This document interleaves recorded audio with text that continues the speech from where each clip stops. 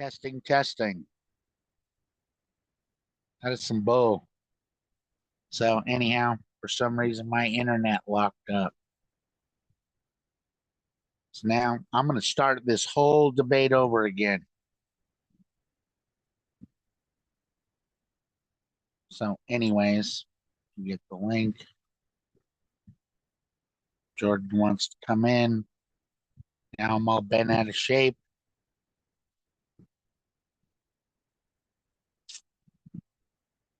All right.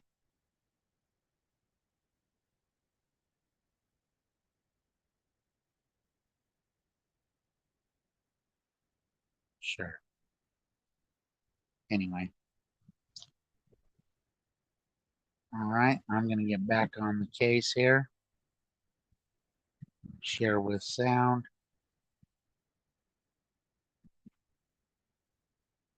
Yeah, that really sucks because our atheist debater was about to get his ass handed to him.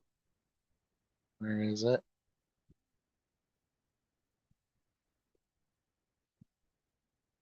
There we go. All right. Well, we're going to pick up right where it left off. I'm going to go back a little bit.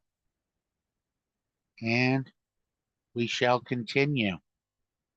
Responding to that, spoke more about scientific law than he did about the laws of logic, and I'm going to come back to that in my rebuttal to ask about his understanding of scientific law. However, we still hear him saying that laws of logic are a matter of consensus and are just this way. That is to say, I don't have to prove that the laws of logic exist or that they are justified. It's just this way. Now, friends, how would you like it if I would have conducted the debate in that fashion this evening? God exists because it's just that way. You just can't avoid it. You see, that's not debate, that's not argument, and it's not rational.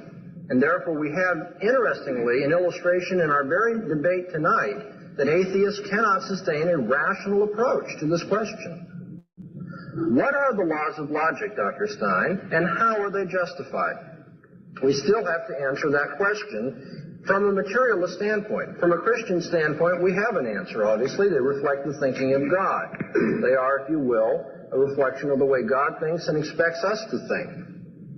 But if you don't take that approach and want to justify the laws of logic in some a priori fashion that is apart from experience, sometimes that suggests when he says these things are self-verified, then we can ask why the laws of logic are universal, unchanging, and invariant truths.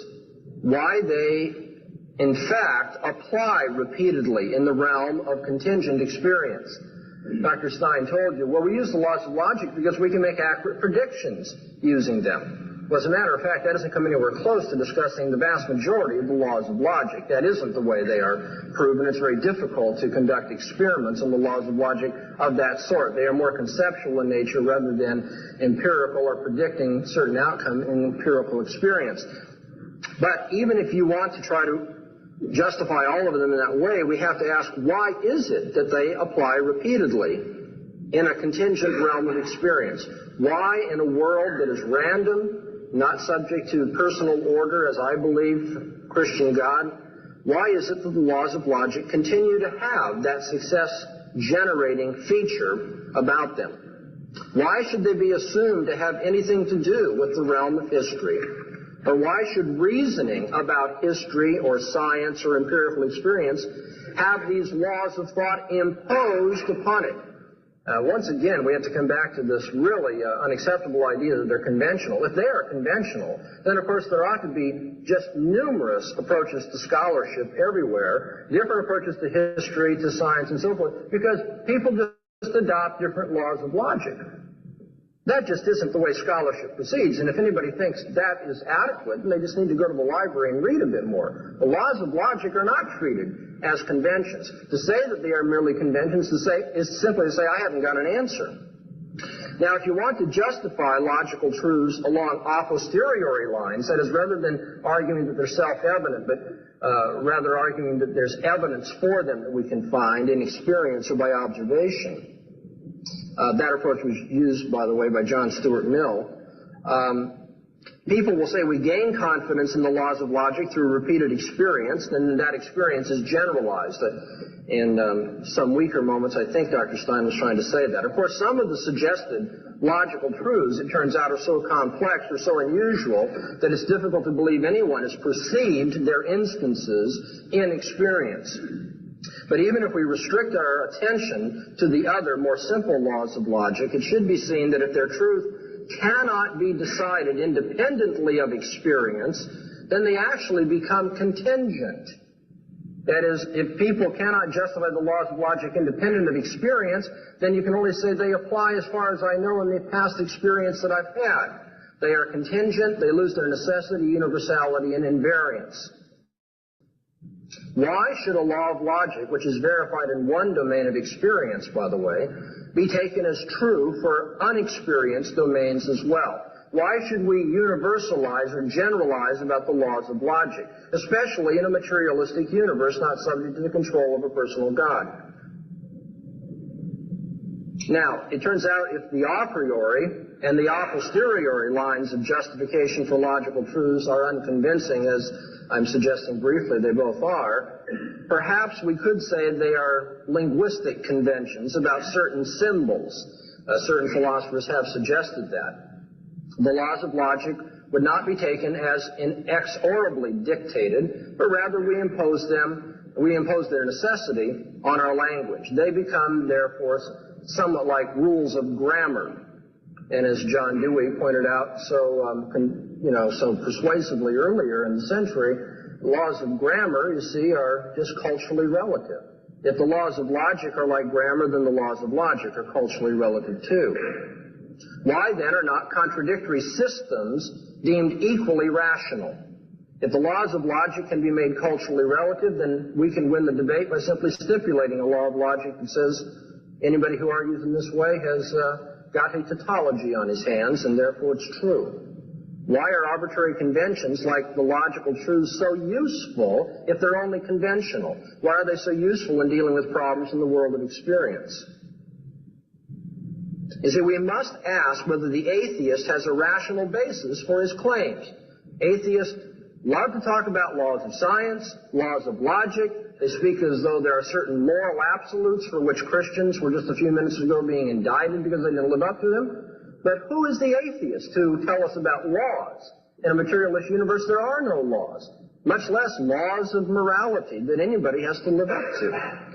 When we consider that the lectures and essays that are written by logicians and others are not likely filled with just uninterrupted series of tautologies, we can examine those propositions which logicians are most concerned to convey. For instance, logicians will say things like a proposition has the opposite truth value from its negation. Now, when we look at those kind of propositions, we have to ask the general question, what type of evidence do people have for that kind of teaching? Is it the same sort of evidence that's utilized by the biologist, by the mathematician, the lawyer, the mechanic, by your beautician? What is it that justifies a law of logic, or even belief that there is such a thing?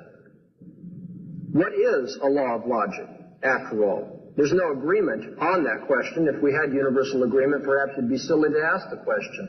It's been suggested to you that it's absurd to ask these sorts of things, although the analogy that was used by Dr. Stein about the absurdity of asking about the cause of the world is not at all relevant, because that isn't what my argument is. By the way, that's not absurd to ask that question either. It may be unnecessary to ask it if you're an atheist, but it's certainly not absurd to ask it. But it isn't absurd to ask a question that I'm asking about logic.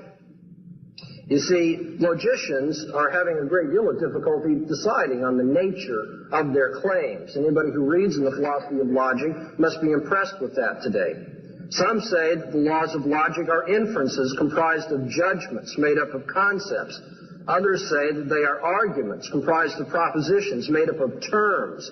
Others say they are proof comprised of sentences made up of names. Others would simply say they are electrochemical processes in the brain. In the end, what you think the laws of logic are will determine the nature of evidence that you will suggest for them. Now, in an atheist universe, what are the laws of logic? How can they be universal, abstract, invariant?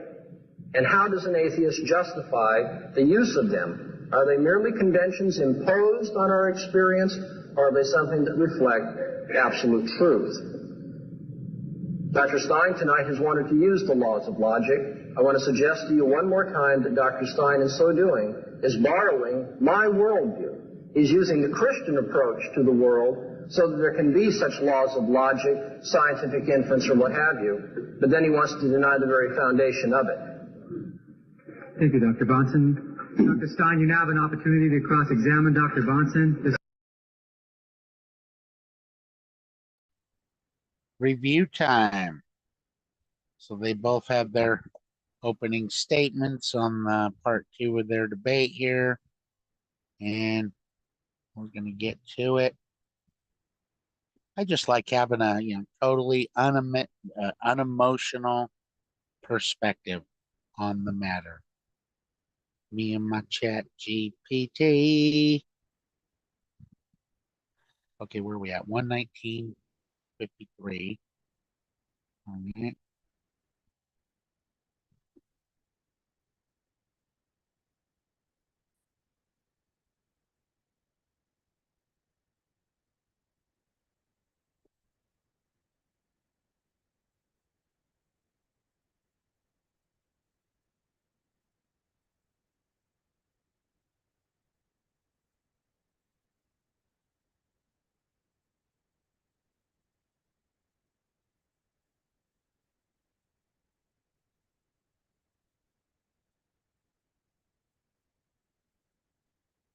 Boom. Please examine this portion of the debate in the same way.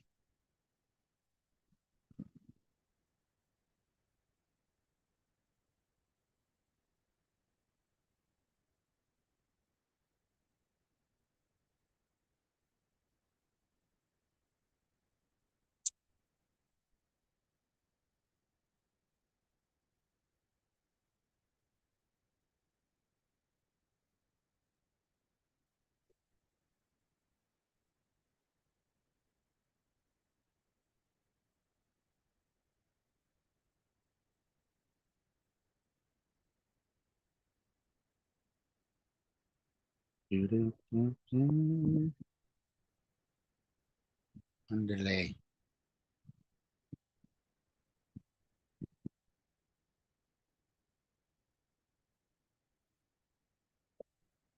Oh, come on.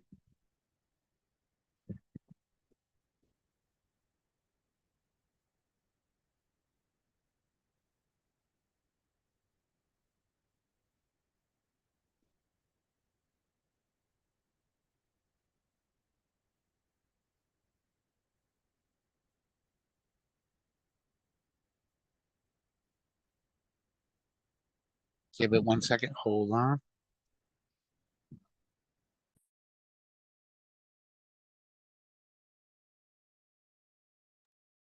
All right. It's going to take its time. Go like this. Go like that. Back to the chat GPT.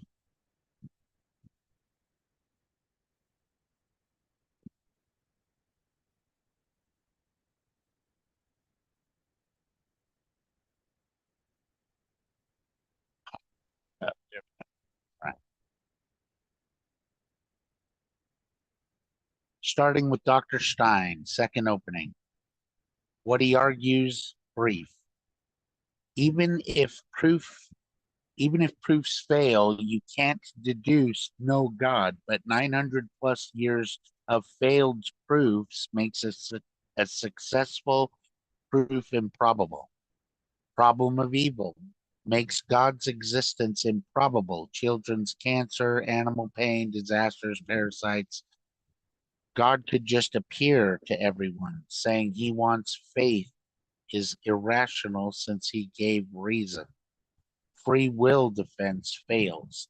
An omnipotent God could make free creatures who always choose good. Many religions plus moral failures of professing Christians count against Christianity. Concludes God's existence unproved Atheism focuses on solving earthly problems. Here are the logical fallacies in Dr. Stein's argument. Logical fallacies and weaknesses. Appeal to ignorance by probability. 900 years without a winning proof equals or leads to unlikely one exists. Age of debate doesn't track truth. Also flirts with an appeal to tradition/antiquity in reverse. Question begging naturalism. On God explains nothing. He treats explanation as necessarily mechanistic, excluding personal/agent causation a priori, exactly what's in dispute. Straw man of Christian theism, capricious deity, could just pop into atheist meetings. Historic Christianity claims God has already given public sufficient revelation, creation, scripture, and supremely Christ's resurrection, not that he must satisfy any test on demand. Free will modal fallacy. God can make genuinely free agents who always freely choose good. If their choice is necessitated toward good, it isn't libertarian freedom. He slides between moral reliability and genuine alternative possibilities. Hasty generalization/genetic fallacy.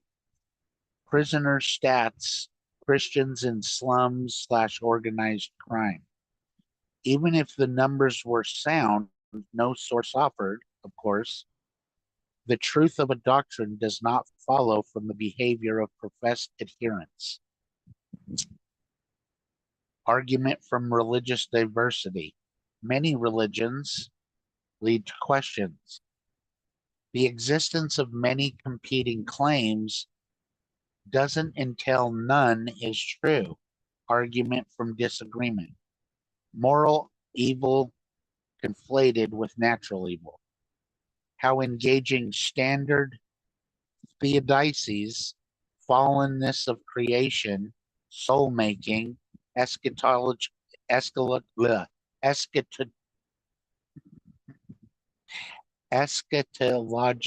justice, there we go. He calls appeals to future rectification wishful, which simply assumes no afterlife. Of course, he's conflicting with the Bible all over the place. Bottom line on Stein, the segment relies on question begging naturalism, a confused handling of freedom and several non sequiturs. Behavior of adherence leads to truth. Biblically, it clashes with the Bible's presentation of revelation, sin, providence, and judgment. Now, Dr. Banson opens up. He argues, recenters on the theological argument, denial of the Christian God undermines the preconditions of intelligibility. Presses Stein on the laws of logic. Are they universal, invariant, or abstract? If merely conventional or empirical, they lose normativity and necessity. Shows problems for a priori or a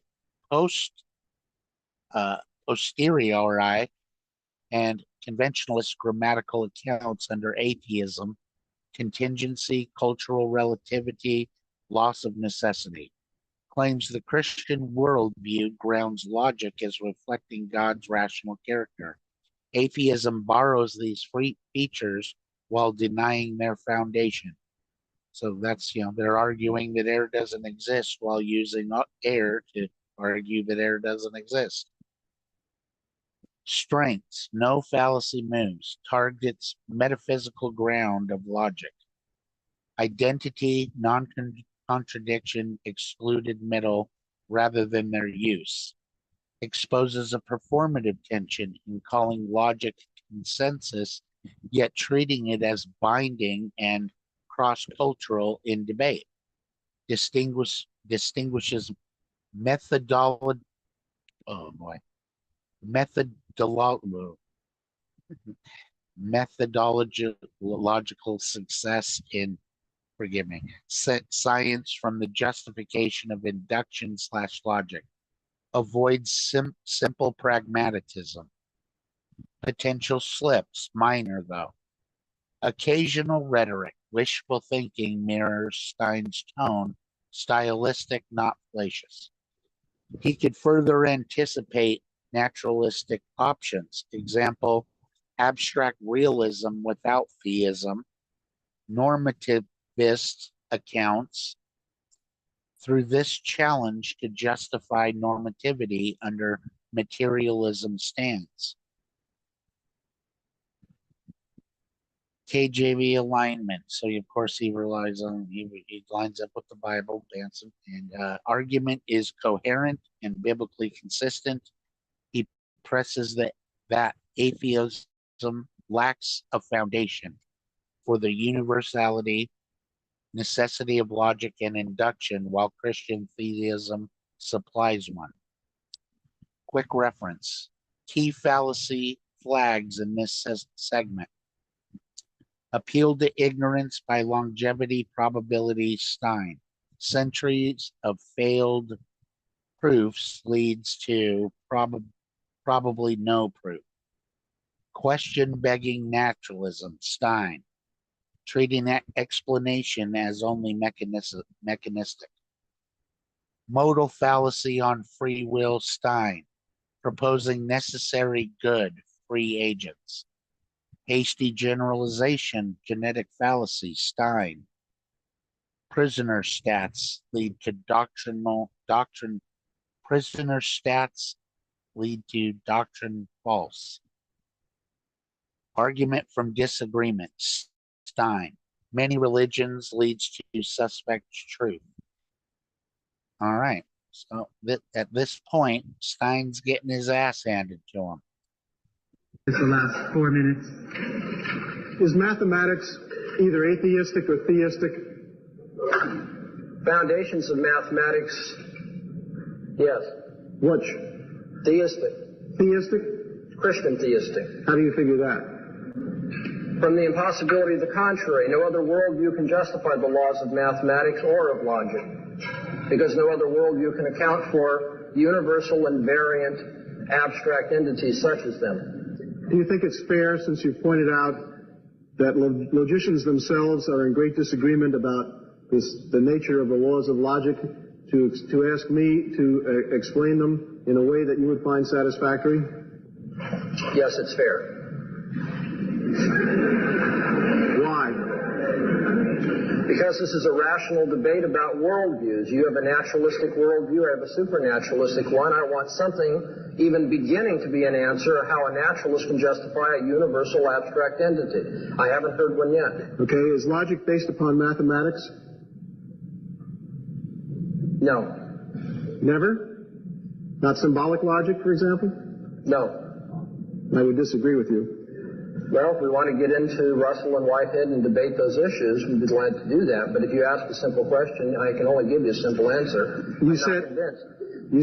Assume the opposite. As far as I'm concerned, as a Christian, I'm not committed one way or another to that. If you want to say mathematical laws and the permutation laws of math are the same as those used in logic, that's fine. How do you justify either one of them is my question. Well, I would ask you a more fundamental question, that as you explained that the laws of logic reflect the thinking of God, number one, how do you know this? And number two, what does it mean?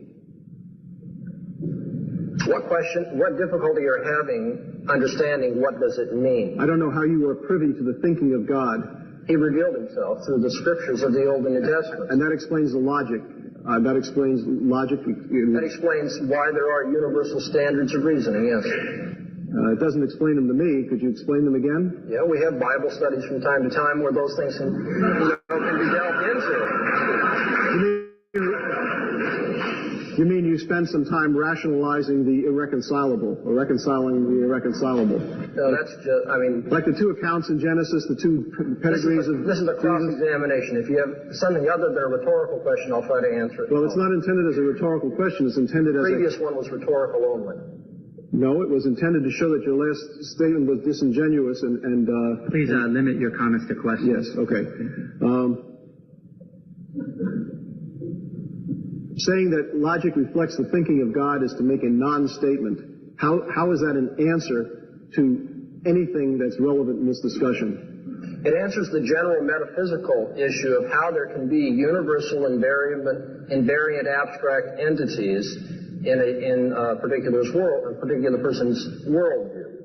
If you want to know the precise relationship, for instance, if somebody wants to know how did God make a cow, okay, the statement that God made the cow has meaning apart from my being able to explain the mechanics of God making a cow.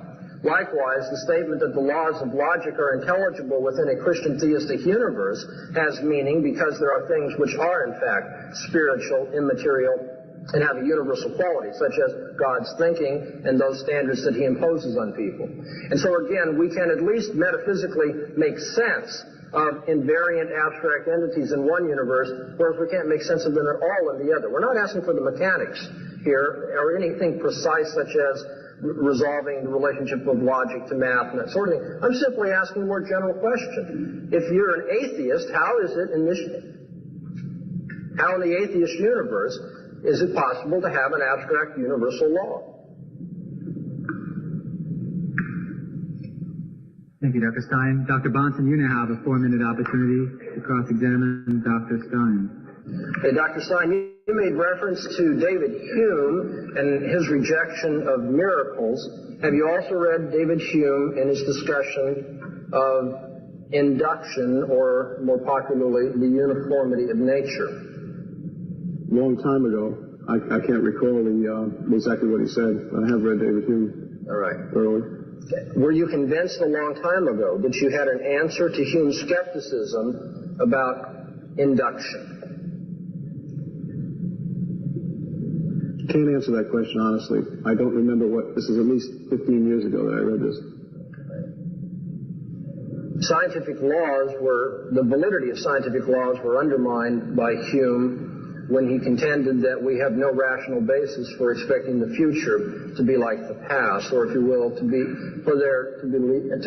types of events, so that one event happening can be understood as a type of event, so where it's seen happening somewhere else, the same consequence can be expected from similar causation.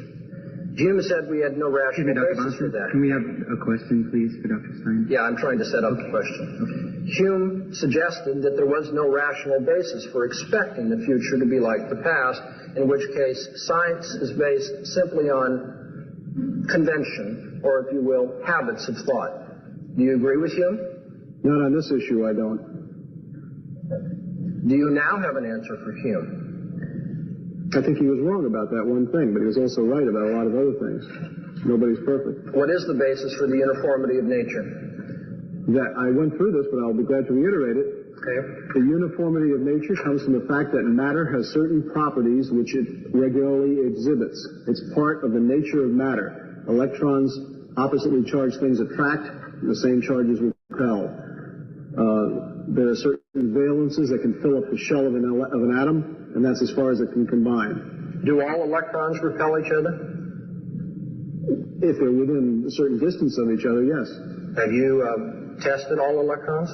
All electrons that have ever been tested repel each other. I have not tested all. Have you read all the tests on electrons? Me personally, or can I go on the witness of experts? Have you read all of the witnesses about electrons? All it takes is one witness to say no, and it would be on the front pages of every physics journal, and there are none, so therefore I would say yes, in effect, by default. Well, physicists have their presuppositions by which they exclude contrary evidence too, but in other words, you haven't experienced all electrons, but you would generalize that all electrons, under certain conditions, repel each other. Just statistically, on the basis of past observation. And we don't know that it's going to be that way 10 minutes after this debate, then? No, but we see no evidence that things have switched around either. Do you accept the Zen Buddhist logic that allows for koans, the different kind of logic that you referred to used by Zen Buddhists? I use the word extra-logical, and I think that's the right word. It is outside of the normal kinds of logic. And it's not necessarily a different kind of logic, but it's just non-logical, but accepted in place of logic. Are extra-logical things absurd? They may seem that way to us, but no, I would say they're not absurd in the grand scheme of things. Can extra-logical things be true? Can claims about extra-logical matters be true? That's an impossible question to answer, because if we're using logic to answer whether something is true or not, then extra-logical things are not subject to the analysis given by logic. All right, so are claims about extra-logical entities allowed or disallowed in your worldview? In my worldview, it depends on what we're talking about. If we're talking about things like Zen Buddhists, and they confine themselves to these philosophical speculations there, then yes. If we're talking about science, no. Sounds very arbitrary. Thank you. We will now move to rebuttals. Dr. Stein, 6-minute rebuttal, please. I would first like to make one little factual rebuttal about a statement that was slipped by in the first speech of Dr. Bonson, that atheists caused the French Revolution. This is a false statement. The leader of the French Revolution, the most important person, was Robespierre, who was a Christian. So, I mean, there may have been some atheists there, but that doesn't mean that they caused the French Revolution. There are atheists everywhere. Okay, now, we've spent a lot of time talking about logic, and yet I'd like to know why, and this is not a question that's addressed right now for an answer, but just as a put out for a future response, why has Dr. Bonson stressed the laws of logic so much when he's refused to apply them to the existence of God? I'm not so sure that it's even falsifiable, so therefore it isn't even a statement that can be tested in any way. He has stressed the laws of logic because he knows that there's no explanation for the laws of logic that philosophers agree upon. This is a trap, in effect. I may have fallen into it. If so, fine. The point is, it's not relevant to his position. To say he doesn't have an answer to the laws of logic either. To say that they reflect the thinking of a God is to make a non-statement. First of all, he doesn't know what the thinking of a God is. All he knows is what has been said by men to be what they thought the thinking of a God might have been many, many years ago. Maybe, if we keep granting all the possible things in his favor. It's like saying, as I said before, that God created the universe. Unless you explain how he created it, you have not made a statement that has any intrinsic value to it. I mean, you may have made a part of the statement, but I want to hear the other half. What is there in the method that God used that we can learn something from?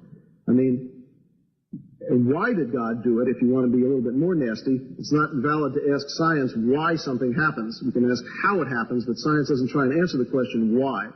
But theologians, do ask the question why and try and answer it. I have not heard an answer as to why God did anything that he supposedly did, nor have I heard how God did it. These are the two most essential, meaningful answers to asking a question. If we don't supply those, we have ducked the whole center of the issue and just given you another mumbling which doesn't go anywhere. I'll give you an example. If I said, how did that car that's parked in the parking lot, that red car right in the front, how did it get here? And you say, General Motors made it. That does not explain how the car got here. Now, if you want to go and explain that in Detroit, 100 men worked a certain number of hours to make this car out of steel that they got from Youngstown, Ohio, from a smelting plant, and then maybe we're getting somewhere as to how that car got here. I don't mean how it got on the Irvine campus. I mean, how did it get here in existence? So, until we have that kind of an answer, we have not said anything. To say that General Motors made it is not answering the question of how that car got here. Neither is there an answer to say that God made it. And I would ask Dr. Bonson to explain, if he thinks he knows the answer, which none of these philosophers know about the laws of logic, to put his answer in some kind of meaningful language. To say that the laws of logic reflect the thinking of God is to make a non-meaningful statement. And not just to me, to anyone. I want to know whether God thinks rationally all the time, whether he can be irrational. How do we know when he's being irrational? Is it possible for him to be irrational? I want to know what kind of logic God uses. Does he use the kind of logic that we can demonstrate, that we can test in the same way that we use the logic that we're talking about in science? If so, should it be impossible for God to contradict himself in any way? Can he make a stone so big he can't lift it? Is that a logical impossibility? Is God limited by that kind of a thing? Can God make a square circle? I mean, these are little logical games that we play that don't really ask important questions, but they have a reflection on some kind of a problem that he is having with his concept of God. That if God can do anything, if he's omnipotent and omniscient and omnibenevolent, can he do those two things I said or asked? And if he does, what kind of logic is he using? The logic of self-contradiction? Until we have some answers to these questions, I don't think we've got very much meaningful from Dr. Bahnsen in the first place about any issue. He certainly hasn't applied logic to the proofs for the existence of God that have been offered by philosophers. Thank you, Dr. Stein. You see what I'm saying? I mean, what an arrogant douchebag. You're getting mopped, buddy. And then now you got to go this route. It's sad. Like, we can't get to the truth in these matters. It's got to be that bullshit. Well, you obviously you don't know anything about evolution, obviously. No, I didn't go through the public school system. Give me a break. It's ridiculous.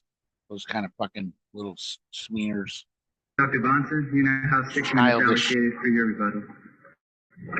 Dr. Stein has demonstrated, it seems to me repeatedly in the course of tonight's debate, the claim that was made very early on in my original statement, and that's that the atheist worldview cannot give an account of those things which are necessary for rational discourse or science. When asked about Hume and the skepticism that he generated about induction or the uniformity of nature, we don't hear an answer coming forth. I don't think there will be an answer coming forth from the atheist worldview. However, Dr. Stein, who is an atheist, has said, and I think this is close to a quote, if there were no uniformity, science would be impossible. Exactly, Dr. Stein. If there were no uniformity, science would be impossible. So on what basis in an atheist universe is science possible? Since in an atheist universe, there's no basis for assuming that there's going to be uniformity. For someone to say, well, it's been that way in all the cases in the past that we know of, and therefore very probably it's going to be that way in the future, is to assume, because you're using probability, that the future is going to be like the past. That is to say, is to beg the very question that's being asked you. Now, of course, if you don't like the tough philosophical questions that are asked you about the nature of laws of logic, how they are justified, the nature of natural law, how it is justified, and so forth, and just dismiss it as absurd questions or non-questions that no one understands and does not have meaning, seems to me it's just to try to give medicine to a dead man. You see, it's to say, I'm not going to reason about that because I haven't got an answer to it, and that's just uncomfortable. But you see, these are philosophical questions which not just Christians, by the way, but all philosophers have had to ask and face throughout the centuries. Dr. Stein doesn't even begin to scratch the surface of giving us an answer how an atheist worldview can account for laws of science, laws of logic, laws of morality. And yet he does tell us without them, science would be impossible. As for the transcendental argument not being logical, I mean, you can claim that, but I've yet to see Dr. Stein show any self-contradiction or any violation of the laws of logic in it. And, of course, if he were, I would immediately ask him if that law of logic is one of the things that we are necessarily to live according to. Are we to reason by this law? Or is that just a convention? Should I say, well, that's your convention, but it's not mine? Or is that law of logic universal and variant and something that must be followed if we're going to arrive at truth? If it is, then I'm going to ask him how it's possible to have such a thing in his universe, how he can justify it at all. But he hasn't shown any contradiction. He's simply, again, called it illogical. Whether it's falsifiable or not, I mean, even asking that question, I think, shows that Dr. Stein is not really aware of the philosophical nature of the question and debate before us. No, transcendentals are not falsifiable. That's right, but they are very meaningful, the very sorts of things that philosophers deal with all the time. You look at Kant or Aristotle or other philosophers, you'll see they deal with the preconditions of experience. And since they are the preconditions of experience, they are not falsifiable, and yet they are meaningful. He says that I do not have an answer to these questions either. Well, I certainly do. It's just he doesn't like the answer. The answer is that God created the world. And this world reflects the uniformity that he imposes on it by his governing, and our thinking is to reflect the same consistency or logical coherence that is in God's thinking. How do we learn about those things? He revealed himself to us. Again, these are simple answers. They're the sorts of things Sunday school children learn, but I've yet to find any reason not to believe them. For Dr. Stein to say, well, these aren't answers, doesn't convince me at all. He says, they're not going to be answers unless I include how it took place. What is God's method and why did he do it? Well, I don't accept those standards. I don't accept that that's a requirement for an explanation at all. And he hasn't given us any good reason except that he's not going to be satisfied or it's unhelpful to him. He says it's a non-meaningful statement to say that the laws of logic reflect the thinking of God. He wants to know things like, can God be irrational? Well, if you had asked those questions in cross-examination, I'd answer them. No, God cannot be irrational. Rationality is measured by the standard of his thinking, his revelation. The atheist worldview cannot account for the laws of logic, cannot account for any universal or abstract entities for that matter, cannot account for the uniformity of nature, and therefore cannot account for the successes of science. Nor can the atheist universe give us universal and absolute laws of morality. And so on three of the most important issues philosophically that men must face, logic, science, and morality, the atheist universe is completely at odds with those things. Well, we have 1 minute left here. I want to answer very quickly those few things that Dr. Stein brought up in his second presentation so that I might rebut them. He wants to know about the problem of evil. My answer to the problem of evil is this.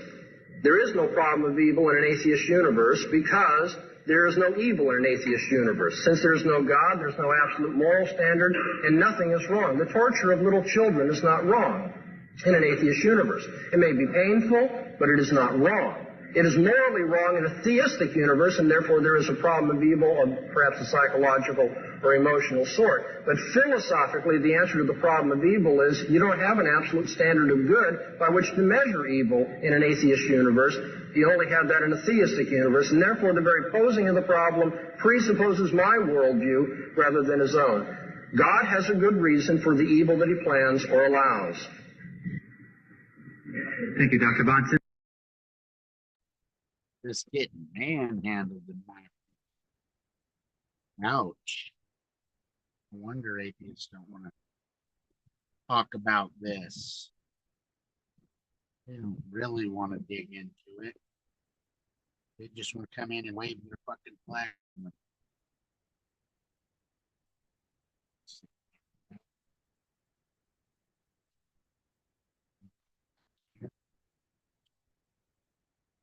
Where was we?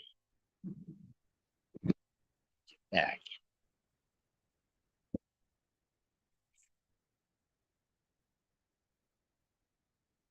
I got to go back a little bit more.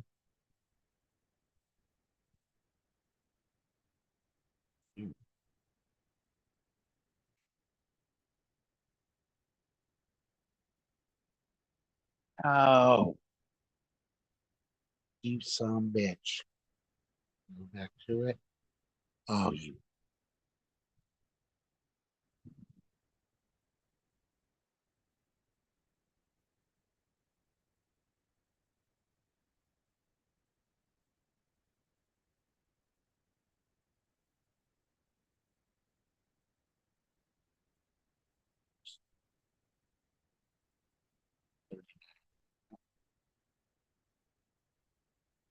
Copy.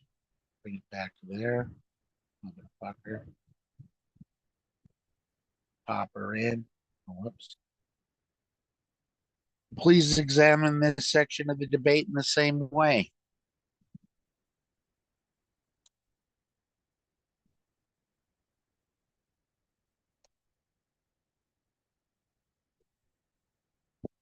Let's go to the scorecards and see who's winning the spar, or who's not, who's displaying the least logical fallacies. It's like a game of golf. Lower score wins. So anyway, because I mean that's the thing is this guy Stein, and it's the same fucking arguments you hear over and over and over. Man. And you just, no matter how much you just don't like you don't want the truth. You're just going to deny it, no matter what is in front of your face. Give it one more shot.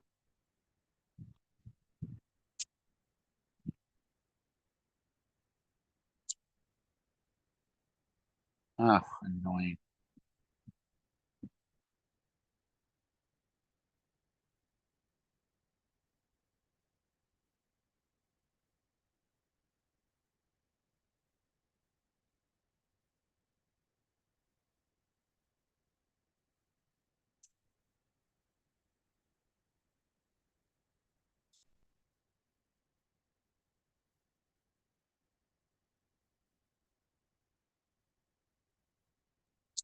Number one, Stein-Banson cross-examinations on logic and math.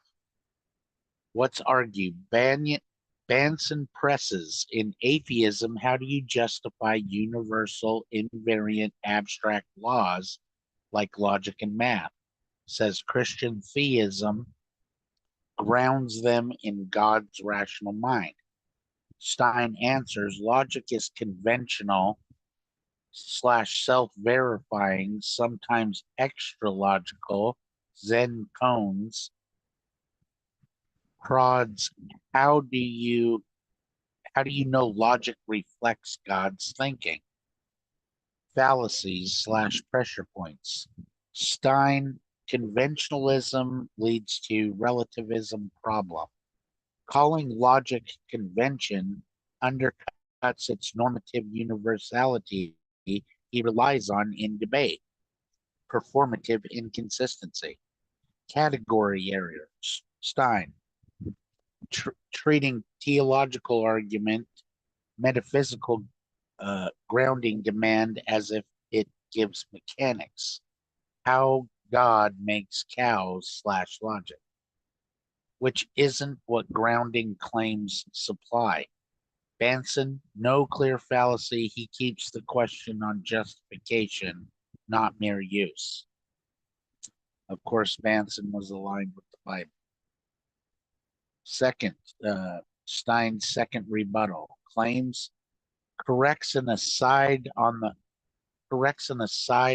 French Revolution, calls theological argument a trap slash non-answer, asks for how and why God grounds logic, demands mechanics plus purpose, raises omnipotence puzzles, stone too heavy in square circles, fallacy slash weakness, red herring. The French Revolution aside doesn't touch the theological argument. Category mistake slash false standard, requiring mechanistic theological detail. How and why God did it. To count as explanation and metaphysical grounding is misplaced. Question begging empiricism, treats only empirically testable slash mechanical accounts as meaningful, assumes the very standard under dispute. Trivial puzzles, stone slash square circles, trade on semantic paradox. Classical theism denies contradictory powers are powers at all. Yeah, miserably failed in light of scripture. Banson's second rebuttal claims he represses induction. Atheism lacks a basis for the uniformity of nature, Hume. So science's success is question begging if justified by past regularity. Transcendentals are falsifiable but are meaningful. Preconditions of experience. Problem of evil in atheism, no objective moral standard, so the argument presupposes theism to even call something evil. Strengths, no fallacy moves. Flesh, no fallacy moves. He didn't fuck up. Non-circular pressure distinguishes use of logic slash induction from justification, keeps the target clear. Right modality, notes falsifiability is the wrong test for transcendentals. Kantian and Aristotelian move. Potential overstatements, no evil in an atheist universe. Is philosophically accurate for objective evil. It would help to say no objective binding moral evil, since atheists can't posit subjective / social norms. Yeah. Good with the Bible, quick fallacy flags, this slice. Performative inconsistency, Stein. Calling logic convention while demanding its universal force. Categories, error, Stein. Asking for mechanics in response to metaphysical ground claim. Red herring, Stein. French Revolution. Question begging naturalism, Stein. Only mechanistic / empirical explanations count. Bottom line in this section, Banson stays on the justificatory challenge. Logic / induction / morals as preconditions of intelligibility. Stein largely contests by redefining explanation standards, mechanics / empirics, which begs the point and weakens his position. Biblically, Bonson is grounding in God's rational, faithful nature matches the Bible. Yeah, our boy here, our atheist friend ain't doing so good on the scorecard. He's lost every round thus far. Which will be of a 10-minute duration. Dr. Bonson, in his last response, and indeed throughout his entire talk, has made a number of claims about what's possible in an atheist universe and what is not possible in an atheist universe. All I can say is that he has a very strange conception of an atheist universe and perhaps of the universe in general. First of all, evil in an atheist universe. Yes, indeed, there can be evil in an atheist universe. Evil is, by definition, in an atheist universe, that which decreases the happiness of people, the most unhappiness of people. In other words, if we have two things if we want to make a comparative evil statement, which is more evil than another, the thing is more evil, which causes more people to be unhappy. Now, how do we know this? Well, we don't know it. It's a consensus, just like morality in general is a consensus. It's a consensus reinforced by the teachings of society through its parents to children, teachers to students, the media, literature, the Bible. All of these things reinforce morality through teaching and the socialization process. And also we pass laws to punish people that violate some of the more blatant cases that we have said are no-nos. So the idea that there's no evil in an atheist universe is utter hogwash. But our evil is at least a rational, determinant thing. We don't say, well, did God make this evil? And then we have to go flipping through the Bible to see if it was covered at all. You know, there's 100 volumes of commentary, at least 100 volumes more, called the Talmud, which is the Jews' interpretation of all the places that the Old Testament didn't give them any guidance on for ethical and moral issues. So, I mean, these things are not clearly spelled out in the Bible. We have no guidance on a lot of things as to what's evil. Is ovum transplant evil? I mean, you don't find that in your Bible. You've got to go and look at the issues, and you do an analysis just the way any rational philosopher would do it, or what do you call it? An ethicist. Couldn't think of the word. So, I mean, we have standards by which we determine evil and good, and in a atheistic world, the atheistic worldview, I think I've demonstrated that the regularity of matter, which is an inherent property of matter, explains that the way we are able to make laws which are generalizations in the field of science. And to say that, first of all, many scientists are atheists. It's been shown by studies over and over again. So to claim, as Dr. Bonson claims to claim, that science doesn't give us an atheistic worldview that is in conformity with, that science is not in conformity with an atheistic worldview is utter nonsense. Science is in itself atheistic. It doesn't use God to explain things, and it understands that matter behaves in a regular and therefore predictable way. And that is the way in which scientific research is done. The same with logic. Logic is a consensus. I think it has a mathematical and linguistic basis. It has some conformity to the reality of the world. I don't know how many times we have to repeat that for it to get through to Dr. Bonson, but it doesn't seem to be. And he seems to specialize in what we call the thinking makes it so school of logic, if we want to call it that. Because he says something is so, because he knows what God's thinking was, therefore it is so. The omniscient Dr. Bonson has answered. Well, that doesn't answer anything if we're going to apply the tests of reason to what he says. His statements are not only irrational, they are unreasonable. The idea that the future is going to be like the past, it's a statistical probability statement. We have never seen a future. Today is the future from yesterday.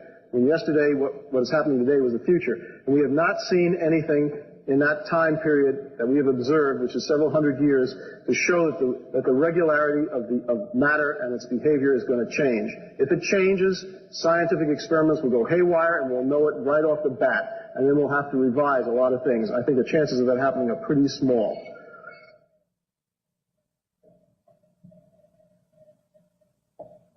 Now, let me just finish by saying that atheism is not a bleak and negative concept.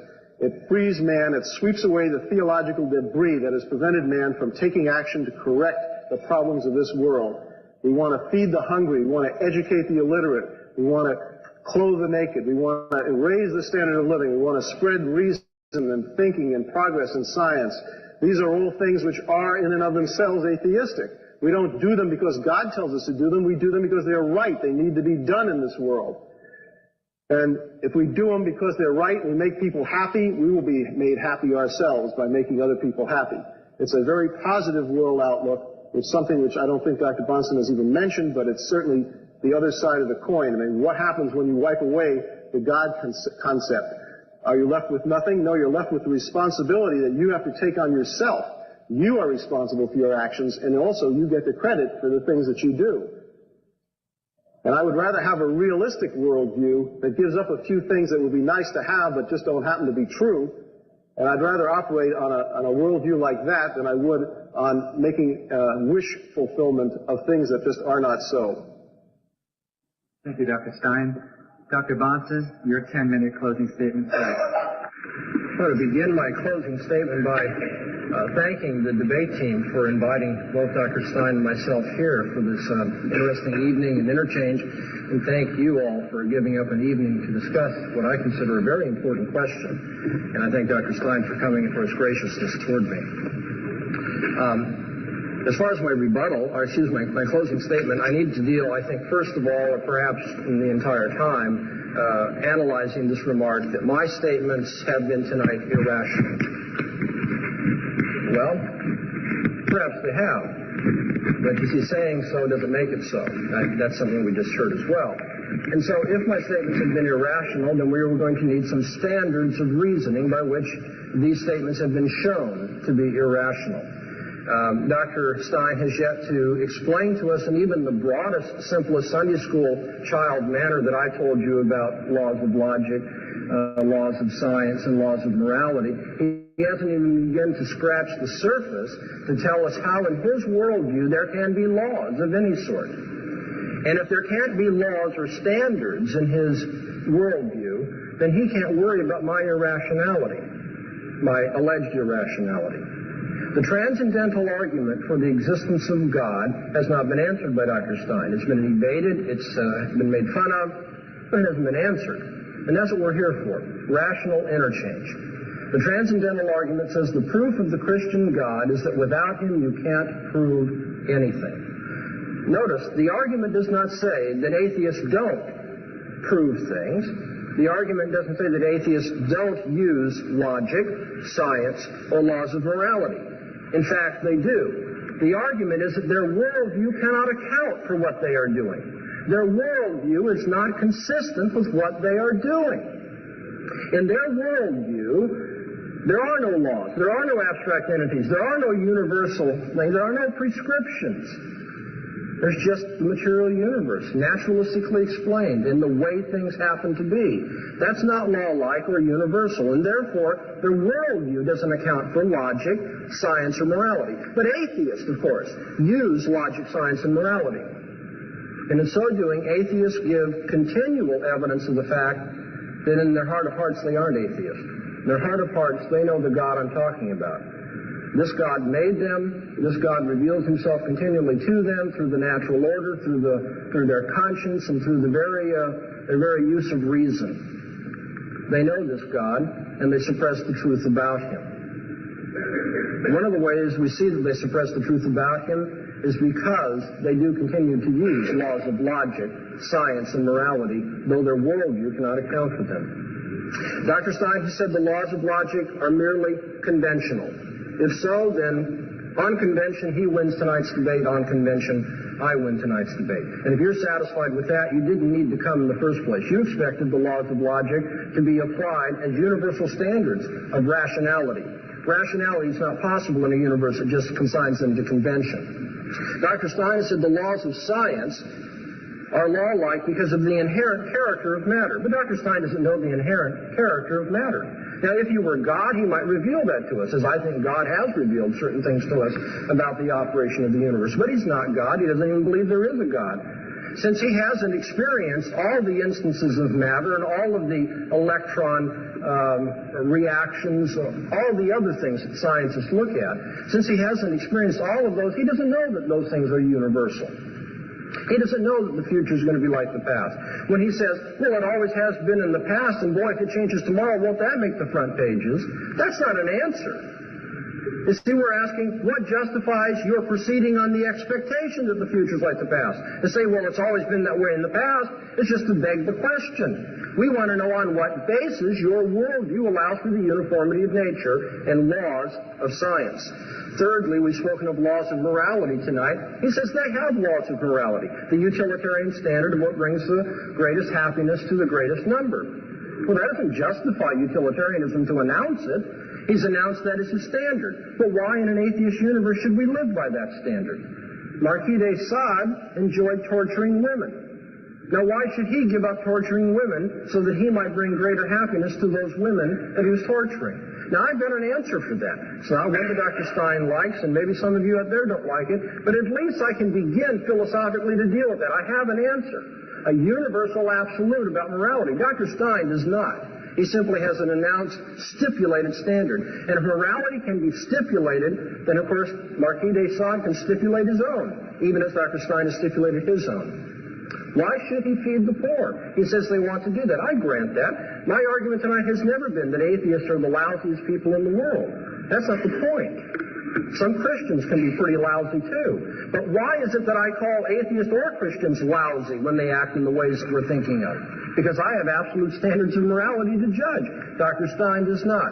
And therefore, once again, from a transcendental standpoint, the atheistic worldview cannot account for this debate tonight. Because this debate tonight has assumed that we're going to use the laws of logic as standards of reasoning, or else we're irrational. That we're going to use laws of science. We're going to be intelligent men that way. We're going to assume induction and causation and all those things that scientists do, and it's assumed moral stance. And we're not going to be dishonest and try to lie or just trying to deceive you. I mean, if there aren't laws of morality, I could just take out a gun right now and say, okay, Dr. Stein, make my day. Is there a God or not? You see, if he argues, oh, no, you can't murder me because there are laws of morality, then, of course, he's made my day because I win the debate. That shows that the atheist universe is not correct. But if he says, oh, no, there are no absolute standards, it's all by convention and stipulation, that sort of thing, then I just pull the trigger and it's all over and I win the debate anyway. Would you expect me to win the debate in that fashion? Absolutely not. You came here expecting rational interchange. I don't think we've heard much from Dr. Stein. I've asked him repeatedly. It's very simple. I don't want a lot of details. Just begin to scratch the surface. How, in a materialistic, naturalistic outlook on life, man in his place in the world, can you account for laws of logic, laws of science, and laws of morality? The atheist worldview cannot do it, and therefore I feel justified and concluding, as I did my opening presentation this evening, by saying that the proof of the Christian God is the impossibility of the contrary. Without the Christian worldview, this debate wouldn't make sense. The Bible tells us, the fool has said in his heart, there is no God. Don't misunderstand that. When the Bible uses the term fool, it's not engaging in name-calling. It's trying to describe somebody who is dense, in the sense that they will not use his reason as God has given it. Somebody who is rebellious, who is hard-hearted. It's the fool who says in his heart, there is no God. Paul tells us in 1 Corinthians, the first chapter, that God has made foolish the wisdom of this world. He calls rhetorically, where is the wise? Where is the disputer or the debater of this age? Hasn't God made foolish the wisdom of this world? In a sense, I think what Paul is telling us, if I can amplify and read between the lines, is the whole history of philosophy is an argument for the existence of God. The whole history of philosophy is an argument for the existence of God because of the impossibility of the contrary. Someone who wants to say contrary to what the Bible says about God, let him stand up and answer these questions. Let him show that in his heart he may say there is no God, but he can't live that way. He can't reason that way. In Romans, the first chapter, Paul says God is making himself known continually to all men and persuasively, so that men do not have an excuse for their rejection of the existence of the Christian God. That isn't to say that all men confess this God. Not all will own up to him as their heavenly Father. Not all will submit to him. Some continue to rebel. Some continue to devise their fool's errands and rationalizations for why they don't have to believe in him. That's what the Bible teaches. I didn't come here and make this up. I didn't come here tonight, to say, well, if you don't agree, you see you're just being rebellious. That's what the Bible says. What I want you to do tonight is to go home and to consider whether there isn't something to that. Why is it that some people continue to use laws of logic, laws of morality, laws of science, and yet they have a worldview that just clashes with that, and they just won't do anything to resolve contradiction? Dr. Stein tonight made reference to my doctoral dissertation on self-deception. He wondered how relevant it might be. Well, it's very relevant. Very relevant. Because what I do in that doctoral dissertation is to show that there are some people who know the truth and yet work very hard to convince themselves that it's not true. Now, of course, atheists think that's what Christians are doing. I recognize that, and we'd have to argue what the evidence for and against self-deception is. All I want to leave with you tonight is the fact that self-deception is a real phenomenon. It does happen to people. People who know the truth and yet work very hard to rationalize the evidence, convince themselves, as Paul says, suppress the truth and unrighteousness, convince themselves that there is no God. Well, you can choose tonight between the Christian worldview, the atheist worldview. We haven't touched all of the issues that you may want to look into, but in broad strokes, we have touched on a very important issue. If you're going to be a rational man, a moral man, a man of science, can you do so in an atheist universe? I say you can. Thank you, Dr. Bonson. Ouch. Ooh. Not doing too good, Dr. Stein. Let's go back to the scorecards. 155-41. I'm not trying to be mean. I mean, I hope and pray they all, wise up, dude. Get right with the Lord while you have time, buddy. This shit ain't no joke. We're dealing with eternity here, man. It's important. Shit. Oh, bummer. So where was it?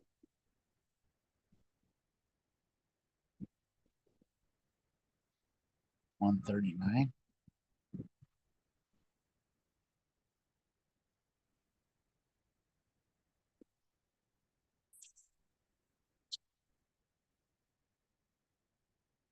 $39 to $155.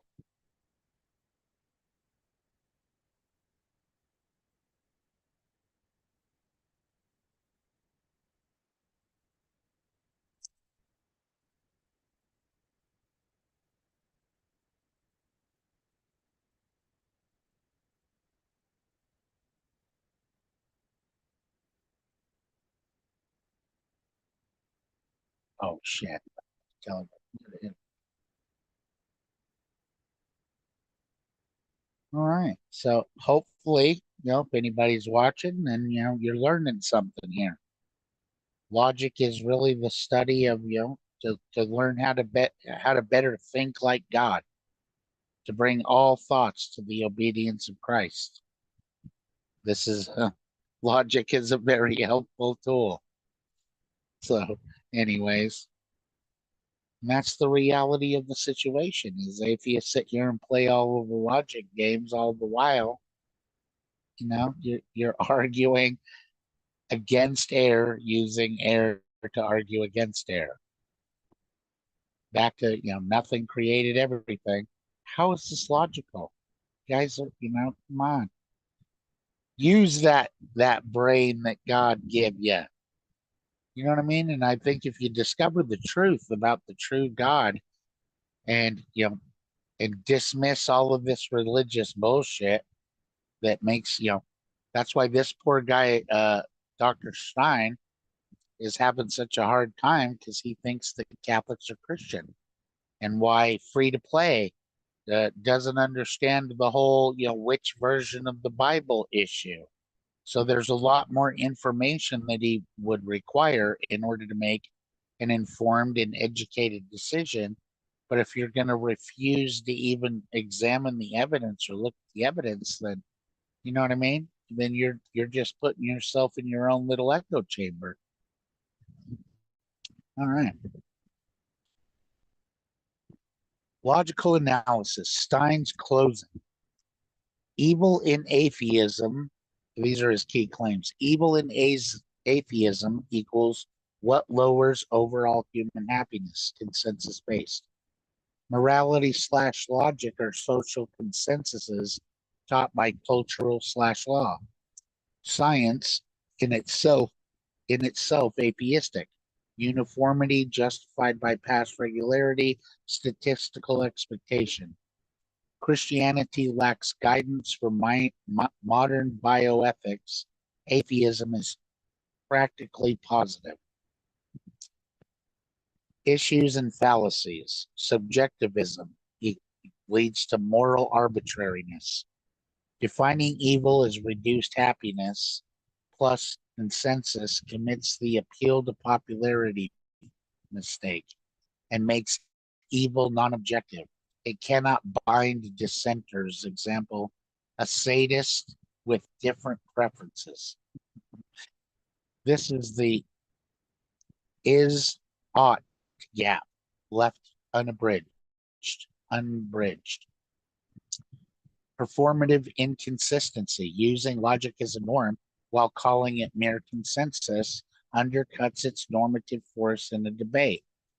If it's only convention, why must anyone follow it? Begging the question on induction. It's always been regular, likely will be, presumes the uniformity it needs to justify Hume's point.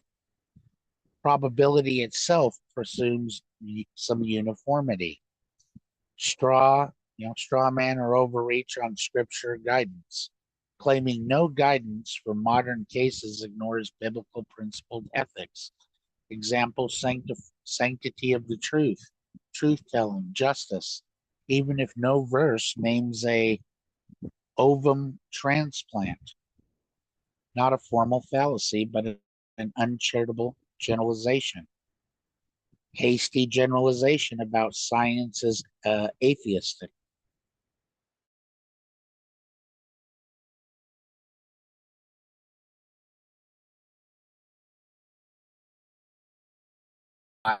That is atheism, conflation on atheistic. Banson's closing. Let's see. Without the Christian God, you can't account for laws of logic, science, induction, or objective morality. Atheists use those laws but can't justify them with atheism. If morals are mere stipulations, a sadist can stipulate his own.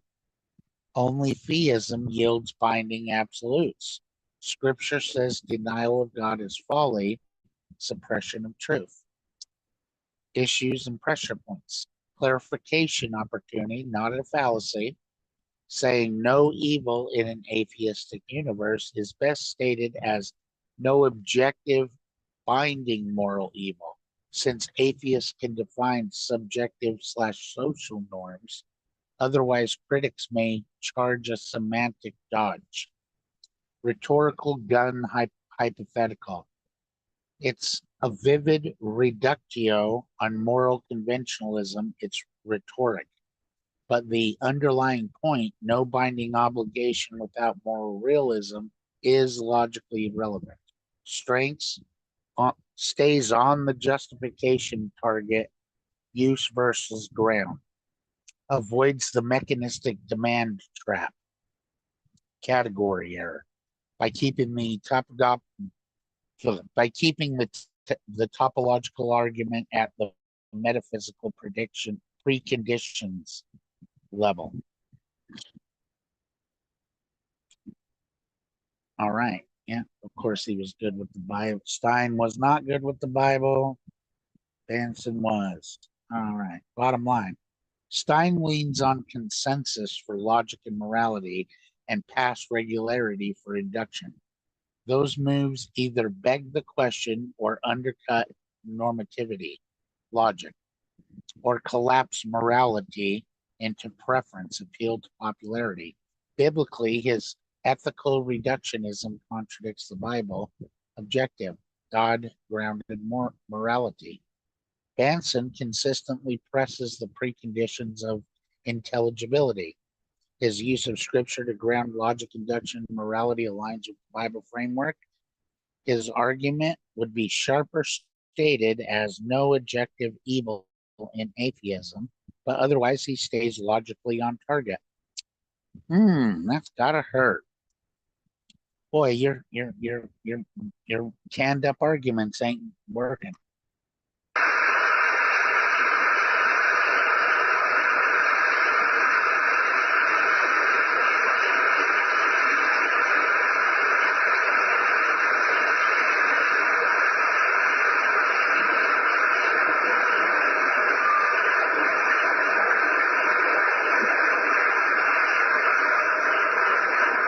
You can see the conversion has already begun, not a religious conversion, but the conversion to answer questions. What we're going to do now is I'm going to reiterate what I stated at the beginning. You have a sheet of paper included in your evening program. If you have a question for either Dr. Bonson or Dr. Stein, I would ask that you would take that paper out, write your question quickly. They're being rapidly collected by speech and debate team members. Obviously, we cannot answer every single question that's going to be posed here this evening. They will be sorted through by our question panelists that we have here this evening. They will be ready.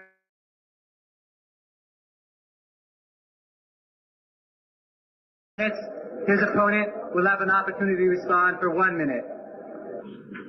The first question, in keeping with our format this evening, will be directed to Dr. Greg Bonson. Dr. Bonson, the question reads, what solid evidence do you have to maintain that the Christian faith is the only true religion with a God? There are religions far older and more or just as widespread, which millions of people consider valid. Once again, what solid evidence do you have to maintain that the Christian faith is the only true religion with a God? That's a very good and relevant question. I want to say two things just by way of preface. One, that isn't what the subject of our debate was tonight. However, that can't just be taken for granted. I mean, it's worthy of a debate. It's just that we couldn't do everything in one debate. Secondly, you might be interested to know that in my original opening statement, I had a long paragraph dealing with that very question so that it wouldn't be thought that I was just flying over it arbitrarily in dealing with that matter. But when I read it back to myself and timed myself, it just turned out I had to cut a number of things out, and so I cut that down. What I did say, however, was that, if I can find it here, that I have not found the non-Christian religions to be philosophically defensible, each of them being internally incoherent or undermining human reason and experience. And unless it will violate your debate format, I give just a couple of illustrations. That's obviously I can cover all of them. But for instance, Hinduism assumes that God, or Brahman, is the impersonal universal soul, the unchanging one of which all things are part. for instance. And because of that particular outlook, Hinduism says that everything in terms of my normal experience of the world and thinking is Maya, or illusion, because everything in experience and thinking presupposes distinctions. But that is contrary to the most fundamental metaphysical fact, and that's that there are no distinctions, all is one. So basically, Hinduism tells me that all of my thinking, all of my reasoning is illusion, and in so doing, it undermines reason. You can take religions such as Shintoism, its view of kami, the forces that permeate the universe, or Taoism, the ordering force of the universe, and they are impersonal forces, and as such are even less than human beings because they don't have volition or intelligence. Is that I should stop? Yeah, thank you. Let me just re-explain the format. We will allow the person to whom the question is directed to have a 2-minute response, and his opponent will have a 1-minute opportunity to rebut. Dr. Stein, your 1-minute rebuttal, please. Well, Dr. Bonson has criticized Hinduism. I would make the case that Hinduism is no more irrational than Christianity is, nor do I think that it is any more irrational than Islam is, nor is it any more irrational than almost any other religion that you want to name. With one exception, I'd say Buddhism is more rational than either Christianity or Hinduism. That doesn't mean that I accept Buddhism either, but I just think it's more rational. At least it makes some psychological sense, if nothing else. Thank you, Dr. Stein. The next question will be directed to you, Dr. Stein, and the question reads as follows. According to your definition and basis for evil, why was Hitler's Germany wrong? Or was it? Note, Jews and others were defined as non-persons, so their happiness doesn't really count. Once again, according to your definition and basis for evil, why was Hitler's Germany wrong? Or was it? Well, Germany is part of the Western European tradition. It's not deepest Africa or some place on Mars. They have the same Judeo-Christian background and basically the same connection with the rest of the developed world. So therefore, the standards of morality that have been worked out as consensuses of that society apply to them too. Hitler can't arbitrarily say, well, I'm not going by the consensuses that genocide is evil and wrong. I'm just going to change it and make it right. He has not the prerogative to do that, neither does the German society as a whole, because it is still part of a larger society, which you might call Western society. So even though morality is a consensus, it's not a consensus of one person or two people, it's a consensus of entire civilizations, and he cannot just arbitrarily do that, so what he did was evil and wrong. Hey, Dr. Bonson, your 1-minute rebuttal. Dr. Stein continues to beg the most important questions that are brought up. He tells us that Hitler's Germany was wrong because Hitler or the German people didn't have the right to break out of the consensus of Western civilization. Why not? Why is there any moral obligation upon Hitler or the German people to live up to the past tradition of Western morality? In an atheist universe, there is no answer to that question. He gives the answer, but it's totally arbitrary. Thank you. Our next set of questions, please, from the panelists.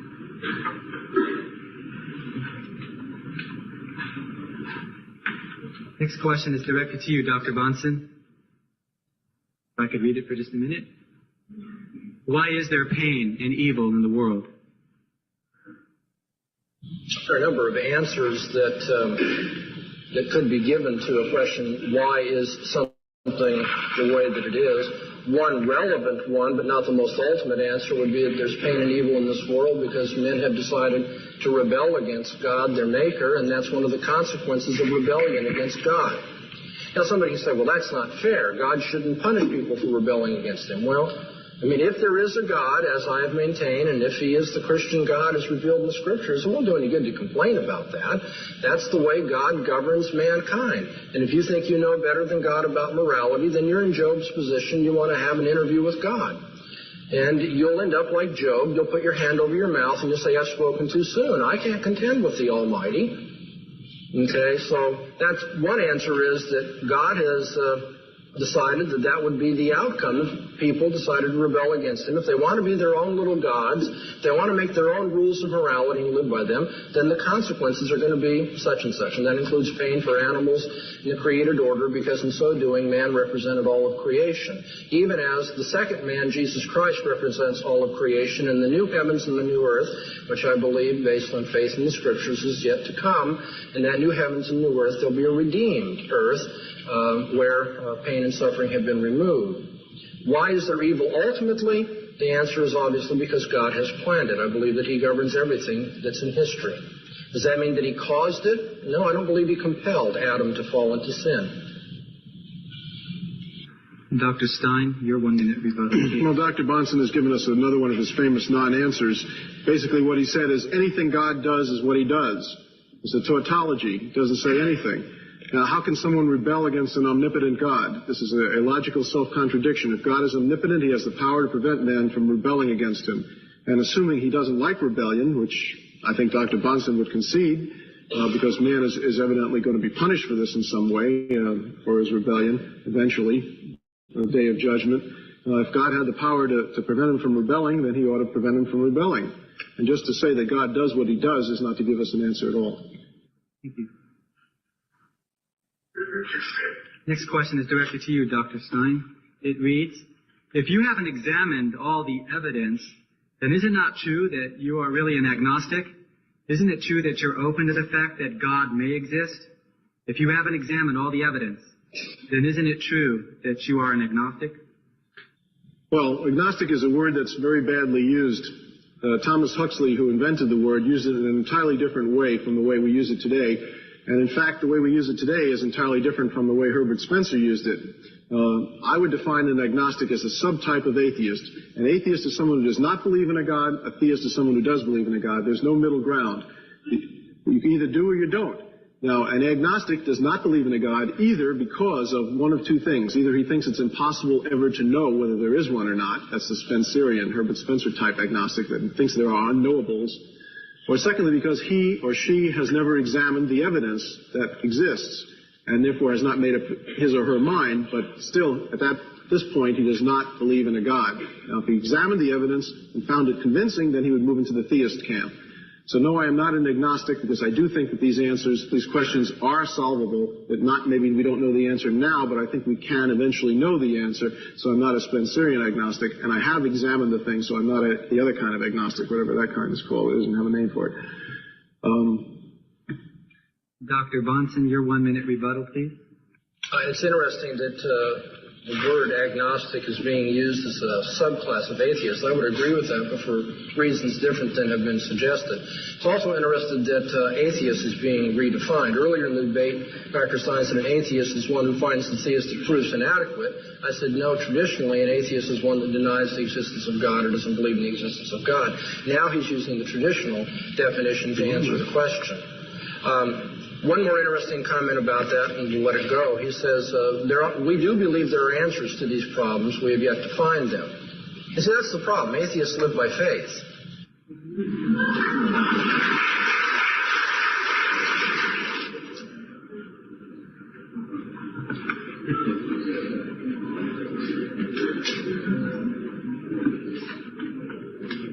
Okay, the final set of questions are here before me. Dr. Bonson, question for you reads, why is it necessary for the abstract universal laws to be decided from the transcendental nature of God, or derived from the transcendental nature of God? Why not assume the transcendental nature of logic? Let me read that again. Why is it necessary for the abstract universal laws to be derived from the transcendent nature of God? Why not assume the transcendental nature of logic? Somebody who wrote the question is good in that you've studied some of these philosophical issues. The answer may not be meaningful to everybody in the audience, but very briefly, is that I do believe in the transcendental nature, the laws of logic. However, the laws of logic do not justify themselves just because they're transcendental. That is a precondition of intelligibility. I mean, why isn't it just sound and fury signifying nothing? That's a possibility, too.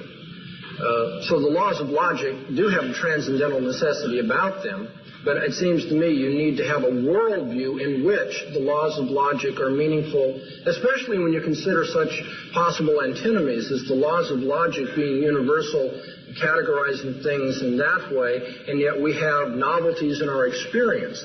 I mean, the world of empirical observation isn't set rigidly by uniformity and by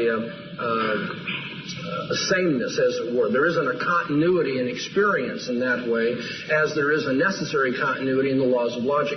How can the laws of logic then be utilized when it comes to matters of personal experience of the world? We have a contingent changing world and unchanging invariant laws of logic. How can these two be brought together? You need a worldview in which that transcendental necessity of logic can be made sense of in terms of my human experience. And I believe that Christianity provides that, and I just can't find any other one that competes with it that way. And Dr. Stein, your 1 minute rebuttal. I do not have a rebuttal to that particular answer. I do have a rebuttal to the last one, to his last rebuttal, if I may make that very briefly. Okay, well, can you keep your limits to the questions that are before us? But I have no response. The final question. May I ask, David, is this my last response? Have I given that? No, we have one more question for Dr. Stein. I'm sorry. If the same rule will be applied so that I can respond, then I'd be happy to. I thought we were ending the debate. Certainly. Go ahead. Okay. Dr. Bonson's comment that atheists believe things on faith is a false statement. Faith, we have confidence based on experience, confidence that things happened in a certain way, that we have learned a lot of things about the world, and therefore we will continue to learn a lot more about the world. Things that we do not know now, we will eventually have answers to. That's not faith, that's confidence based on experience. So I think he's misusing the word faith. That's all. Okay. Dr. Stein, the final question is directed to you. It reads, you have said that there has been no adequate evidence put forth for God's existence. What for you personally would constitute adequate evidence for God's existence? Well, it's very simple. There would be I can give you two examples. If that podium suddenly rose into the air, 5 feet, stayed there for a minute, and then dropped right down again, I would say that that was evidence of the supernatural, because it would violate everything we knew about the laws of physics and chemistry, assuming that there wasn't an engine under there or a wire attached to it. I mean, it could make those obvious exclusions. That would be evidence for a supernatural violation of the laws. It might be call it a miracle right in front of your eyes. That would be evidence I would accept.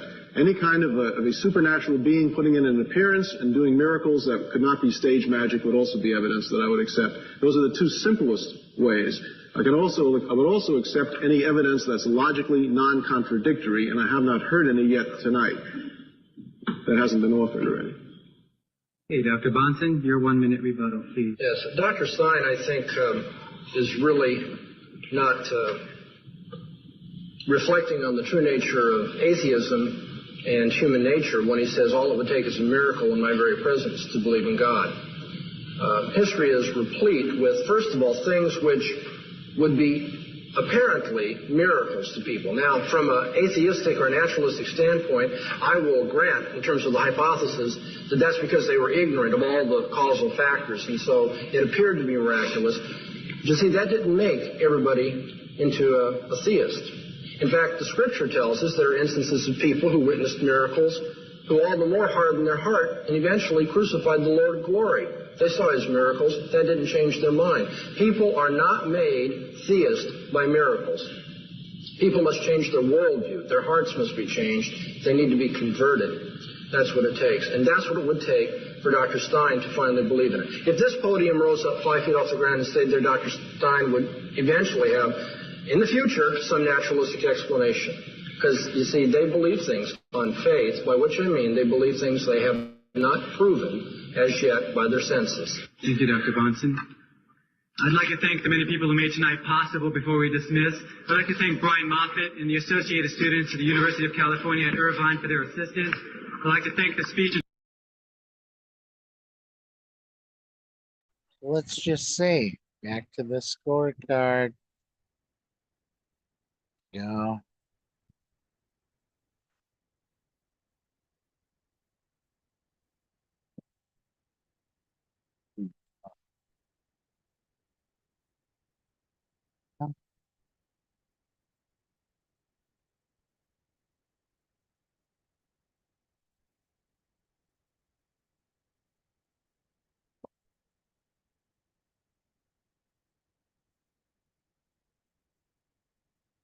Can you review this last section of the debate with the same, using the same standard, and give a summary of who won the debate by the least amount of logical fallacies?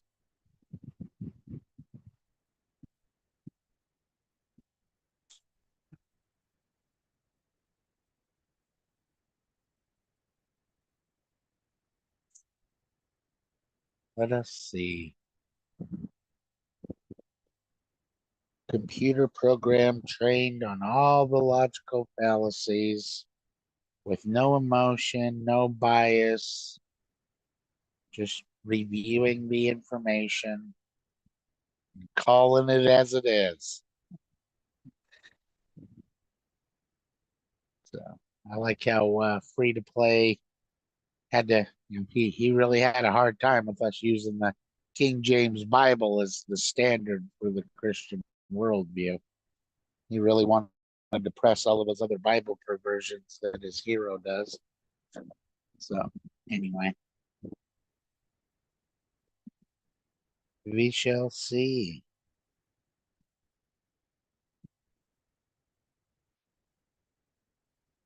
Oh, where did his buddy go?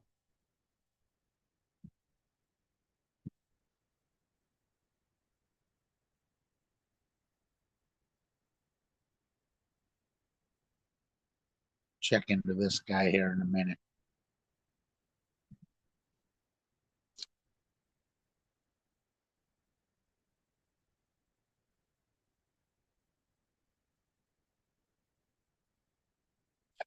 Okay.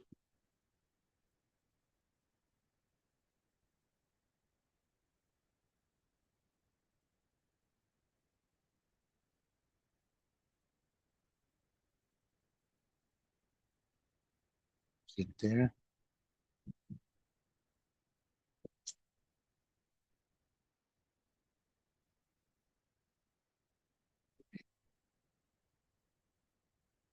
Here's a tight review of the Q&A segment, first by logic, then by biblical consistency, a short verdict on who won by committing fewer fallacies.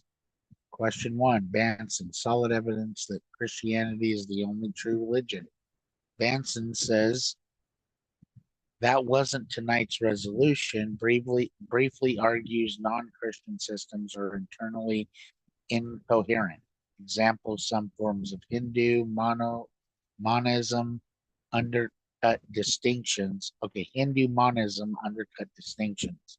Impersonal, kami lack agency. I don't even know what the fuck that means. Potential issue, quick stretches risk oversimplification / strawman. Too compressed to prove all others incoherent. Of course, because he had time restraint. Stein rebuttal, Hinduism is no more irrational than Christianity. Buddhism is more rational. Fallacy, bare assertion, no reasons offered. Also appeal to a personal appraisal without argument. Question 2, on your definition, why was Hitler's Germany wrong? Stein, morality equals civilization consensus. Germany is within Western tradition, so it can't arbitrarily break consensus. Fallacies appeal to popularity, tradition, and begging the question about normativity. Why ought any actor obey a consensus? Is also is ought gap. Is ought gap unaddressed. Banson rebuttal presses the why should they problem. Normative force missing. Sound point against purely conventional ethics.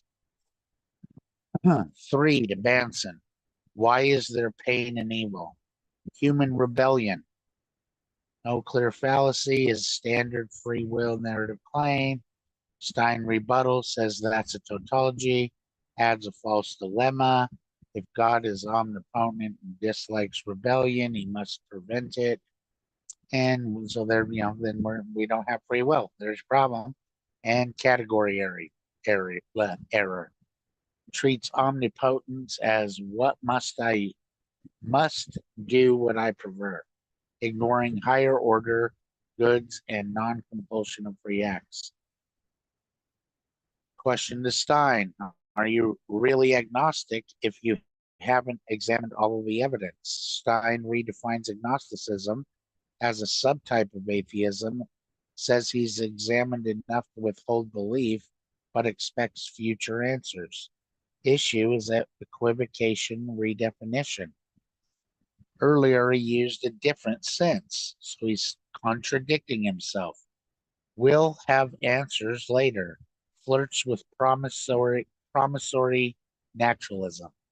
Banson rebuttal notes the definitional slide, quips that this is faith, rhetorical, not a fallacy. Gotcha. Why derive logic from God instead of assuming logic's transcendence? Banson grants logic's transcendental necessity, but argues you still need a worldview that makes invariant abstract norms fit a contingent world. Claims Christianity supplies that fit, coherent with within his frame. No obvious fallacy. Stein declines to rebut, concedes the point in this segment. What would count as adequate evidence of God? Stein: public, inexplicable miracle, or manifest something supernatural. Issue: criteria are ad hoc and perishable, can always be renaturalized later, not a fallacy per se, but methodologically weak.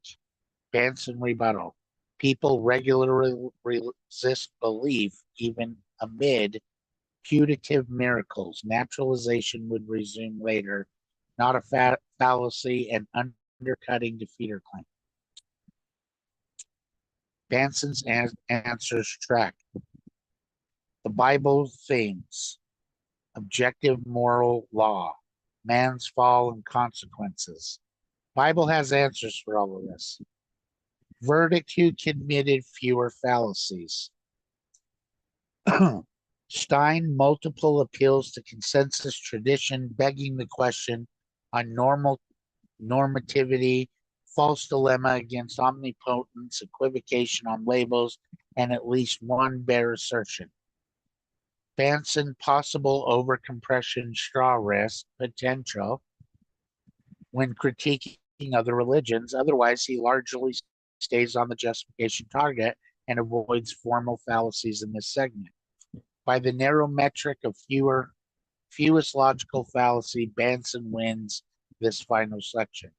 He presses unresolved justification gaps, logic, induction, normativity, gets one answer uncontested, and his replies align with the Bible framework the question asked us to use as the standard.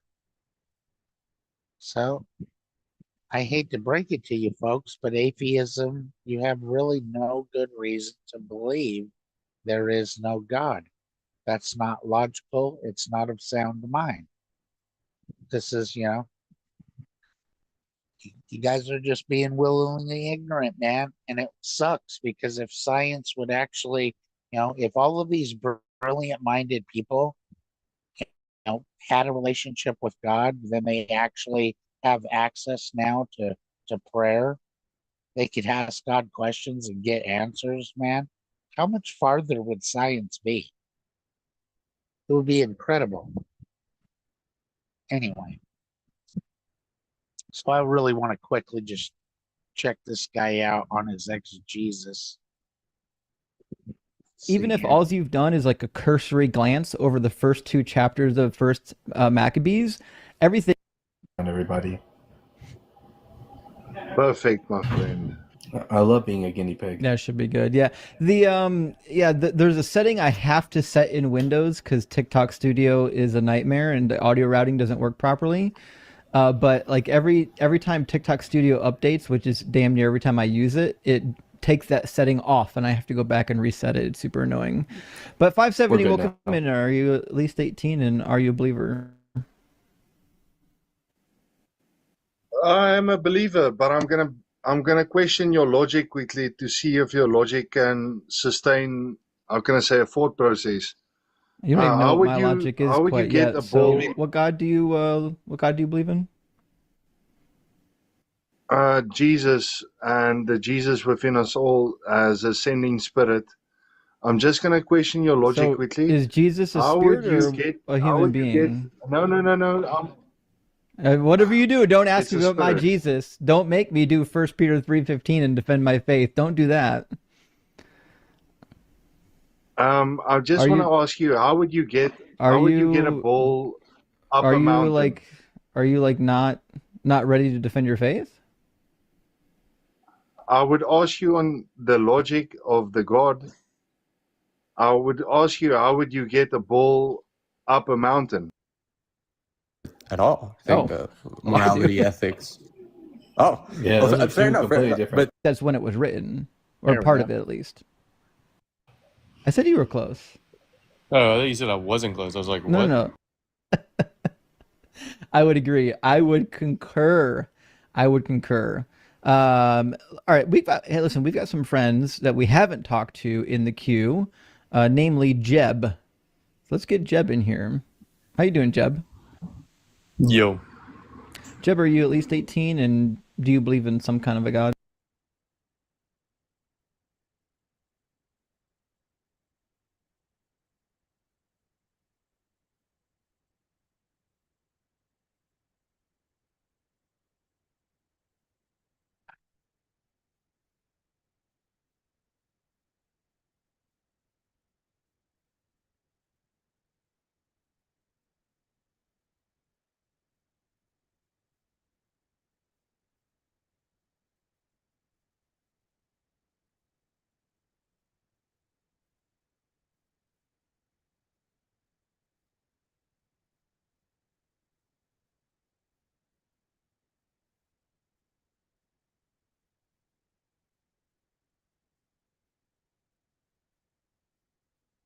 Where did Jeb hang up?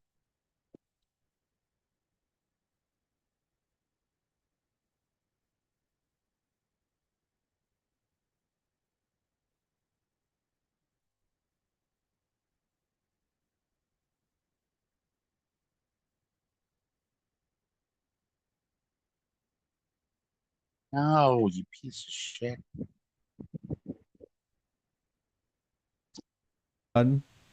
Yes. I Cool. believe Jesus is God. So you're a Christian, right?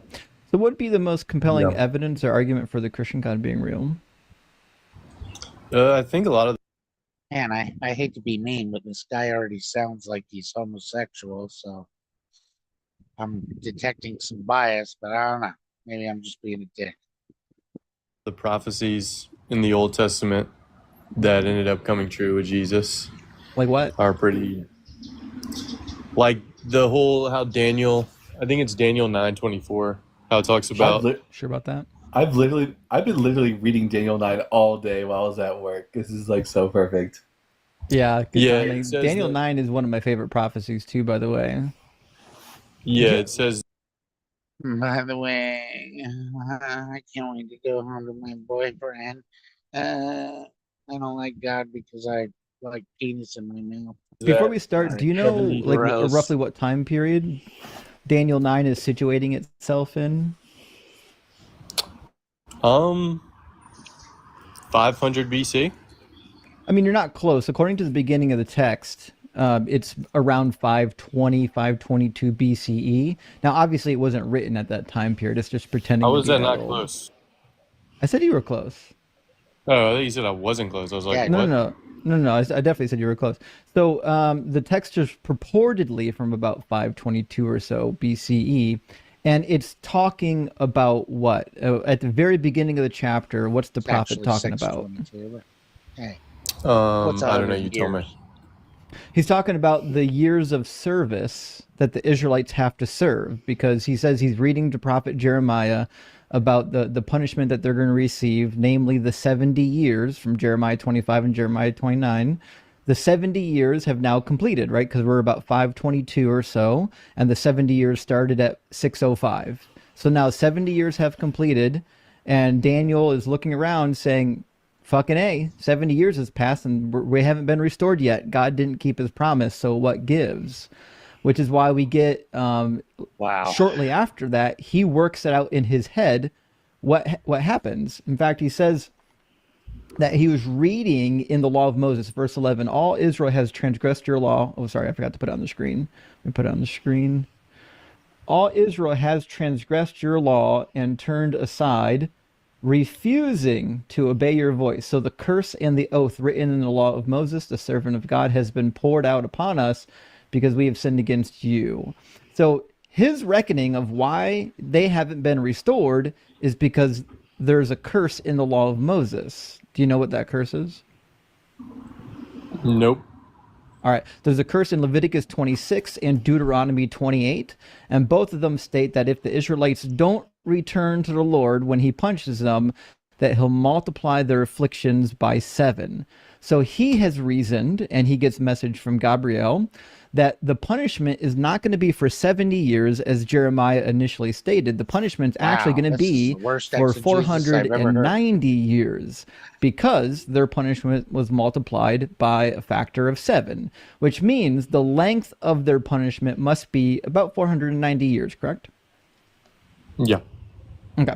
Now, if the punishment starts in Wow. 605, The when punishment. is the end of This that guy is a punishment? fucking idiot. 100.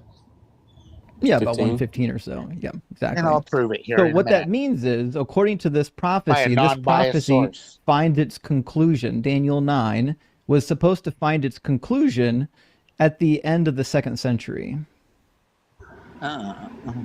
Century. To be fair, I think that's when it was written, or part of it at least. Was that when it was written? Mm-hmm. Yeah, I'll have to look more into it. And the reason why I think part of it was written in the 2nd century is because the language that's used in this chapter, as well as a bunch of the chapters preceding it, is a form of Hebrew that was implemented after the fall of the Greeks. It's Mishnaic or Hasmonean Hebrew, and it's like a specific dialect of Hebrew that we know they weren't using at the time. This is the worst. This is exactly people just talking out of the side of their neck like they know something about a subject. Here we go. This guy is talking all out of the side of his neck. Daniel would have been around. Oh, he left? Oh. Well, okay, let's get out of here. And let's review what this fucking idiot just said back at 11:38. All right. Huh. Can you review this transcript from a totally different discussion of very uneducated individuals? And can you review this conversation for biblical inaccuracies, incorrect exegesis, logical fallacies, and yeah, that'll do it.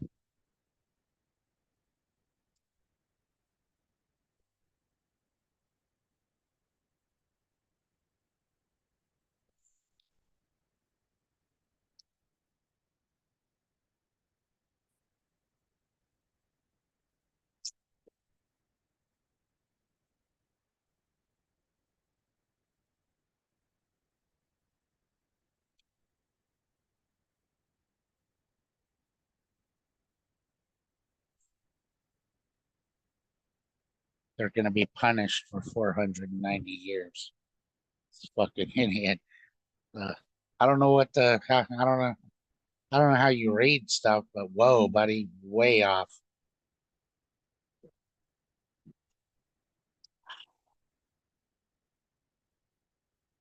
We'll see. You know what I mean? I don't want to reflect any emotional bias. Just let the facts be what they is.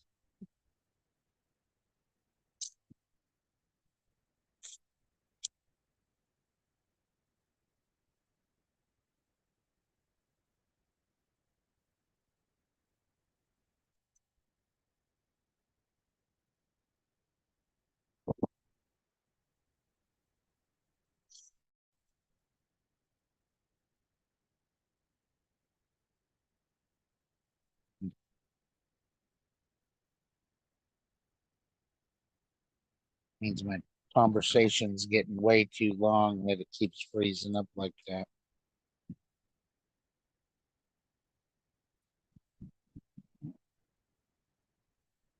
Oh, come on.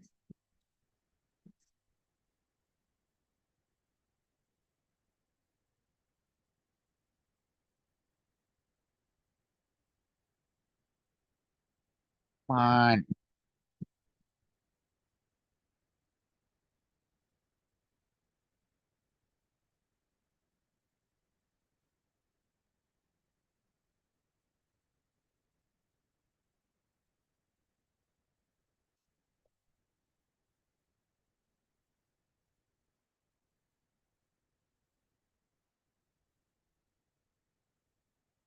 All right. Get it. Got it. Here's a clean point by point review of the chat.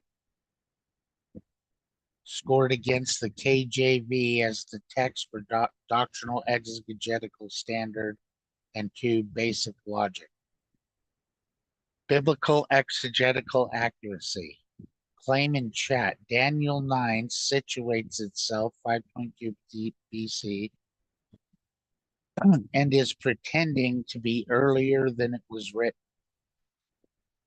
KJV text in the first year of Darius, I, Daniel, understood by books the number of years whereof the word of the Lord came to Jeremiah.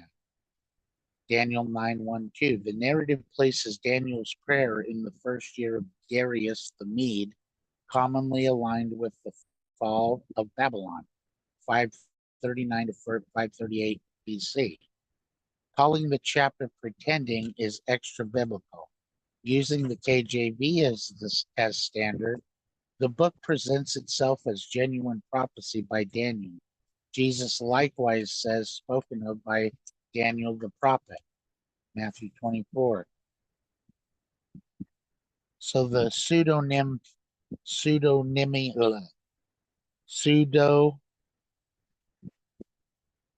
pretense line contradicts the KJV frame. Daniel's attitude towards the 70 years. Claim 70 years has passed and we haven't been restored yet. God didn't keep his promise. KJV text, Daniel confesses sin and pleads for mercy. He never accuses God of unfaithfulness. Daniel 9:4-11, O Lord, righteousness belong unto thee, we have sinned. Issue. The paraphrase misrepresents Daniel's posture in the passage. To multiply by 7, 490 years. Daniel reasons from the Mosaic curse, Leviticus 26, Deuteronomy 28, that punishment is multiplied by 7, therefore Jeremiah's 70 becomes 490. In the actual text, Gabriel announces 70 weeks are determined upon thy people, Daniel 9:24. The text itself does not say Jeremiah's 70 years are multiplied by 7. That's where he totally fucked up. And I'm just like, what is this guy smoking? And he's supposed to be some exegetical expert? Give me a break. Ridiculous. Leviticus 26 does repeat 7 times for chastening, but Gabriel doesn't cite that as the mechanism. Issue. That's eisegesis. Reading an idea into the text. The 70 weeks, literally sevens, are revealed by Gabriel as a fresh, forward-looking timetable tied to sin's end. So where you got 409, they were going to be punished for 490 years is, dude, the worst exegesis I've ever witnessed. That, like, what are you talking about? Don't even know where you get that at all. Like, you have zero reading comprehension skills if you think that's what the text says, dude. So that's just reality. That was ridiculous. So anyhow, and the not simply an arithmetic, arithmetical inflation of Jeremiah. That's where you got that all totally like tied the way wrong parts of the Bible together. What a stretch. Claim. Starting at 605 BC, end lands about 115 BC.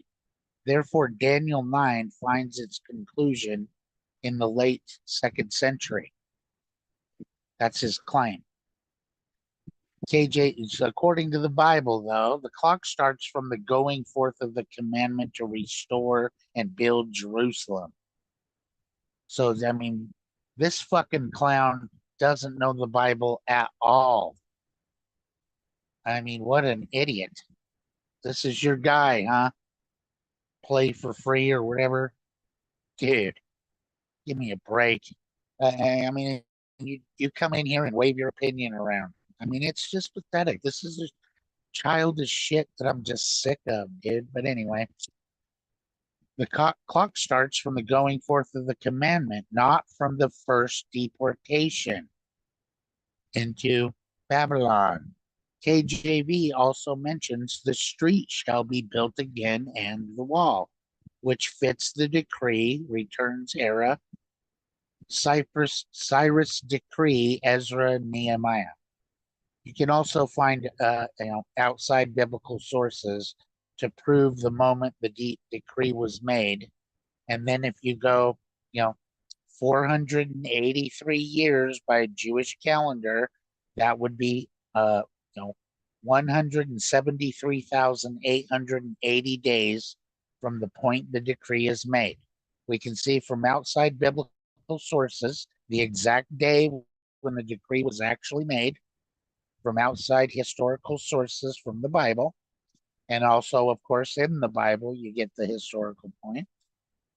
But anyway, and then from that day, from the moment the decree is made, exactly 173,880 days later, the person that will, be the Bible is saying the Messiah is, but not given a name for him yet, because then you'd have a whole bunch of idiots popping up saying, I'm Jesus, get your wallet. I'm the Messiah.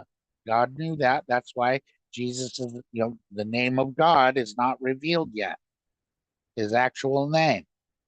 That's what Jesus reveals. So anyway, that the prophecy is that the Messiah will show up exactly 483 years from the day.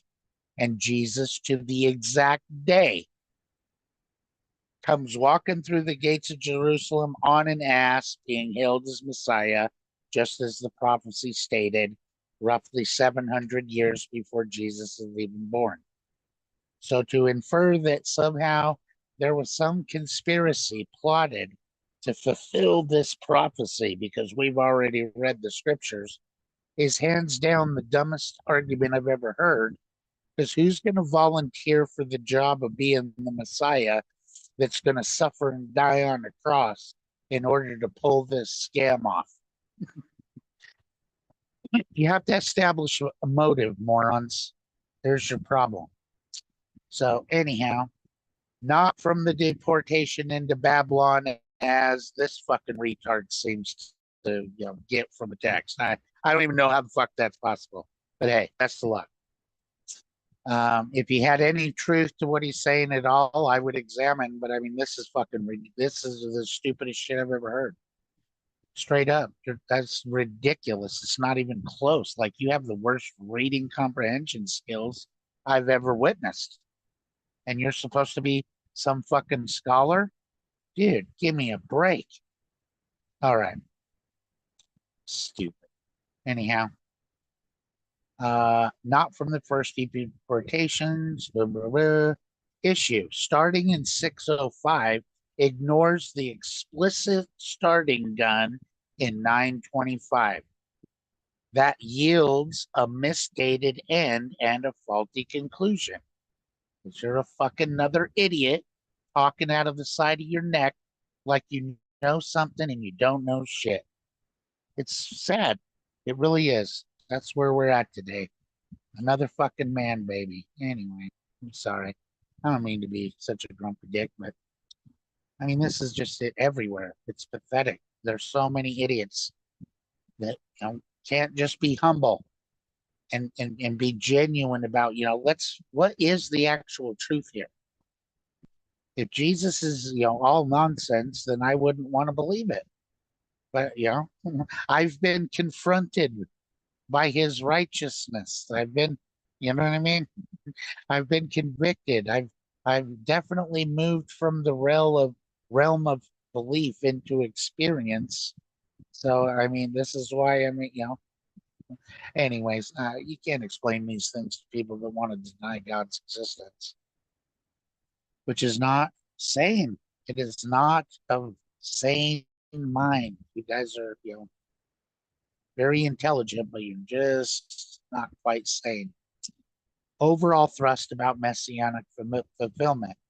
The chat never engages in the internal structure of the actual text. He made up some total fucking weird shit to try to say that they were going to be punished for 490 years. It's so fucking ridiculous. You went to Bible school? Really? Wow. Anyhow, logical fallacies, begging the question, circularity, assuming a late second century authorship and then using that assumption to time lock the fulfillment back into the second century because you started the clock at 6:05 rather than at Daniel 9:25's actual degree. You have a completely different starting point, dummy. It's so stupid. From Leviticus 26, 7 times to therefore uh, Jeremiah 70. Jeremiah 70 is multiplied to 490 in Daniel 9. The conclusion doesn't follow from the text of Daniel 9. Straw man, mischaracterization. God didn't keep his promise in Daniel 9. That isn't Daniel's claim. He blames Israel's sin and appeals to God's mercy. So you totally mischaracterized his actual prayer to fit your fucking wackadoo narrative here. Overgeneralization, false linguistic claim. Calling Daniel 9's Hebrew Mishnaic Hasmonium, it isn't. That's what you called it, but that's not what it actually is. Then treated that as decisive evidence. In translation, you're fucking in la land, bro. Wake up. This is stupid. Man, I thought free to play was all right. Boy, your street cred went way down today, player. So you can't be an adult individual in genuine pursuit of truth. You just want to, come in, wave your fucking opinion in everybody's face and force everyone to smell it and then bounce. Cool. Anyway, hasty conclusion from a misstart date. You fucked it all up.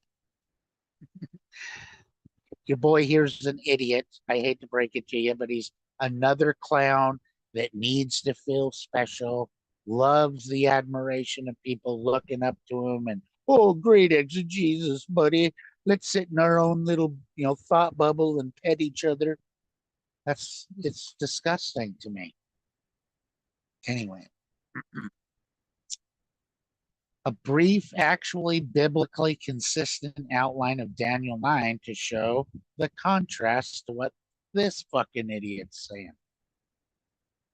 Daniel 9, 1 through 19, Daniel prays, confessing Israel's sins, appeals to God's mercy and covenant faithfulness, not alleging divine failure.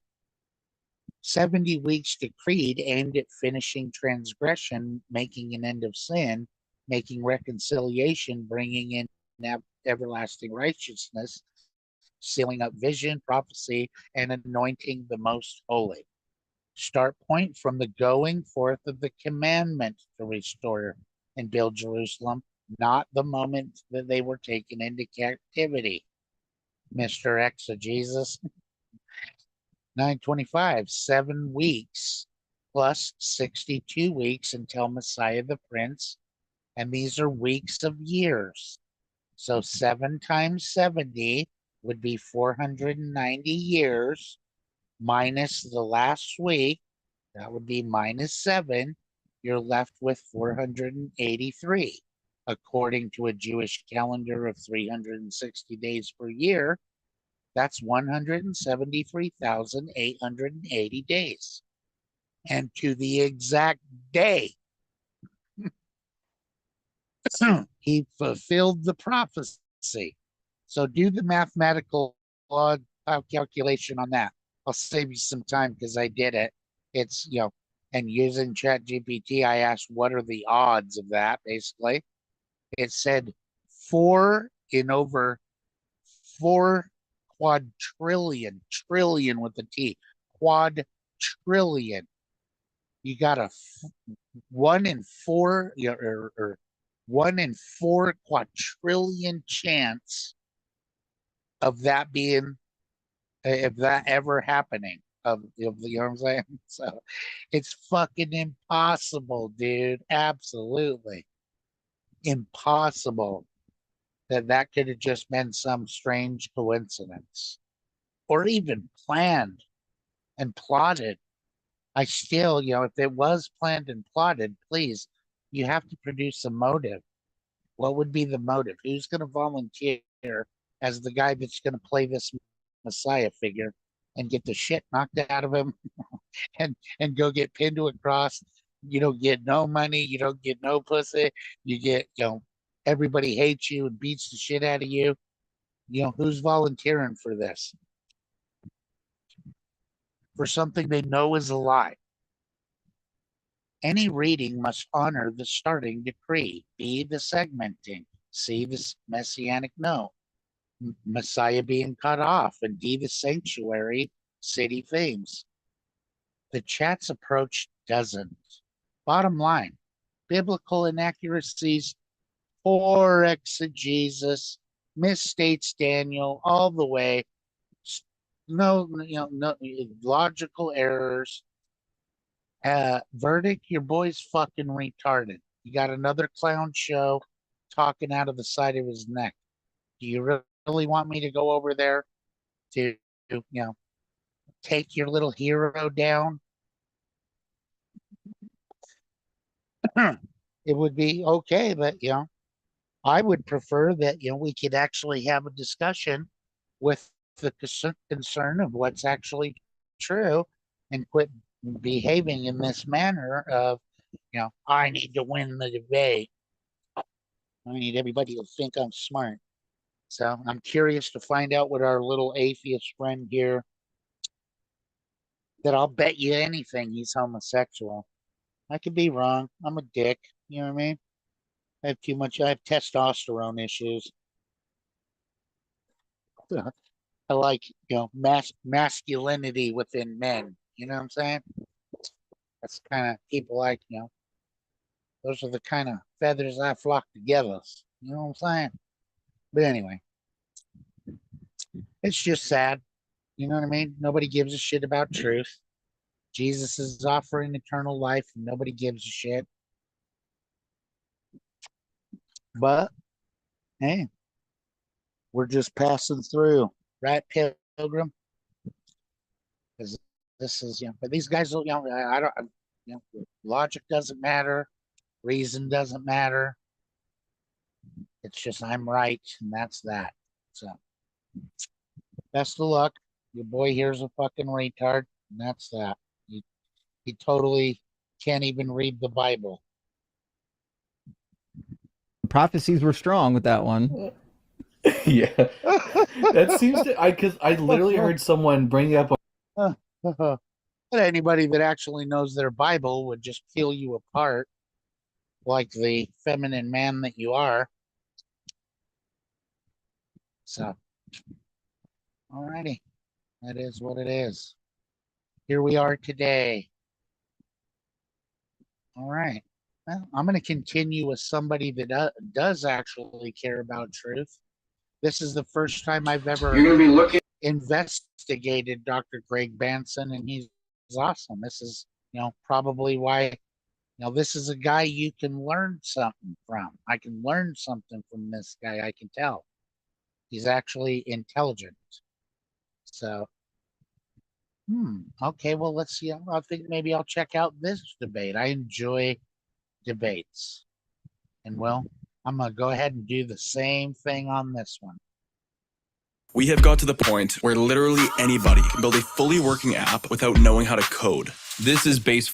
Does God exist? The ultimate debate. I believe that tonight's debate will be an awesome and comprehensive debate. Nevertheless, while Truth Seekers welcomes guest speakers, the views expressed by those invited are not necessarily those of the Truth Seekers staff itself. A statement of our beliefs and purposes enclosed in the program which you received this evening for our event. And now, Dan Warmer and Mark Holman will introduce tonight's speakers, Dr. Greg Bonson and Mr. Edward Tabash, respectively. Would you please join me in welcoming these two fine gentlemen? Tonight's debate is kind of like going to a movie after it started, say midway through the screening of the movie. In order to understand and assess the conflict or the struggle that you're presently seeing, you have to catch up with the background that you haven't seen, but which explains and actually develops what's now going on presently on the screen. And I think that's true about tonight's debate as well. You really can't understand and evaluate what you see and hear up here until you look into the unspoken beliefs, which are really the context of what's going on. There is a crucial and a determinative intellectual background to tonight's public conflict between the theist and the atheist, a background which involves radically different philosophies about reality, knowledge, human value, and conduct. On the one hand, you have a view that says the world is at base matter and motion. And over against that, a view that says the material world is actually the creation and is controlled by a sovereign and all-knowing personal God. These different ultimate perspectives or worldviews are the context in terms of which each proponent reasons, what he takes to be relevant, what method and standards of reasoning he employs, how evidence is recognized, how it's assessed, and how it's applied. Mr. Tabash has a fundamental philosophy of life, an underlying worldview, which he brings as background baggage to the debate tonight. So do I. We each have, as yet, unspoken beliefs about the nature of reality, human experience, the possibility and methods of knowing, and how we should live our lives. And when all is said and done, these two opposing worldviews will guide and always be at work in our respective arguments or our appraisals of evidence. For example, atheists can be undaunted when Christians show the historicity of Christ's resurrection, pointing to it and saying, see, there's a miracle. But you see, given the atheist naturalistic presuppositions, he believes that someday, or he can believe someday, scientific explanation of that event is theoretically possible, in which case then it's not a miracle. On the other hand, theists are not dissuaded when atheists point to the evidence of natural disasters or children suffering in the world. For you see, given their presuppositions, God has a morally sufficient reason for ordaining such events, and thus they are not contrary to his goodness and his power, given those presuppositions. In both cases, the underlying worldview is the controlling factor in the reasoning and the conflicting conclusions to which the proponents come. And thus progress can be made in the atheist-theist debate only if we recognize that we all have, as it were, come into the movie midway. And we must confront the philosophical background to our disagreements. Tonight's debate comes down to a choice between the conflicting worldviews in terms of which we will be reasoning and arguing tonight. Now, I believe that the existence of the Christian God is an objective reality which is rationally provable.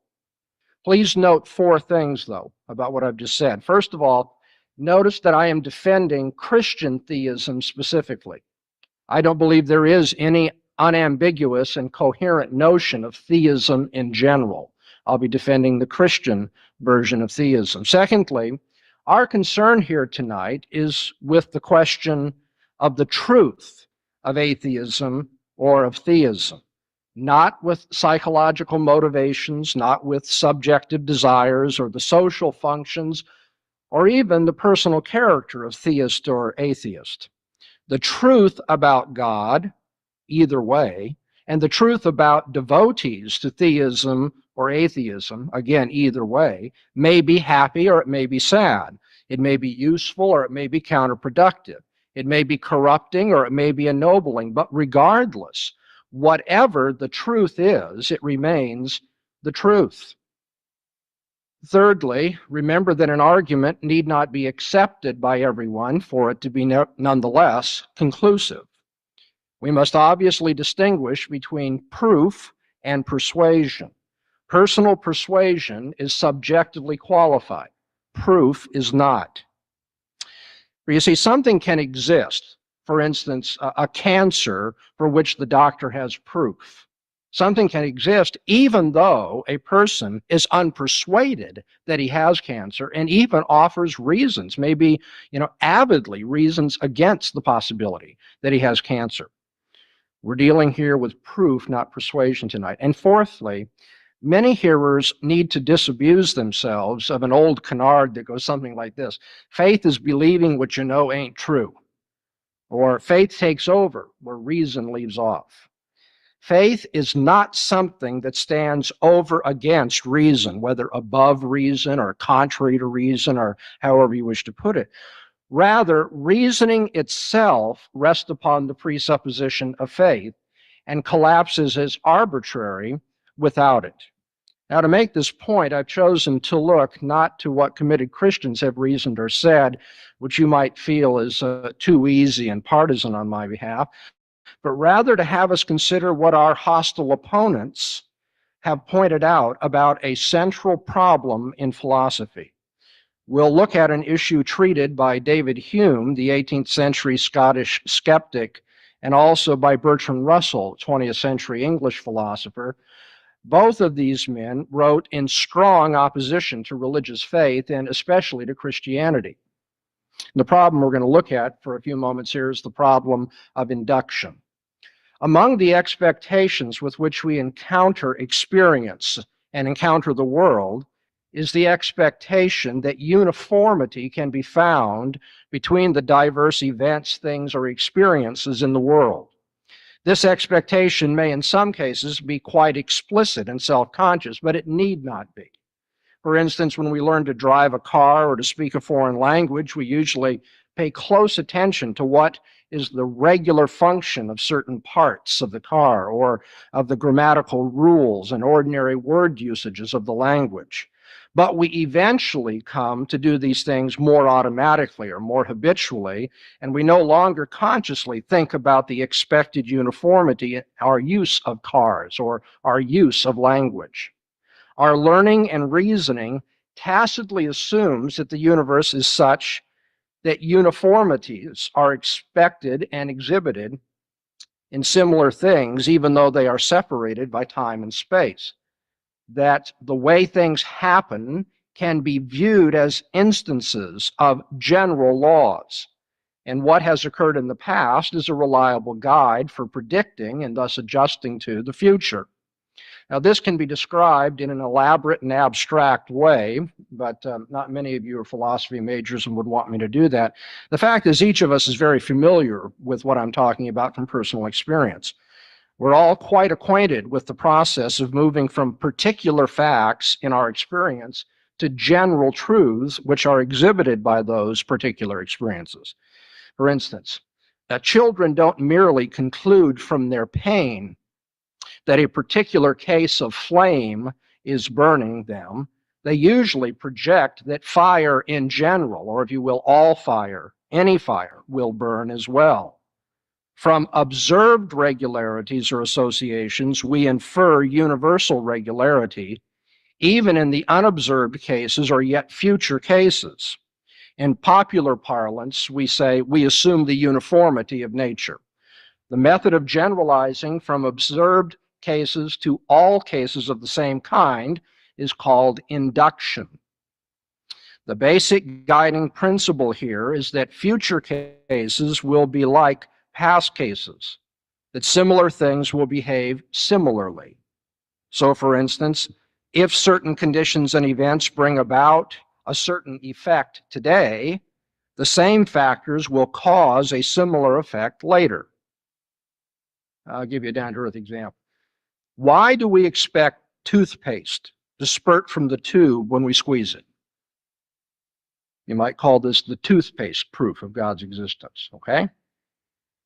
We support that expectation in terms of two things. One, our past experience with toothpaste tubes, and two, the belief that nature is uniform, that the future is like the past. Without that second belief, we would not be able to learn from experience. We would not be able to use language. We would not be able to rely on memory or advanced science, all of which involve observing similarities and projecting them into the future. Moreover, our belief about uniformity, or the inductive principle, is a very firmly entrenched belief. When scientists found that there were deviations in the expected orbit of Uranus, they did not draw the conclusion, okay, nature is not uniform after all. That just impelled them to start looking for another factor as yet unknown that was influencing the orbit of Uranus. They did not give up the inductive principle, but they rather hypothesized the body, which, by the way, we now know to be the planet Neptune.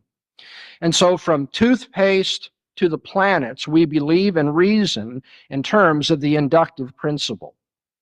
Now, David Hume's question was this, and I quote, "What is the nature of that evidence which assures us of any real existence and matter of fact beyond the present testimony of our senses or the records of our memory?" By what logical right, he was asking, do we claim to know that some empirical generalizations are true?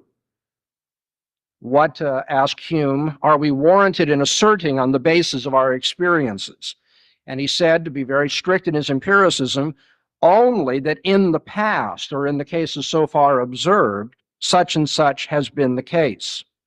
But Hume said, we have no basis for projecting that into the future. And I quote him again. He says, "If you insist that the inference is made by a chain of reasoning, I desire you to produce that reasoning." Now, of course, many people make the mistake of responding to Hume saying, hey, listen, we all assume the future will be like the past. Hume said that he understood that. There's no question that in practice we act that way. But as he said, and I quote him again, I want to learn the foundation of this inference. And then there are people who say, well, we know it's very probable, even though it may not be certain. But that misses Hume's point as well. Hume knew very well that we don't have certainty about all matters of science. His point is that we have no logical right to affirm on the basis of our past experience that even probability is true of the natural order, and so that the principle of induction is left without a foundation. Bertrand Russell, the 20th century philosopher, said that we cannot justify our belief in induction on the basis of the past success we've had in believing that the inductive principle is true, because that too assumes that what happened in the past is going to be like the future. Let me quote Russell here.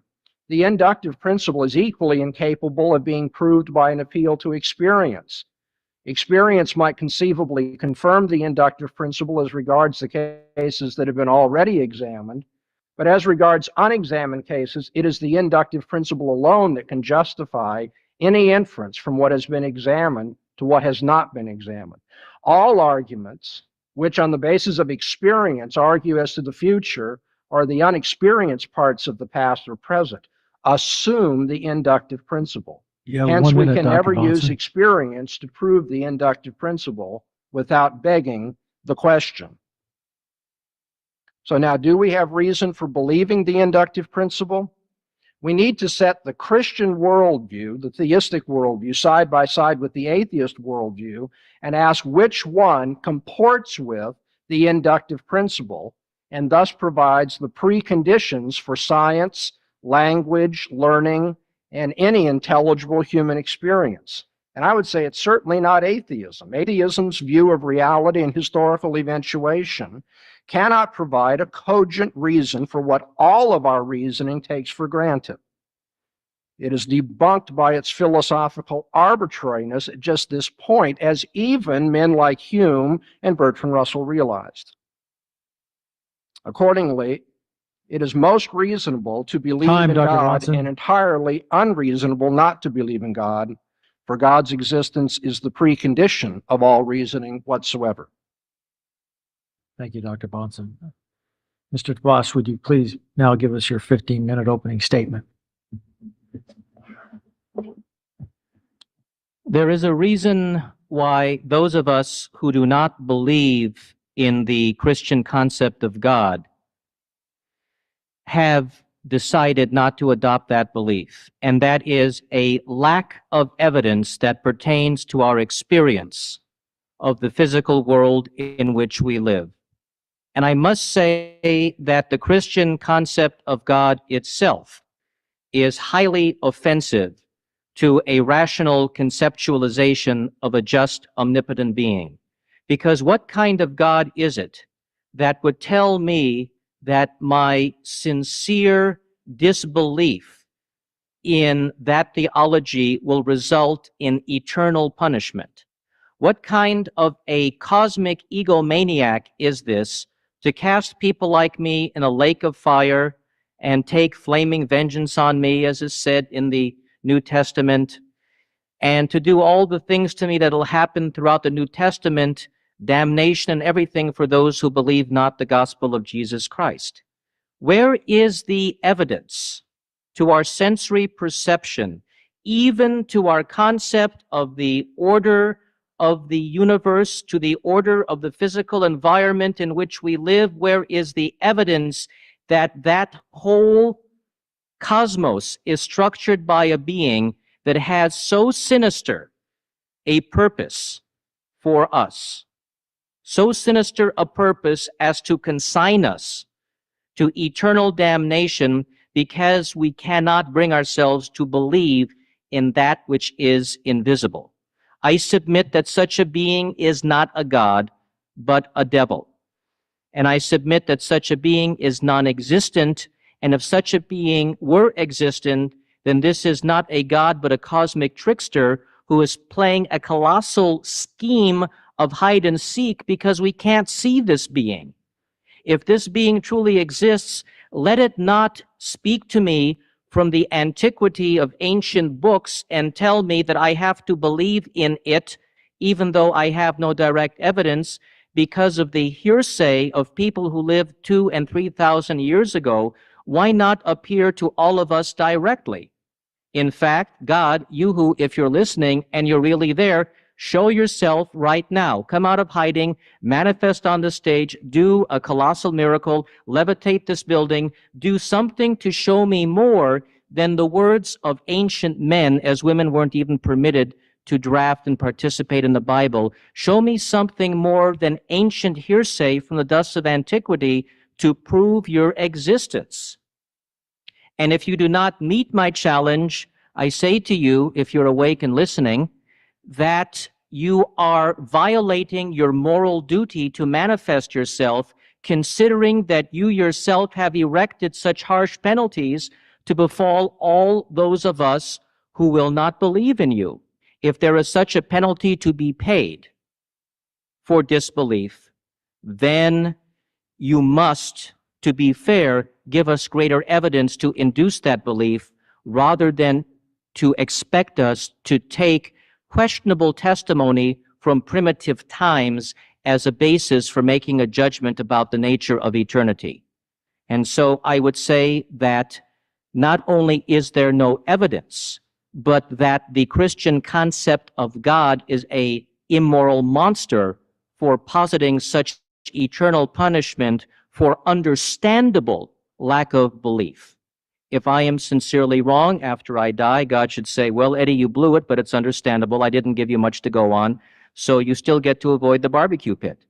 But the fact that Christian theology says that if we do not accept Jesus, it's the grill room, that is something which is offensive to the nature of not only normal human evidence, but it's offensive to our nature of right and wrong? And where is the proof other than a dusty old book written thousands of years ago of questionable authorship? Now, the argument is that there is design in the universe.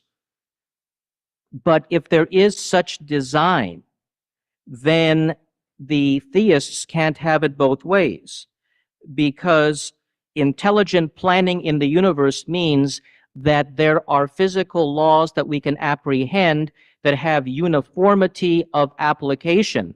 And if those physical laws have uniformity of application, and the design is such that it possesses pattern, precision, and regularity, so that we may know that that design is reliable, then those very laws cannot be violated by the introduction of unprovable miracles. And so the claim for miracles is itself a violation of the very claim of design, and the theists cannot have it both ways. Because if the universe is so well ordered, like a perfectly running mechanism, then it means that that design reveals to us that we can apprehend the uniformity of the rules, which are inviolable and which are invariable, and thus the very claim of miracle violates that principle of design and uniformity.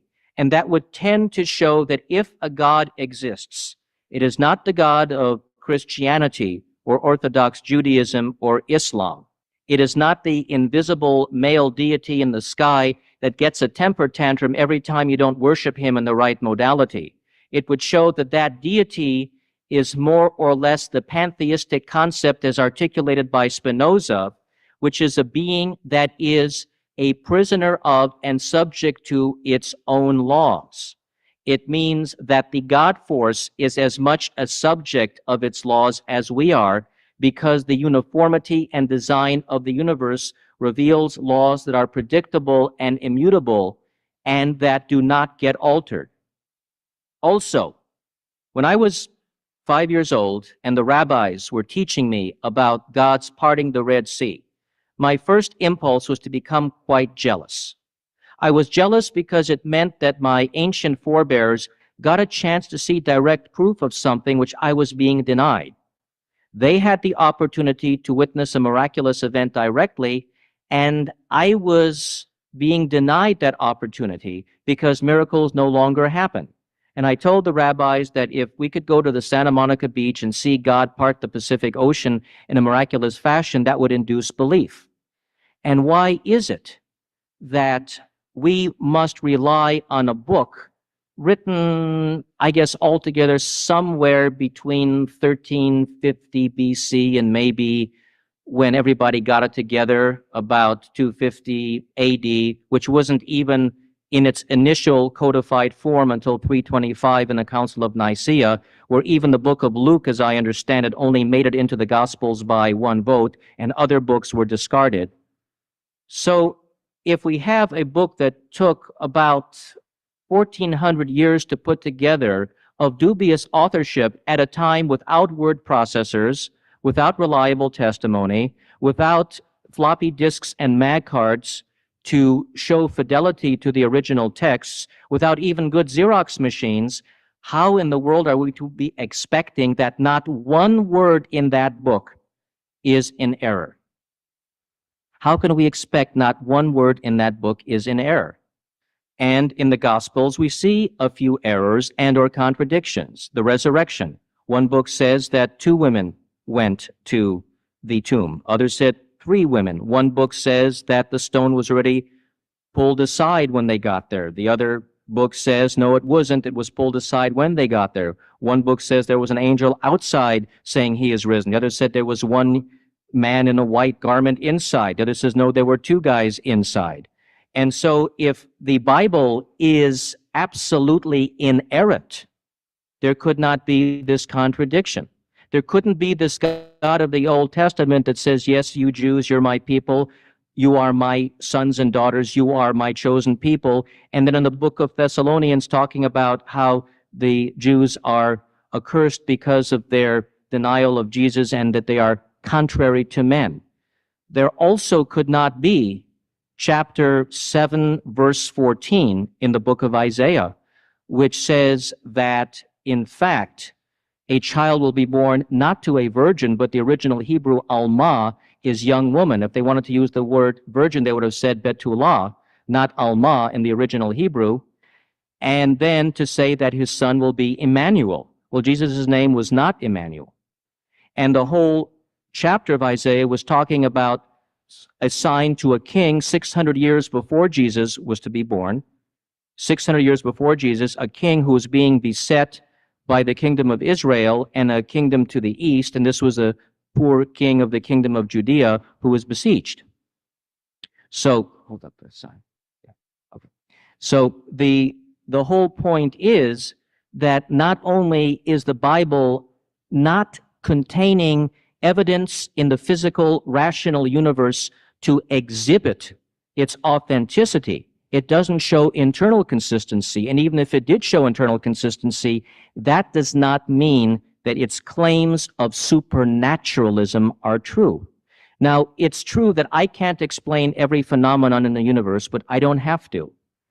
If there is lightning, and I don't necessarily know how that came about, that doesn't mean that the superstitious offering of somebody from a primitive tribe that says that this is the alligator god who gets angry at the trees, that doesn't mean that that's true. So the fact that religionists can fabricate myths that explain away as of yet unknown phenomena doesn't mean that their God of the gaps, that their filler is true. I don't have to say that I can prove to you that there are not, in the words of Dr. Leonard Peikoff right now, a convention of gremlins on Venus studying Hegel. I don't have to prove to you because such a thing is so. All right. I just want to point out real quick because I doubt anybody's going to have time to address it, but this guy just stated historical inaccuracies, improper exegesis, because you don't take it seriously, dude. You're just being willfully ignorant. This is another fucking well-educated individual talking out of the side of his neck. Another well-educated moron. Outside the ordinary sensory and scientific and empirical everyday experience of the normal course of these very immutable laws the theists say show design. Because of that, the burden of proof is on them to show that there are a convention of gremlins on Venus studying Hegel and even a little Immanuel Kant, if you want to add spice to it. So again, where is the proof? If somebody is going to tell me that my eternity depends on the acceptance of supernaturalism, which is unprovable, and show me a book which came from the murky past and is already over 2,000 years old, and to tell me that that book was written by infallible people and that the testimony in there is without mistake, even though nothing was written down contemporaneously during the New Testament, there is nothing in the New Testament, perhaps we'll disagree on this, that was directly witnessed by an author of the New Testament. The Gospels, You see what I'm saying? That's not at all true. We've established the facts. It's just sad. Anyways, yeah, this guy. How can we get to the truth if we're not going to examine facts and just make shit up as we go along? Because that's what they're doing here. That's what this guy is doing here. Gospel of Mark was written. He's gonna, all of the Christians are saying, "Hey, we know, we have evidence and proof. Would you like to look at it? That all of these New Testament scriptures were all produced before 70 AD." But they don't want to listen to it. Nope, we don't accept that as evidence because it doesn't jive with our bullshit. Maybe 75 AD, which was about 45 years after Jesus died. The book of Revelations, which supposedly houses the infallible word of Jesus, as to the final destiny of the world wasn't written until about 100 AD, about 70 years after the death of Jesus.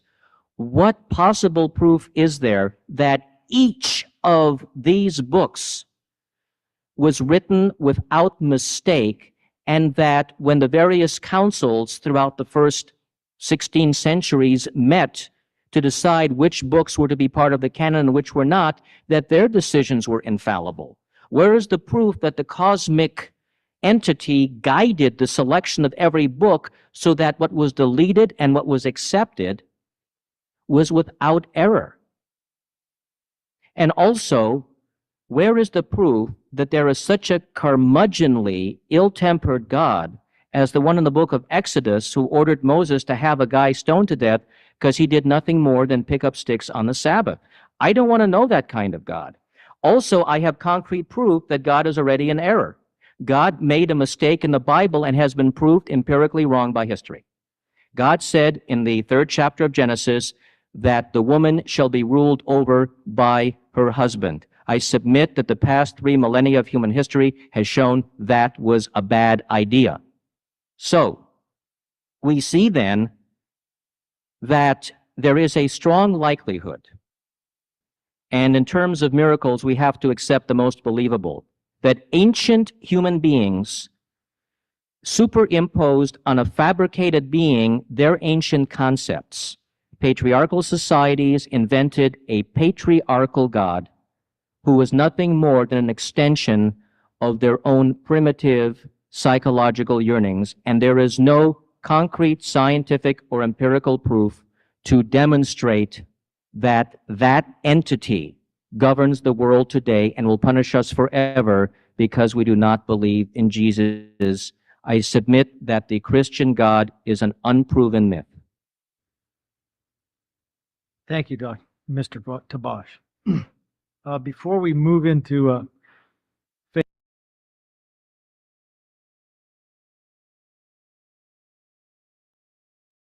Hopefully we have a transcript.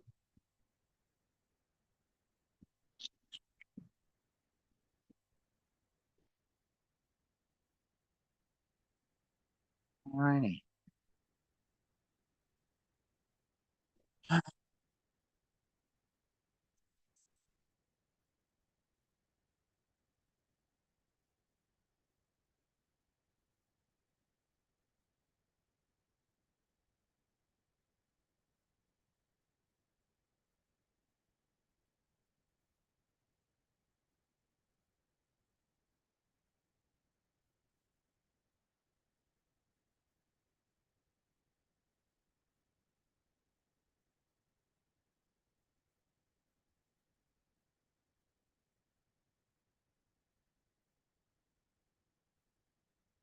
$36.49.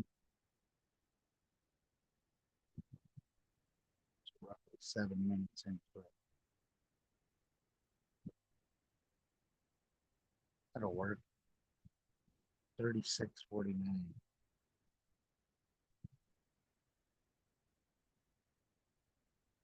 Oops.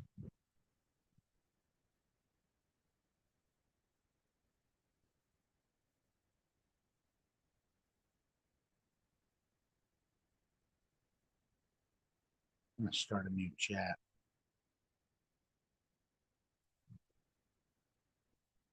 I would like you to examine this debate in atheist versus a Christian, Greg Banson again versus Eddie Tabash, and I would like you to use the KJV, the King James Bible, for the scriptural standard, and I would like you to analyze this debate for logical fallacies, historical inaccuracies, and biblical inconsistencies.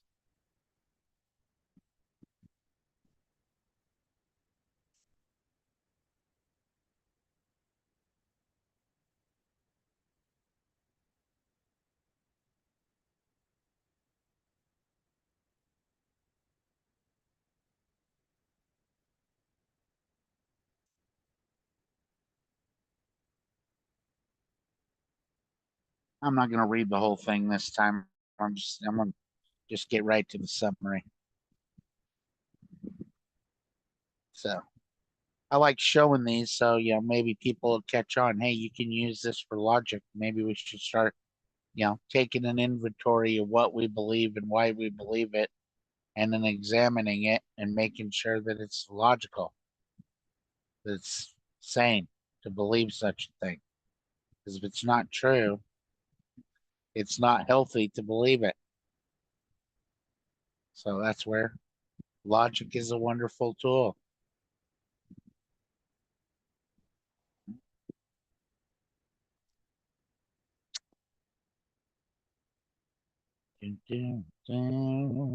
And AI, you have all of these laws of logic. Insert all of the laws. You got all of the boundaries.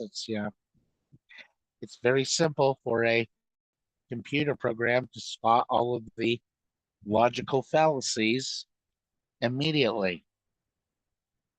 Got every one of them memorized, every single error. Okay. Let's see. Looks like Banson got a few. Nicaea AD 2025 decided the biblical canon. Luke got in by one vote.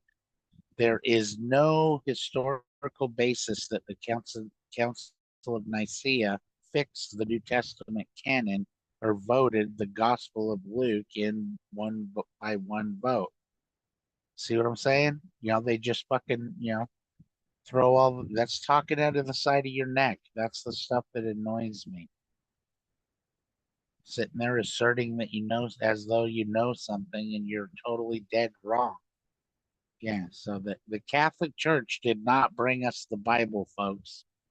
It was all Jewish people that brought us the Bible. So anyhow, some people say that Luke was a Greek because he was a doctor, and I mean, I would like to see the proof of that, because I got the impression from Scripture that Luke, was a Jew. He may have went and studied medicine in Greece, but I've always got the impression he was a Jew. I'm pretty sure all of the scriptures were written by Jews. That tracks with God.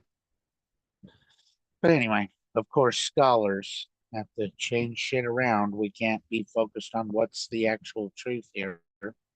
So boom, boom, boom, boom, boom. Bottom line, Banson's strength. He rightly foregrounds presuppositions in Hume's problem of induction. Weakness, he assumes rather than demonstrates that only Christian theism can ground induction question begging and exclusivity assertions without ruling out rival foundations. To bash his strength, he presses evidential standards and highlights textual tensions. Weakness, he leans on appeal to outrage, genetic fallacy, and several historical overstatements and errors. I heard several. That's why I'm just like, that's what annoys me, is all of these guys that talk out of the side of their neck to fit their bullshit narrative, because you just don't want God to exist.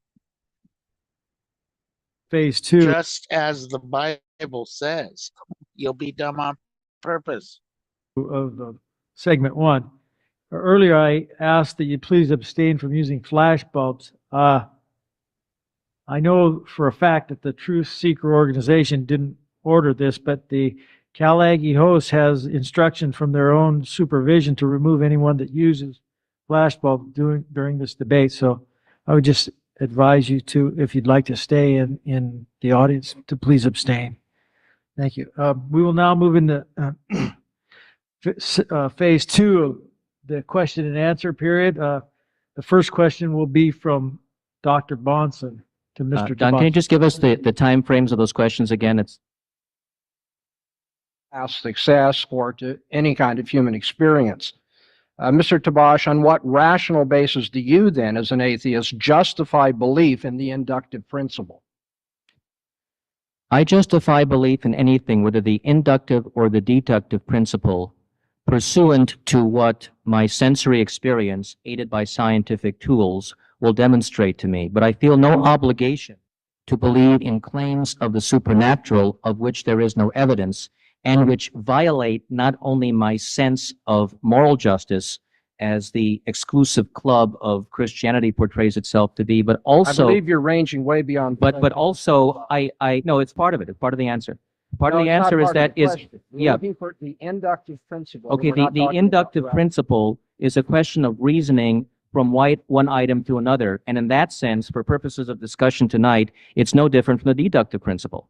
There's absolutely no difference between the two. And what you do is induction or deduction builds upon or strips away excess dross based on the physical evidence that you have to work with. That is how you develop your tools for induction or deduction, and they are a sensory, empirical manifestation, and therefore they do not require recourse to stepping outside the perceptible universe to a postulated supreme being.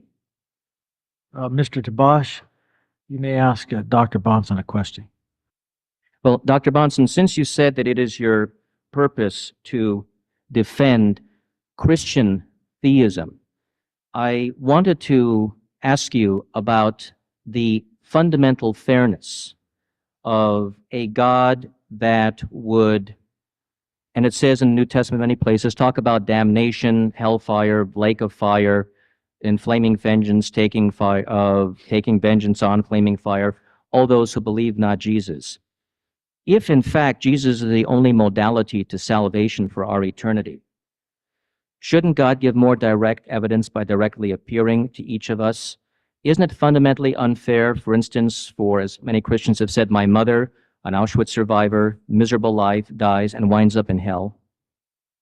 I'm not sure. Perhaps, Eddie, you've been asleep at the wheel of your studies. The Christian claim is precisely that God has made direct appearance to us, and he's done so in any number of ways. First of all, he has done so in every single one of your sensory experiences that you try to appeal to or to make intelligible in your reasoning. He does so because without his existence, you cannot make sense of the inductive principle by which you reason from past experience to the future. I'll rebut your answer in a minute, so I don't wish to be unfair to you, but what I'm getting at is that God hasn't left himself without a witness. He testifies to you in the very fact that you're trying to reason and debate tonight and to reason in a uniform fashion. God has appeared in the person of his Son, Jesus Christ. That's the Christian claim. We can get into that later. But to say, why doesn't God directly appear, is to miss the whole point. God has directly appeared. You wish to know about the fundamental fairness of God. The strange thing about that question is that within the worldview of atheism, where all reality is matter and motion, there is no fundamental fairness about anything. In fact, there are no ethical notions whatsoever. There's just matter and motion. Things happen, and that's all there is to it. And so for an atheist to try to raise a moral consideration against God is itself contradictory. It's to give up your worldview, presume on mine for a while to get an idea of fairness, and then turn around and try to use that against my worldview as well.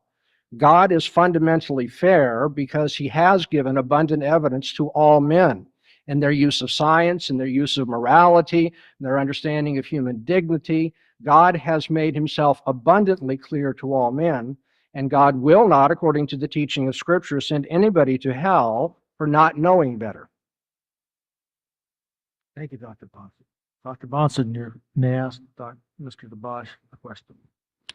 Mr. Tabash, in your opening presentation at one point, you challenged God to appear and to make himself known right now. Of course, I'm very glad that he has not chosen to do that and to bring the day of judgment by his appearance in that way. But and I'm glad for your sake, because if he did appear, it wouldn't be just an academic matter for you. But I have a question about that. If you don't meet my challenge approach to things, now I'm just going to ask you to reason in a consistent way. If God exists, deal with this as a hypothesis. I know you don't at this point affirm it, but if God exists, would it be reasonable, would it be true to his nature as God, as sovereign, as the one who has final authority and so forth, would it be true to the nature of God to submit to your authority and say, you lay down test for me, let me prove myself to you, and then finally, oh, thank you, you'll believe in me? Would he be God if he submitted to that kind of test? Dr. Bunson. Absolutely. And the reason why I say that is because if I am expected to believe in this entity, then this entity, in fairness, that has so much power compared to me, assuming that it exists, would be morally obligated to recognize my dilemma in lack of perception and to give me a concrete sign. This entity, with its omniscience, would have the knowledge to know that with all my struggles in this world, with all my struggles with science and philosophy, I have not been able to see this being, and it would understand that it has to make a greater demonstration of its existence. And so if God created us, now using your hypothesis, if your God exists and is supposedly a God of mercy, then the very act of mercy would entail a manifestation of its being to us so that we could have concrete proof, particularly since, and I will fight about this, but I still read the New Testament as providing eternal punishment for those who do not accept the gospel of Jesus Christ. And I'm saying if that's the stakes, if even the finest, most selfless people in the world wind up in some kind of eternal punishment if they reject the gospel of Jesus, which I think is fundamentally unfair to do to them, but if that is how it is set up, then I absolutely believe that that God is required to give concrete, manifested evidence of its existence so that we do not make that fatal eternal mistake.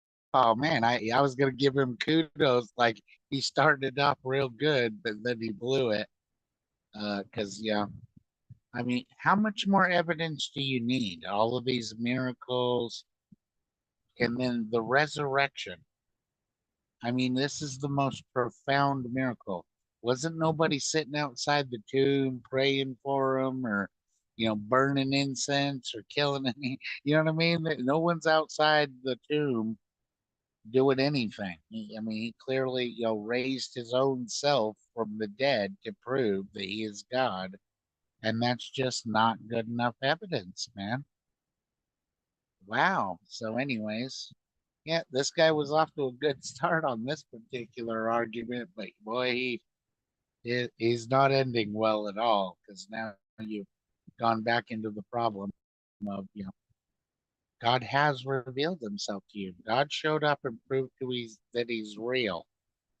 That's who Jesus is. So, and you guys want to pretend he doesn't exist. It's fucking madness. If the stakes are so high, then I think that God is incumbent upon us to show itself. And if it were not so, then God should not have implanted in me the reasoning facility to look this way. If it's not so, God should not have designed my mind in such a way that my questioning of the God's fairness leads me to this doubt. Thank you, Mr. Tabash. Mr. Tabash, Because you would clearly ask don't Dr. Bonson a understand free question? will Okay. or love for that. Dr. Bonson, you didn't exactly answer my question last time, and I choose to repeat it about the biblical claims in the book of Thessalonians, book of Romans, in the book of John, only saying that those who believe in Jesus Christ will have everlasting life. What about all the Auschwitz survivors, like members of my family, who chose not to believe in Jesus or any God after that experience? What about the sincere Buddhist monks who simply have said, yes, I've looked at Christianity, but I choose not to be?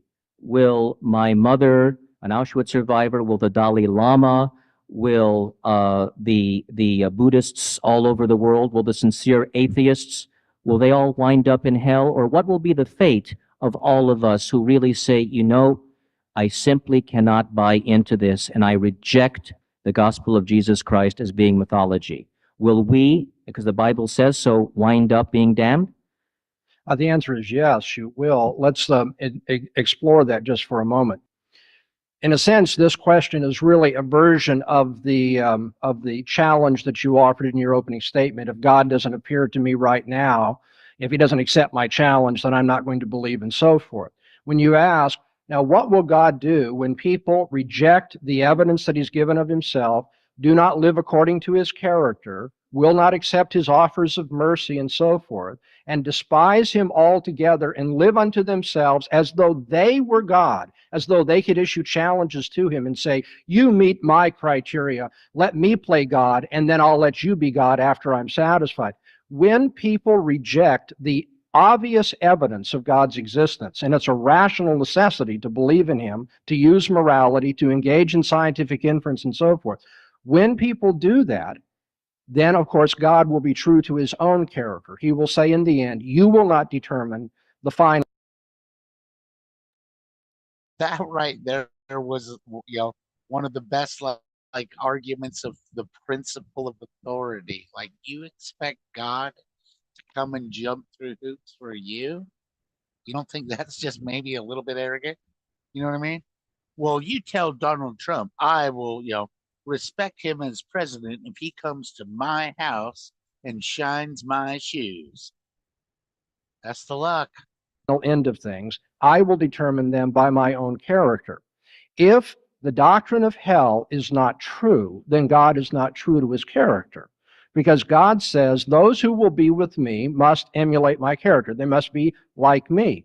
Now, of course, he is under obligation to show what he is like, and he has done so. He's done so pervasively. He's done so, as the Apostle Paul says, in a way that cannot be avoided by any man. And it's only for that reason that Christian theology teaches that those who end up going to hell do so by their own perverse choice. Now, if God were to say, I'm going to create people, and even though they, in the face of obvious evidence, despise my character, live unto themselves, and I'm just going to let them come to heaven anyway, God is basically saying, they don't have to be like me. My character really means nothing. He's saying, I despise you. You have chosen to reject me. Now, I hope you don't continue to do so, Mr. Tabash, but for the moment, if you reject God, and then he says, you're going to live with me for Dr. eternity, Bonson. then he's basically saying, I'll not respect your wishes. We'll move to the third phase of segment one, which will... Right there, he was wrapping up to the best point. God is not going to force you to love him, dude. The evidence is all there, but somehow it doesn't meet your standard, and you expect God to jump through hoops for you. That is humanism. There it is, man. That's why do you think in the end of Devil's Advocate, at the end of the speech, I'm a humanist. Oh, he sure is. Satan is absolutely a humanist. Sympathy for the devil. Culminate segment one, and we will now have Dr. Bronson's 7-minute rebuttal. By way of rebuttal of what you've heard from Mr. Tabash so far in our evening's debate, about all Mr. Tabash has demonstrated is that he personally does not like the Christian God. But we really have to ask, please do so, no matter what side of this issue you're on. The fact that he's told you he doesn't like things in the Bible and he doesn't think this is right and so forth, how in any way is that philosophically relevant to our debate? That's what I want to know. How is it at all relevant that Mr. Tabash doesn't like the Christian God? Now, it would be relevant to the debate if his implicit assumption is this: if I don't like something, then it doesn't exist. But that would be intellectually childish, wouldn't it? Kind of like the child who gets angry at his restrictive father and pulls the covers up over his head and says, you don't exist because I don't like you. Or throws a temper tantrum because he doesn't like spinach in his experience. And so spinach doesn't exist? I mean, do we really think that way? Do we assume that because we don't like something about God, that he can't be God? Well, if we don't assume that, then actually most of the time Mr. Tabash took was wasted, because all he's told us is a piece of autobiography. He doesn't like God. I also think, by the way, that he's greatly misjudged and distorted what God says in the Bible. I mean, you present these little events out of context and not telling the whole story. He tries to make God look like a real meaning. But I mean, That's a standard thing. Criminals never think the police have done fair by them. And Mr. Tabash is a criminal in the universe. And when he talks about God, he's going to make him out to be a meanie. There's no doubt about that. You see, the point is, there are people in this world that I don't happen to like one bit. I'm sorry to admit that. I try to love everybody. But there are some people who are real asses, you know?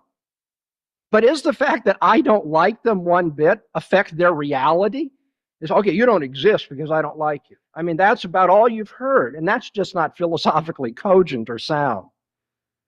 In the tabloid that was passed out about the debate tonight, Mr. Tabish is quoted in a way that is similar to something he said in the debate already.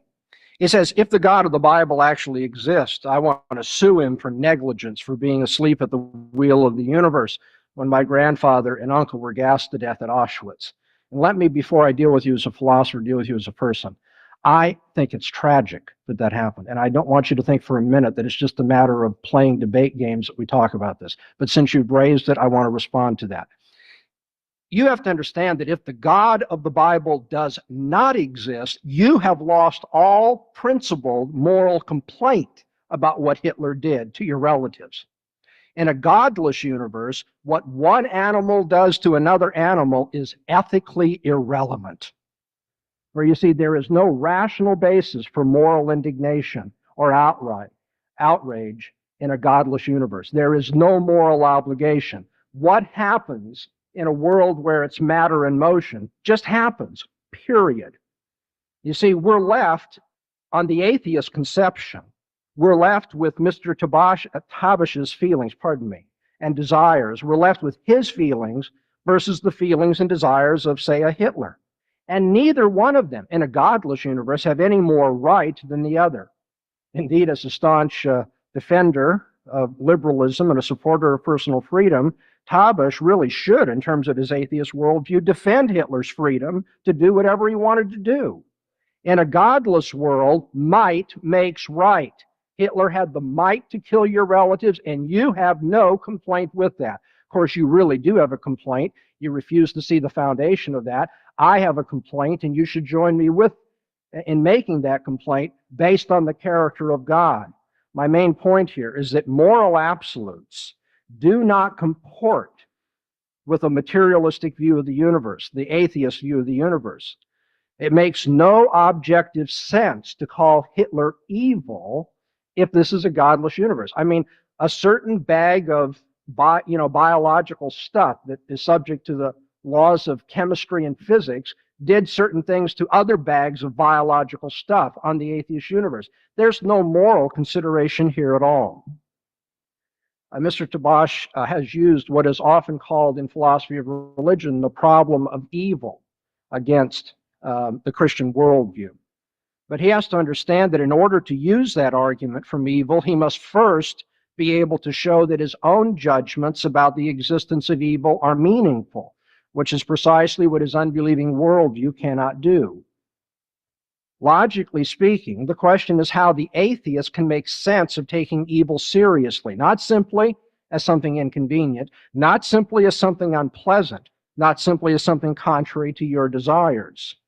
The moral indignation which we feel about Auschwitz and other kinds of evil in this world just doesn't comport with theories of ethics which atheists espouse, theories which prove to be arbitrary or subjective or relativistic in character upon analysis. Usually, atheists try to argue that evil is based on human reasoning and human choices, and thus, in the final analysis, it's relative to the individual or culture. When the atheist professes that people determine ethical values for themselves, rather than having them based on the absolute unchanging character of God, who's made himself known to all men, the atheist implicitly holds that those who commit evil are not really doing anything evil given the values that they have chosen for themselves. Given the values chosen by Hitler, who can complain? He didn't do anything evil. The atheist must secretly rely upon the Christian worldview in order to make sense of his argument against God based on Auschwitz and other things of that nature. That is to say, anti-theism presupposes theism in order to even make its case. The problem of evil, you see, is a logical problem for the unbeliever, not for the believer. Thank you, Dr. Bonson. Mr. Tabash, will you now give us your 7-minute rebuttal?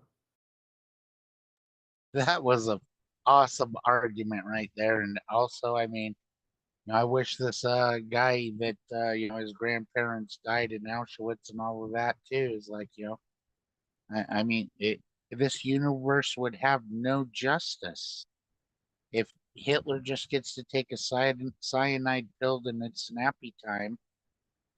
Then there's no justice in this world or universe.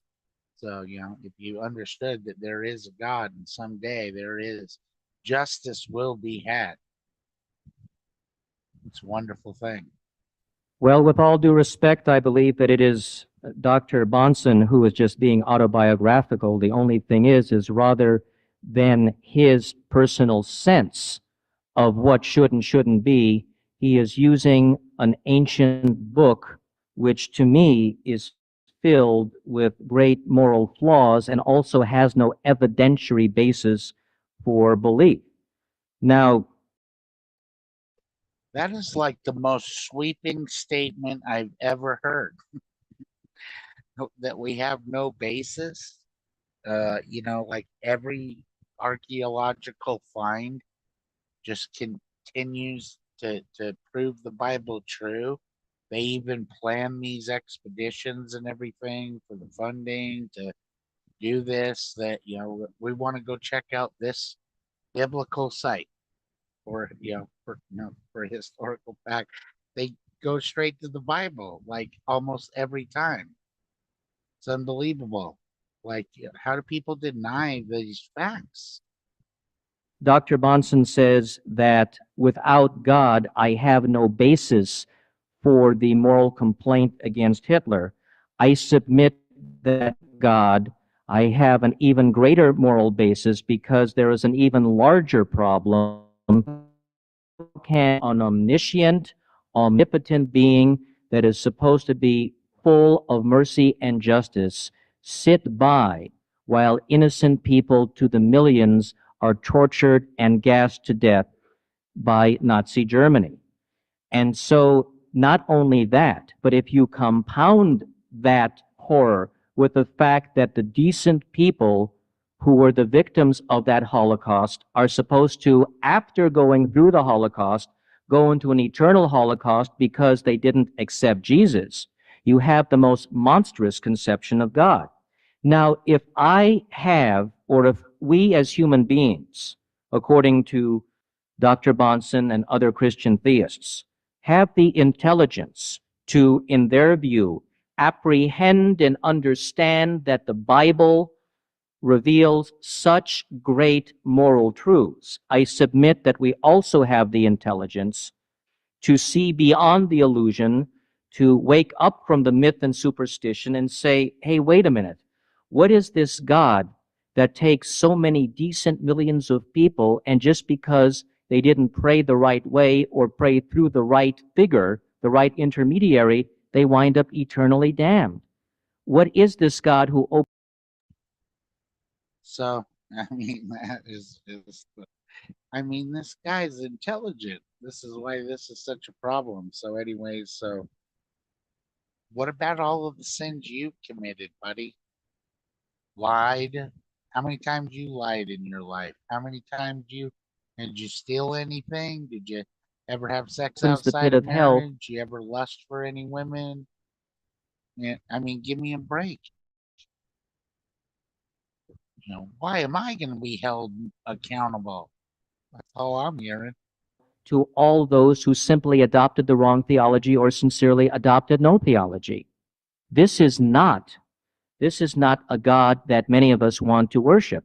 And if God is the designer of the intellectual capacities that we all used to analyze issues of philosophy, then God is also unavoidably the designer of the thought processes in my head which lead me to reject the Christian God of the Bible. And so what kind of an impossibly ridiculous being is this to plant in my head the seeds of rejection, knowing that he plans for me eternal punishment because I have exercised the rejection for which he inclined me in the first way by the way my thought processes have been composed.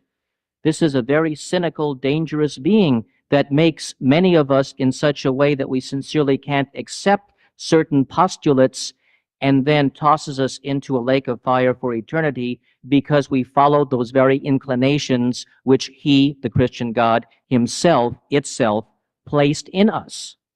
This is not a God that's worthy of believing. And it's not a question of whether Dr. Bahnsen's autobiography or my autobiography prevail.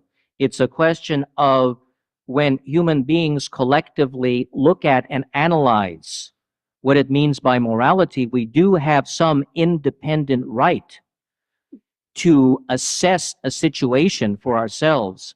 If the God of the Bible had not stayed the hand of Abraham, and if the God of the Bible had made Abraham kill his son Isaac unto an offering, I think that we should be able to say that that was wrong.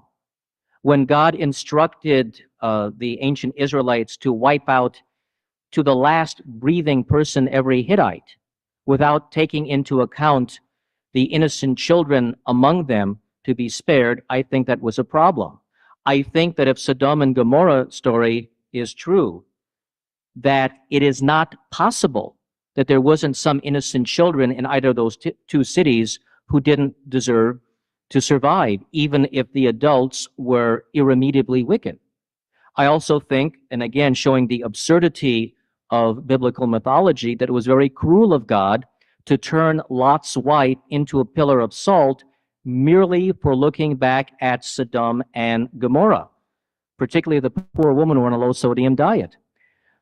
So I think that when you look at the fact that the types of supernatural absurdities which occur in the Bible would be believed in no other context, but there is a kind of sui generis modality of suspended credulity that comes to the Bible, that we compartmentalize the normal analytic process that we use to confront and to deal with every other facet of the human condition, but that when it comes to the Bible, we suspend our rational analytic capacity and accept the most outrageous fairy tales and horror stories as actual truth, which we would not do in any other context. It tells us something, and it gives us a legitimate basis for doubt. It would be more appealing to believability if those things set forth in the Bible were the types of phenomena which we saw manifested in all other areas of human life. If supernatural events were a daily occurrence, if the appearance of angels and supernatural beings were something that accompanied our daily experience, that is something that would make the Bible more believable. But to say that in an empirical universe, that the only exception to the standard laws we live with every day is the biblical account of truth, I think is a very, very weak argument. And so I submit that the evil supernaturalism of divine retribution for failure to pray the right way is an anathema to justice, and that this God does not, in fact, exist. Thank you, Mr. Tabash. We will now have a 3-minute intermission. During this intermission, if you feel like you'd like to write down a question for Dr. Bahnsen and Mr. Tabash, would you please write it down and pass it to the center aisle, and we'll have ushers collecting them. Ready to begin segment 2. If you'd like to find your seats, we'll begin in 30 seconds. Thank you. Would you please be seated? We will now begin segment 2 with Mr. Tabash and as we've seen in the 20th century.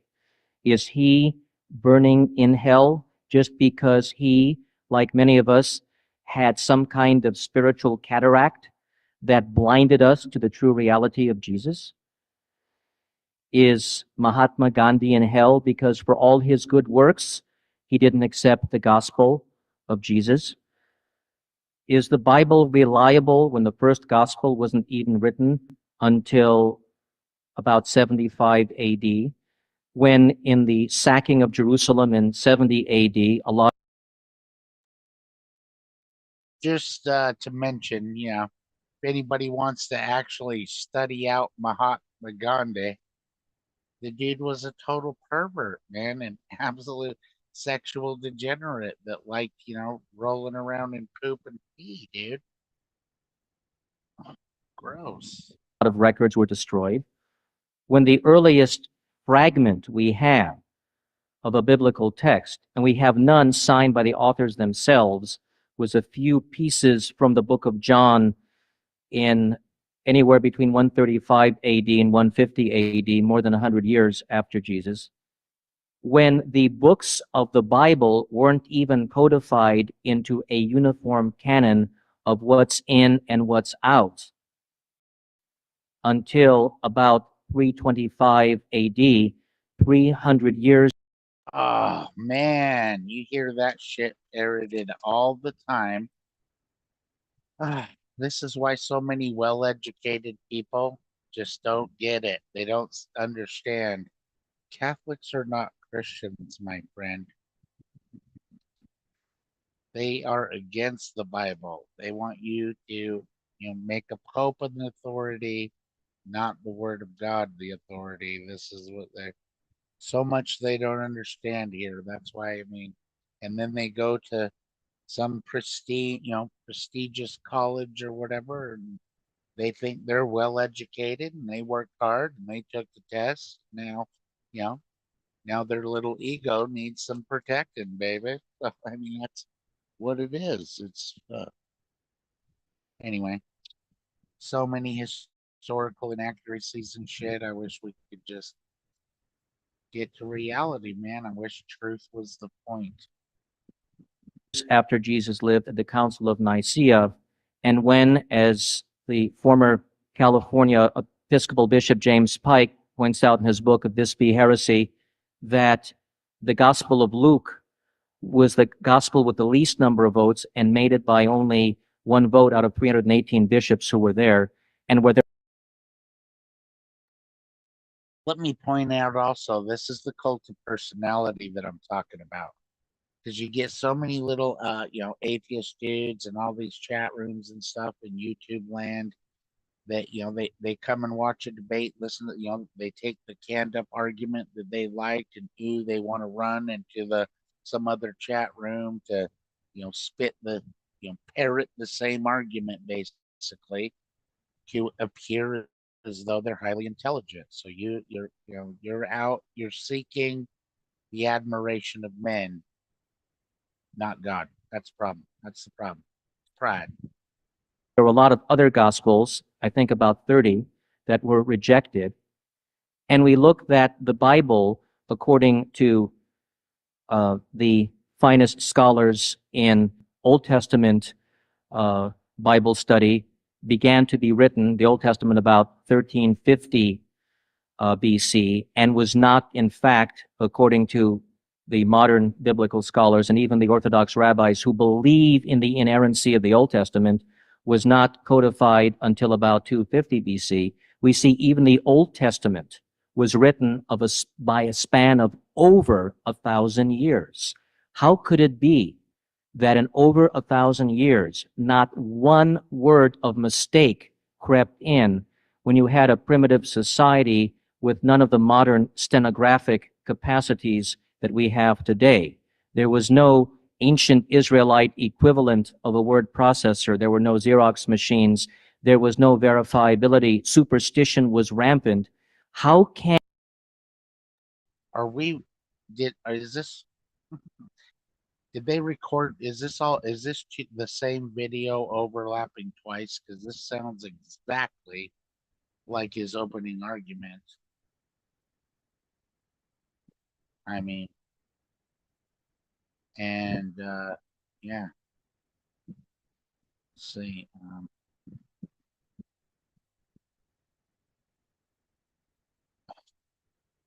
I'm done. I'm done listening to this guy repeat himself. In the first place, Mr. Tavish has not yet understood the challenge that's been directed to him. He has very little time left to deal with it. I hope that he'll use it when it does come. In my opening remarks, I pointed out that the inductive principle needs a rational foundation, and that we use the inductive principle when we reason, when we engage in discourse, when we do anything to make our experience intelligible. Everything Mr. Tavish has been saying tonight, all of his reasoning, all of his argumentation, fallacious or not, all of it has assumed the inductive principle, that there's a uniformity in nature. That is not the design argument. So I hope that he gets to the debate tonight and catches up with what's going on, because no one is arguing the teleological argument tonight. Your opponent is arguing that those who argue against the teleological argument and those who argue in favor of it, those who argue against God and those who argue for God, everyone who argues assumes the uniformity of nature and the inductive principle, and we haven't been given a rational foundation for that. In fact, the inductive principle is contrary to the atheist view of the universe. So atheists continue to reason, continue to draw on past experience and to draw conclusions from past connections and that sort of thing, and yet they have no basis for believing that they have the right to do that. I'm just waiting for an explanation. It hasn't been given. When you appeal to sensory experience, you beg the question. By the way, better atheist philosophers than Mr. Tavish have already pointed that out. Hume and Bertrand Russell both pointed out you can't appeal to experience to prove the uniformity of nature. Why? Because the appeal to experience already assumes the uniformity of nature. Now, as you consider the background worldviews of atheism or Christian theism, I want you to observe that the life of the atheist is riddled with inconsistency and thus is exposed as being utterly irrational. Atheists will presuppose human dignity and attend the funeral of a friend or to honor a relative, even a child with Down syndrome. But then they will turn around and argue that man has no dignity, is no different than any other product of evolution, like a snail or a dog or a horse. I don't see how they bring these two things together. The atheist will insist that man is nothing more than a complex of biochemical factors controlled by the laws of physics. And yet he kisses his wife and his children when he goes home, as though there is something called love that each of us share in the family. The atheist will argue that in sexual relations, anything goes. There are no moral absolutes. Don't impose your views on others. He'll even defend prostitution, but then indignantly condemn child molesters or morally repudiate necrophilia. You see, the atheist is just a bundle of contradictions. He can't bring his worldview into harmony with itself. He'll suggest that things which happen in the universe happen randomly. It just is that way, arbitrarily. Talk about primitive thinking. That's far more primitive than anything you can find, even in the time the Bible was written. It just happened. But then he'll turn around and he looks for regularities and law-like explanations of events. He looks for uniform. That is the best summary of atheism's faith in their religion. It just happened. That's who they worship. It just happened. I'm not, I don't want to, be poking fun, because I genuinely pray that these people repent. You know what I mean? That means in whatever direction you're going in life, turn around, come to the truth. Jesus was telling the truth about who he claimed to be. That means God showed up and proved he's real. So, if you really want truth, investigate the claim of his resurrection. Is there is there good reason to believe that Jesus actually rose from the dead, which we would all agree that would be a miracle if someone was dead for 3 days. No one gave him a shot of nothing. Nobody was, practicing sorcery and magic and shit outside the tomb. And also, you've got tons of prophecies way before he was even born telling you about this resurrection event. to back up his claim. So he's not just another nut job showing up claiming, I am God. You know what I mean? Lots of people did that, but they had no proof. Jesus had all of the proof of all of these prophecies and scriptures written before him. Every time he performed a miracle, he pointed back to him. The Jews, obviously, they didn't recognize him because they didn't study the scriptures. They loved their religion and all of their, traditions and rituals and shit. They loved all of the pageantry and tradition of their religions. So most of the religions of the world do the same thing. So but to me, what other reason would anybody have to be a Mormon? Even if you show them all of the proof and all of the, there's no way that Joseph Smith, according to the Bible, could have been a prophet. And I mean, I don't know why you would think a child molester could be a prophet of God, of a holy God. That anyways. So yes, that's where it's I genuinely hope that these people understand. Like, dude, God has offered you so much proof. That's just, but you don't want to get serious. You want to. I get it.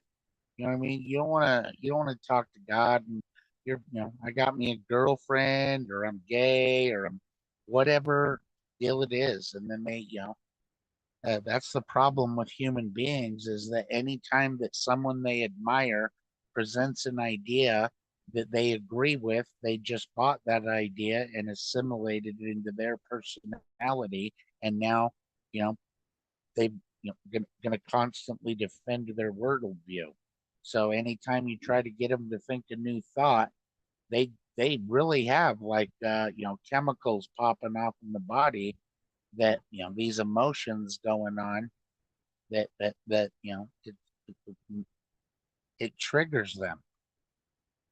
That you kind of get this knee jerk reaction anytime you threaten somebody's worldview. That's totally scientifically explainable with actual real science. So, anyways, yeah, I mean it's unbelievable. But that was the best summary. It just happens. There's the atheist God right there. Found him. Found your God that you guys manufactured. And predictability in the things that he studies in natural science. You see, the atheist doesn't have a workable worldview. He may go on and on autobiographically about how he doesn't like the God of the Bible and doesn't like the doctrine of hell and all that, but he doesn't have a workable worldview in terms of which to reason in the first place, to argue at all. And he exposes its weaknesses at every turn in his life. You see, you can claim that there is nothing spiritual, nothing immaterial, nothing abstract and universal, that I mean, here's the thing too, from the Christian perspective, these poor atheists, I mean, dude, you maybe need to lower your standards a little bit because you don't see the big picture that God himself showed up, allowed his creation to, brutally beat him, kill him in the worst way possible, and I mean, literally goes into hell and back to prove that he absolutely loves you and does not want you to fall under his holy justice. He doesn't want you to go there, man. He went to a whole lot of trouble to prove to you that he's real. Believe on him. You guys don't study any of the old, animal sacrifice ceremonies that were all things that were pointing to Jesus as the Messiah. That, unfortunately, the Jewish people stopped studying the scriptures and fell in love with their traditions and religion and stuff. You know, hence the fruit of the Talmud, their unspoken Torah, and all that. It's all man-made humanism, straight up. So, anyways, yeah, I mean, what God did to prove to you that He's worth believing in It just isn't good enough for the atheist, and it's so sad. Only concrete particular things exist. You can claim that events are just random, that there's no personal plan or control or purpose in the universe. You can claim that reality amounts to nothing more but matter in motion. But you can't act or reason in that way. And as long as Mr. Tabish continues to reason, as long as he continues to assume the uniformity of past experience with what he's saying now, what conclusions he draws scientifically, how he makes his experience intelligible, he's not living in terms of his own assertion about the nature of reality. We have to ask the atheist, why should you be rational? I mean, if man doesn't have a mind, he's just, just has a brain that's subject to the laws of chemistry and physics, then there is no objective reasoning and there's no freedom, actually, for us to consider evidence in an argument and choose one way or another. Just like weeds grow, so the mind of man does whatever it does by the laws of physics. We have to ask the atheist, where is the origin of life? On the evolutionary hypothesis, we are led to the irrational view that life spontaneously generated. And yet science today, all of biological science, proceeds on the opposite assumption, that spontaneous generation is wrong, as a matter of fact. No matter how much you tinker or work with a cake mix, you're not going to get the cake mix to make a political constitution. No matter how much you tinker with the cake mix, you're not going to get it to make a dream of a spring day. Why is that? Because the elements of a cake mix have nothing to do with what we're talking about when we talk about political constitutions and dreams and so forth. These are different kinds of things. Similarly, inorganic matter doesn't, by a mechanical reconfiguration, give rise to organic things. That kind of thinking is mythical. It's going back to the days of alchemy. But that's what the atheist worldview leaves us with. We don't know why we should be rational. We can't understand the origin of life. On the atheist worldview, why should we think in terms of scientific inference? This is what I keep driving at. If you're a materialist, there is no uniformity in nature. There is no answer to Hume's skepticism, in which case the atheist can't assert anything, even that he doesn't like God. Why should we be moral in terms of the atheist universe? On a naturalistic principle, there is no right or wrong. There's just might. There's just what happens. You can't find obligatory authority anywhere in the world if it's just matter in motion. You see, the atheist just cannot answer the tough questions of philosophy. He cannot make intelligible use of his rationality, of scientific inference, of moral obligation. Now, of course, some atheists will say, well, we don't need to answer that. Reality is simply this way. That is to say, he wants to be arbitrary. Well, if you're going to be arbitrary, don't bother to debate. Just say, I'm going to say whatever I want to say. Or sometimes atheists will say, no answer is possible to those deep philosophical questions. No one can know for sure. Of course, that's self-contradictory, isn't it? If no one can know for sure, then how do you know that no one can know for sure? Basically, what atheists end up saying is that, well, everybody knows nature is uniform. Everybody knows there's moral absolutes. Everybody knows these things. And you know what? On that point, I agree with the atheist. Everybody does know these things. But the problem is they don't comport with atheism. These things that people know very well, the continuing evidence that you need a Christian theistic worldview to make sense out of experience, these things don't comport with atheism. Key philosophical questions are answered by atheists arbitrarily and inconsistently, in a way which can't make sense out of ordinary human experience and reasoning.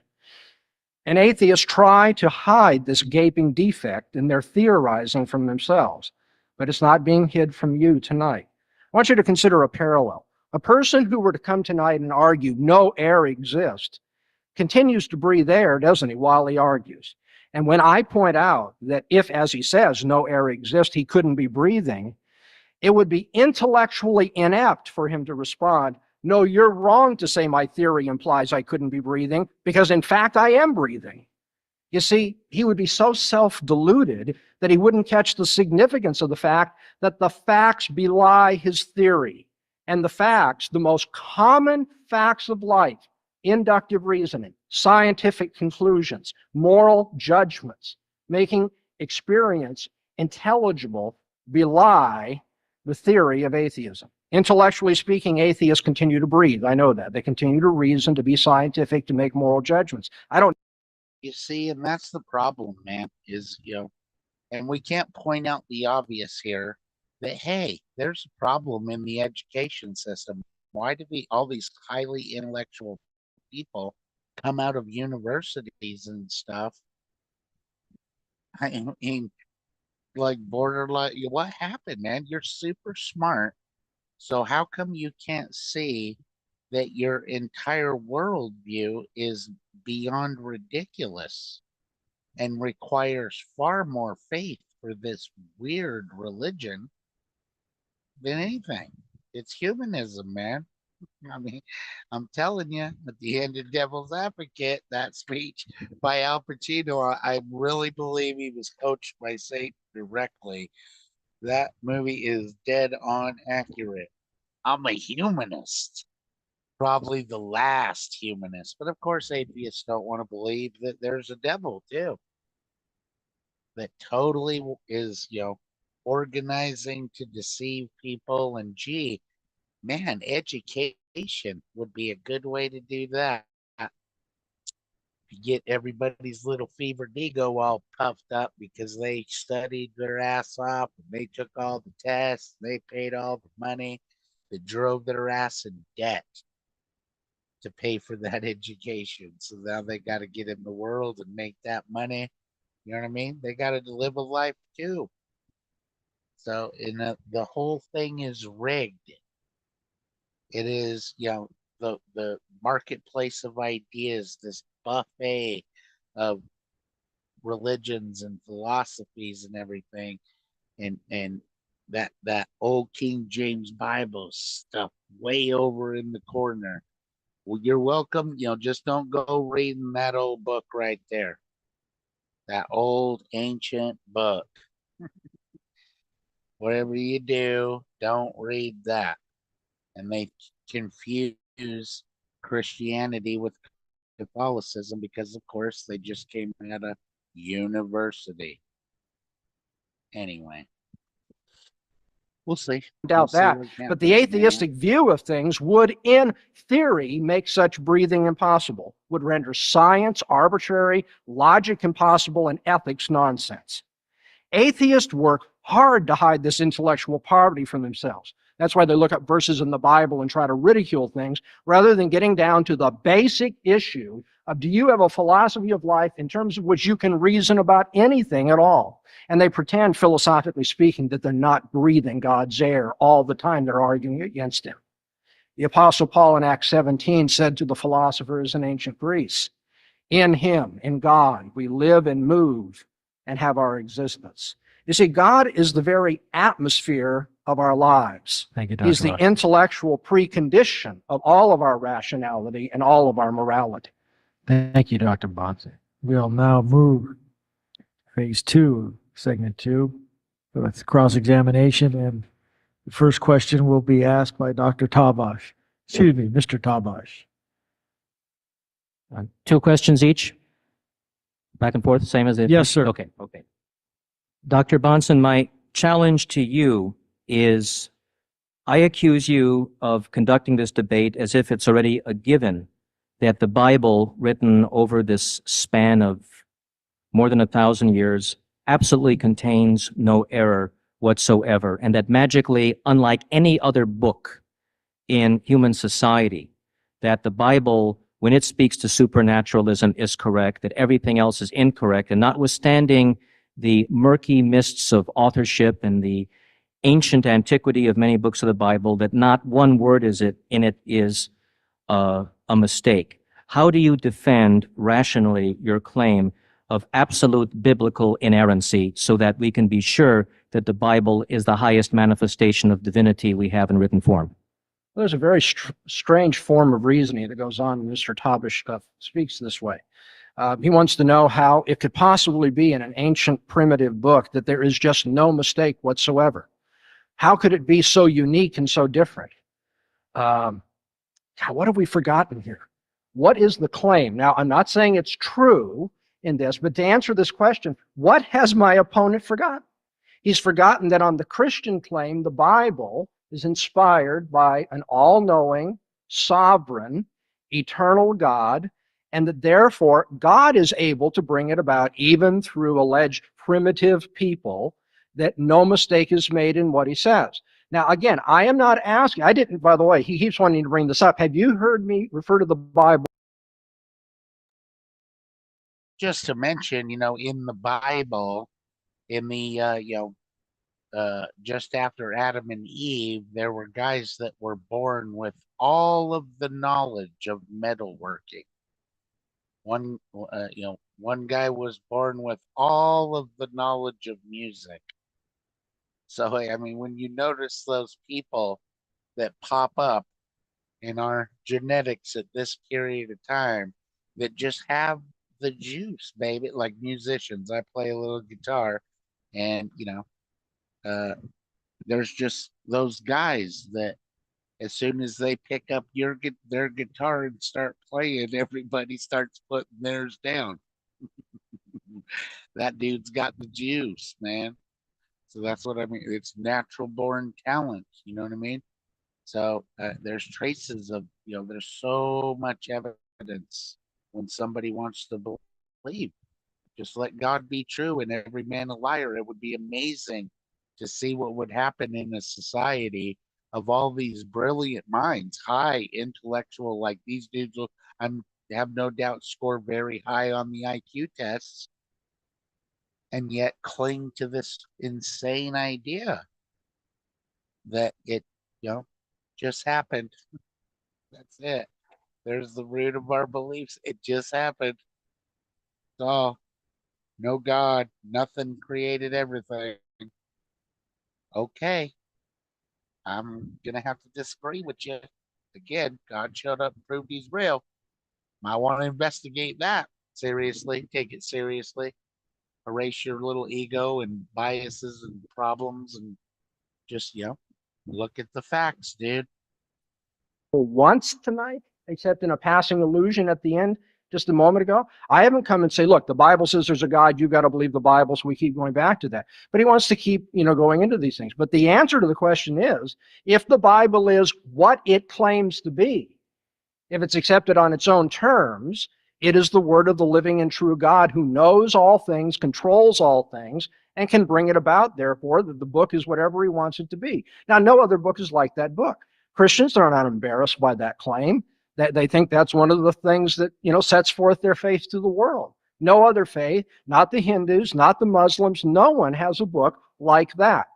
In fact, there's only one or no one else has a book that contains prophecy. The thing that God declared that he would provide humanity as absolute proof for his existence, because it's these things, for these prophecies to be fulfilled.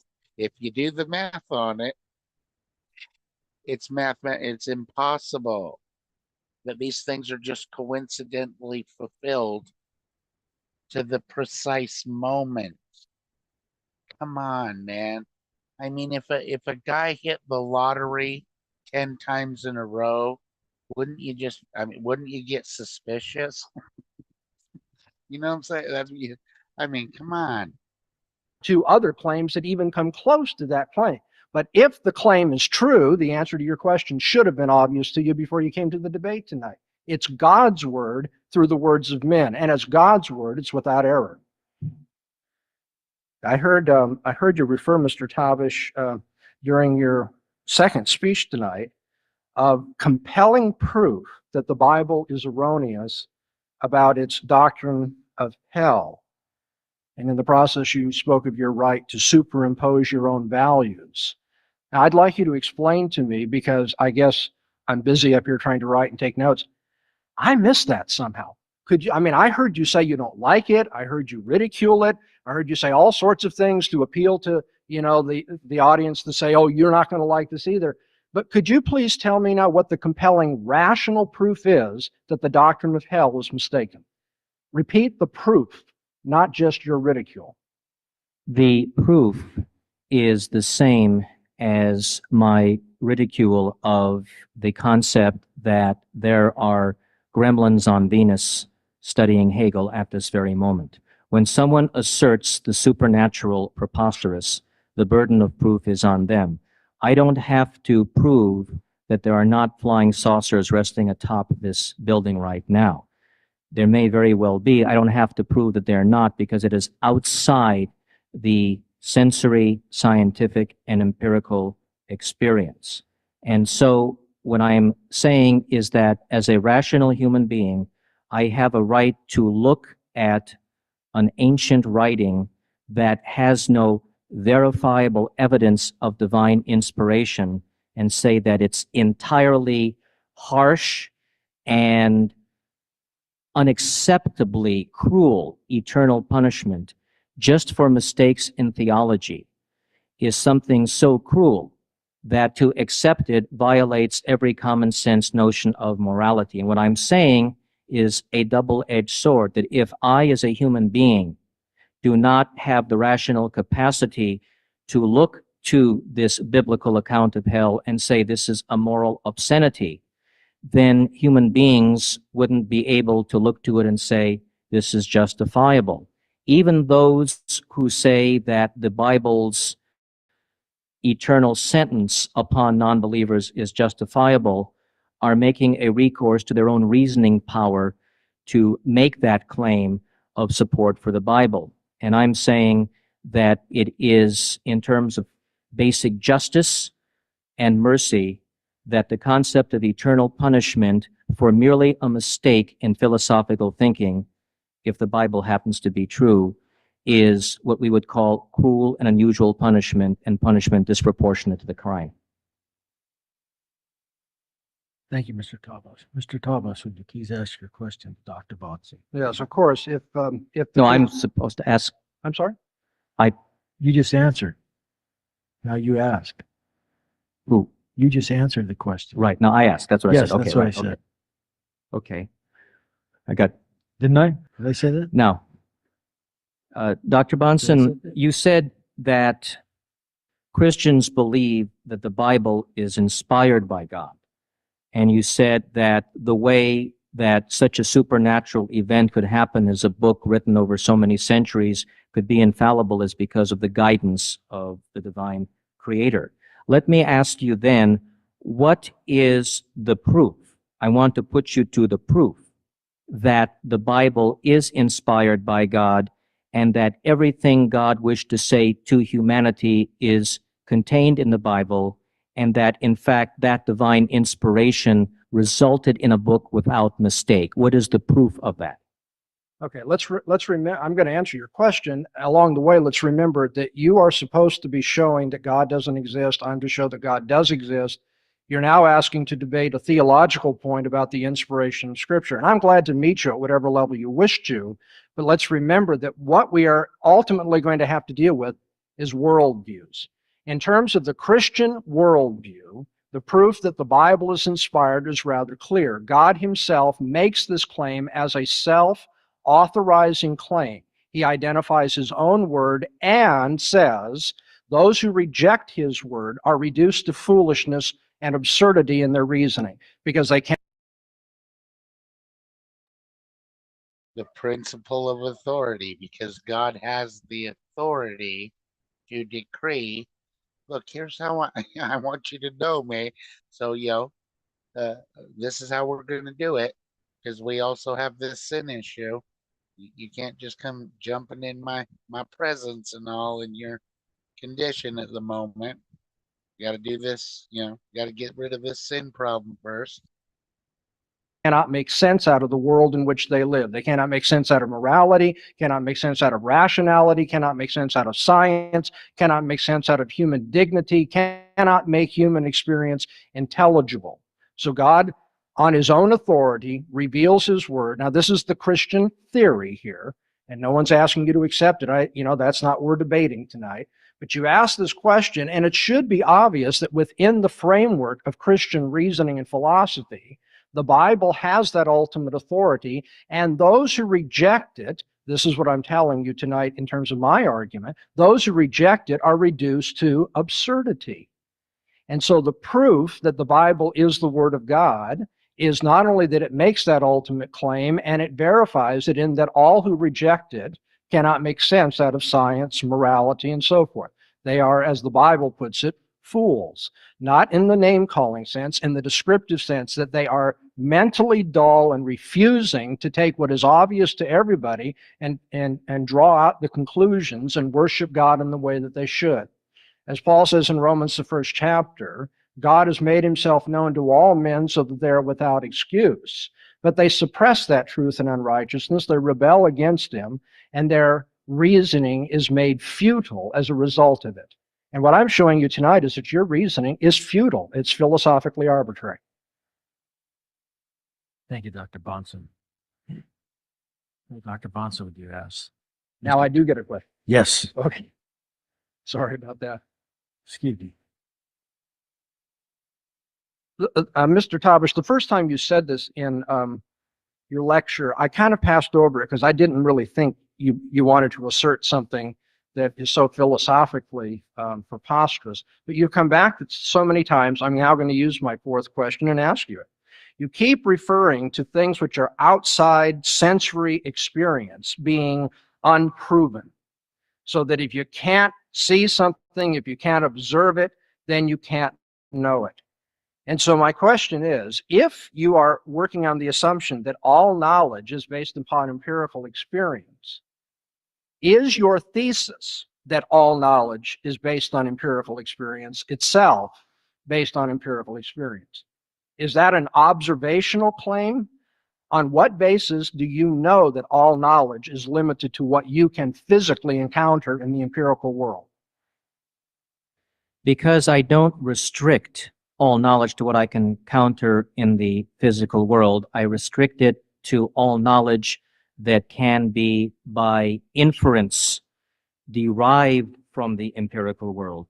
To say that a supernatural being exists outside the universe and that the universe is sustained on that breaks the chain of command of empirical causation. But to say, for instance, that subatomic particles exist and that microcosmic subatomic particles exist is an extension of trying to determine the components of larger macrocosmic entities.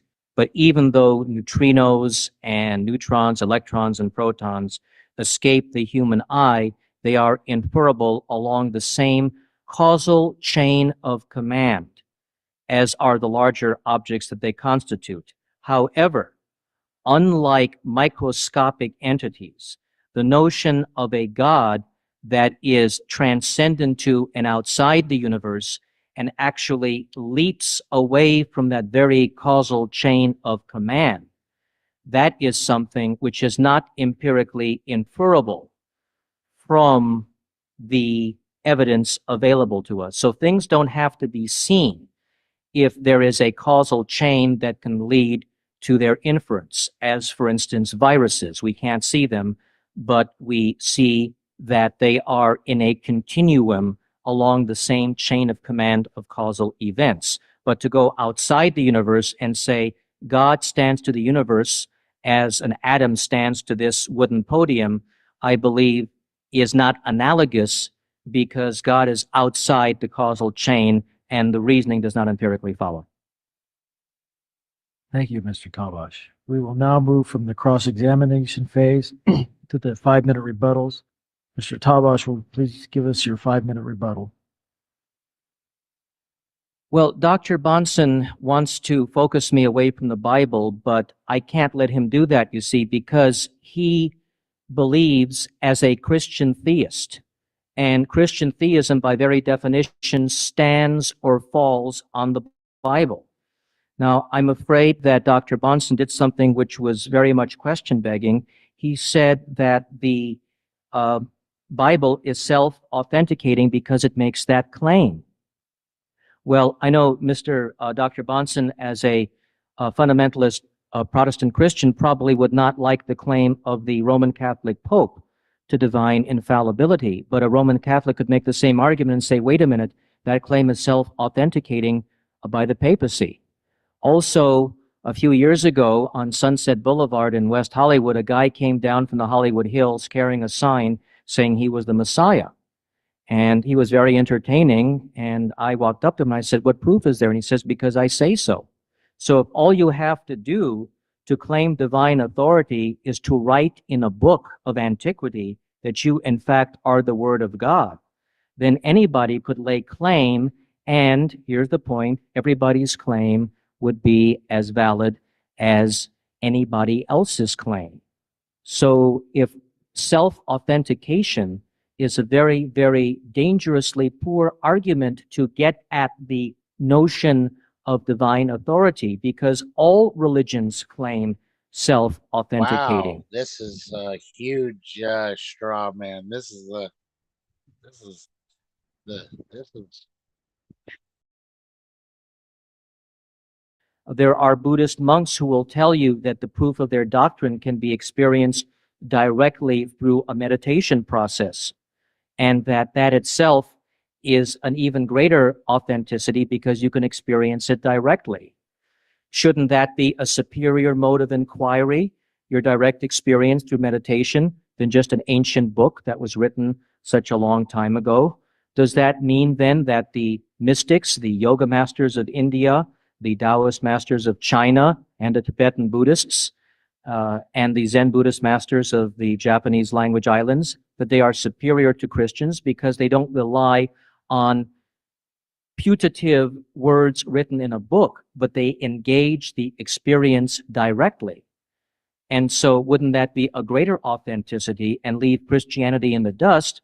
Because then the Eastern religions based on direct experience aren't just on written hearsay, but on direct encounter with the infinite through direct contemplative merger.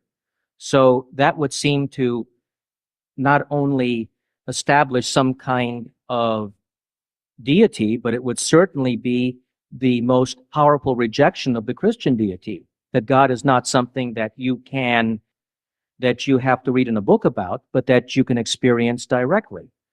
And this brings me to a very important point. If this God exists, then why shouldn't it be amenable to direct experience rather than asking us to believe the hearsay of a bunch of ancient authors whose authorship isn't even authentic? So if in fact the divine creative force exists, why would it manifest through ancient Bibles without updating them, without giving updated confirmation of miracles? Why would that God not turn around and say, "Forget what men have written about me. They're just men," and women weren't even permitted authorship in those patriarchal societies. "So why don't you experience me directly?" And if we can experience God directly, then we have no need for Christianity, because that explodes the whole concept of Jesus as a valid intermediary. And so the point is that if the Bible fails by its claim of self-authentication to validly make that claim, if it is nothing but a this is just a personal perception, but I think that I do get the impression, the way this guy keeps, trying to throw in like the feminist attitude or whatever, that like as God is like acting like God is against women and everything. That this guy, his mother was the who wore the pants in the family, and this guy obviously really loved his mommy. serving proclamation, then Christian theism, which is what my opponent is defending tonight, not theism in general, but Christian theism falls apart completely because it is dependent on that book. And I'm arguing a larger point, which is the fact that a book claims something doesn't mean it's true. Otherwise, the people who write books about their UFO abduction experiences are telling the truth because they're self-authenticating it and they're putting it in a book. So I would say the Bible, with its inconsistencies, with its irregularities, and its span of over 1,000 years in composition, is simply not a valid basis to say all our brothers and sisters on this planet will go to hell unless they believe in Jesus. Thank you, Mr. Tabash. Dr. Bonson, will you please give us your 5-minute rebuttal? Well, now I really am convinced, with all due respect to my opponent as a human being and so forth. I care for you, and I'm not at all trying to take down your dignity, but I really am convinced now that your worldview reduces to philosophical absurdity. We have heard Mr. Tabish claim that all knowledge is either by direct observation, or he said, as though he were answering my question, he didn't. It's either direct observation, he said, or it's empirically inferable. That is, it's something you can infer from your direct observations. But don't you see that the claim that all knowledge is observational or based on empirical inference is itself a claim that's not observational, nor is it based on empirical inference. No number of observation reports from people in the world will logically infer, will bring down the conclusion that all knowledge is restricted to observation. That is a self-refuting claim. And our opponent here tonight hasn't even thought through his worldview enough to realize that. He's stepped into this, and now, you see, he doesn't know any of the things that he has claimed tonight whatsoever because he hasn't proved them by observation. Notice that he claimed there can't be a hell because that's just too preposterous. Oh, did he observe that it's too preposterous? Now, on the one hand, you have an opponent here who says you only know what's based on observation or by inference from it, and then you have him making all sorts of claims that have nothing to do with observation, and no attempt is even made to make them observational. So you see, he contradicts himself in the very process of trying to defend his atheism. He tells us that proof is not by a mere claim to inspiration. Of course, I didn't say that it was by a mere claim to inspiration. I talked about the fact that the Bible must first make such a claim. It must be self-attesting, or we wouldn't have any reason to take it to be that way. And I said those who reject the claim are reduced to rational absurdity. Not all claims to self-authentication are in fact true. I know that. You can have some guy wander down from the Hollywood Hills and make all kinds of claims that have nothing to do. But the Bible says, reject this claim and you're made a fool intellectually, morally, in terms of human dignity and all the rest. What Mr. Tabish just totally skirted so he could get back to his ridicule approach rather than debating is that I said that we prove the claim of the Bible from the impossibility of the contrary, that it's the very foundation and precondition of what all of us do all the time in our reasoning and our making moral judgments and our living with one another and making human experience intelligible. Throughout this debate, repeatedly, we've heard false assumptions set forth as though he has the right to just say it on his say-so. Isn't that strange for a man who just got upset about thinking I was making a claim true just because it was claimed? He's told you about the questionable text of Scripture, the questionable authorship. I'm prepared to defend every one of those points. The text of the Bible, the authorship of the Bible, were that the issue tonight. It's not. All I want to point out is that his saying that they're questionable shouldn't lead you to think so. I'll give you extensive scholarly bibliography to show that he does not know what he's talking about. He assumes arbitrarily that the Bible doesn't have good credentials as a text. It has excellent credentials. Compare the Bible to what we know about the text of Plato. There's only about a 1,200-year difference between the evidence we have for the New Testament and what we have for Plato, and yet no one questions that we understand what Plato said and so forth. And yet we have this man making a claim that you can't trust the text of the Bible. These are false assumptions, and I just don't want you to think that Christianity crumbles because a man makes claims about it crumbling. It doesn't. Mr. Tabish's appeals for evidence, for the plausibility of reasoning, don't make any sense in terms of his own worldview. His own discourse in debating has assumed the uniformity of nature and the inductive principle, but the worldview he's come to defend cannot rationally warrant or even make intelligible the assumption that we can use the inductive principle, that we can reason from the uniformity of nature. As David Hume showed, Mr. Tabish has been reduced to skepticism tonight, and yet he keeps making claims to knowledge, even though he has no rational foundation for them. by continuing to implicitly use and affirm the principle of uniformity, even though his most distinctive and crucial presuppositions Dr. can't Bonson. rationally allow for that affirmation, Thank you, his Dr. Bonson. engaging in debate has become its own refutation. We'll now have a 5-minute intermission. And I'd like our panel who have been screening the questions to please bring them up. And we will head into the next 30-minute question and answer period in 5 minutes. Thank you. Responding to each question, both gentlemen will get 90 seconds to comment, and then we will alternate questions, and the first question will go to Dr. Bonson. Dr. Bonson, you have done a good job in disproving Tabasch's arguments against why he doesn't believe in God, but the burden of evidence lies with you. You must first prove that God does exist. Please prove it. You have not proved more than you have not proved that God does exist more than Tabasch has proven that God has not merely a human projection, I believe that is.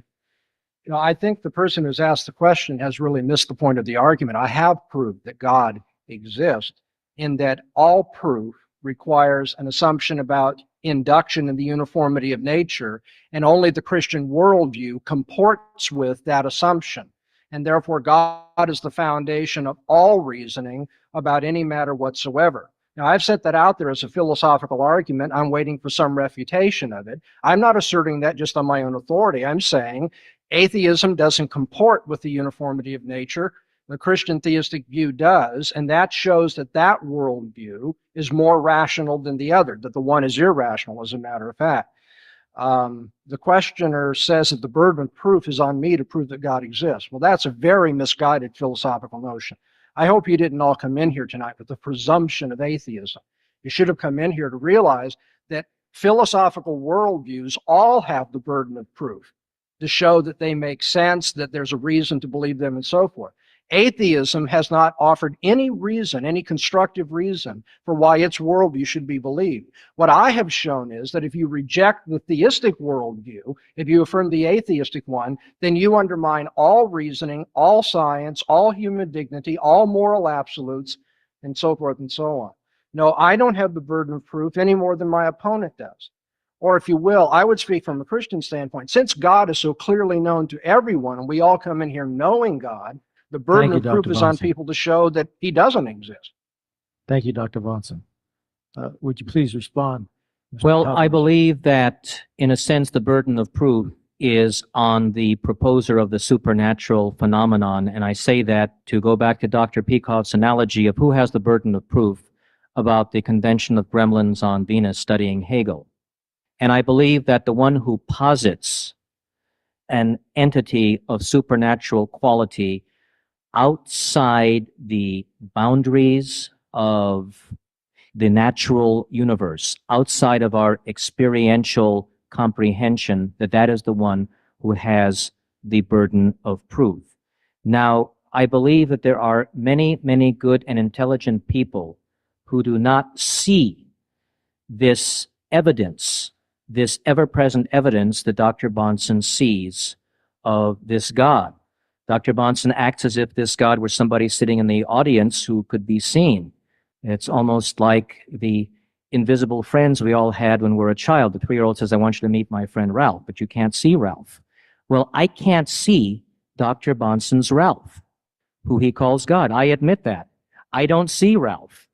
And I don't believe that my inability to see Ralph is because of a defect in my perception. I believe that it's up to Dr. Bonson, since Ralph is invisible, to prove that Ralph exists. And the absence of that, I believe that the burden of proof is on him because he is postulating the claim that requires going outside of nature. Thank you, Mr. Tabasch. Question to Mr. Tabasch. Explain morality and its inception into a pro-atheist, pro-science world.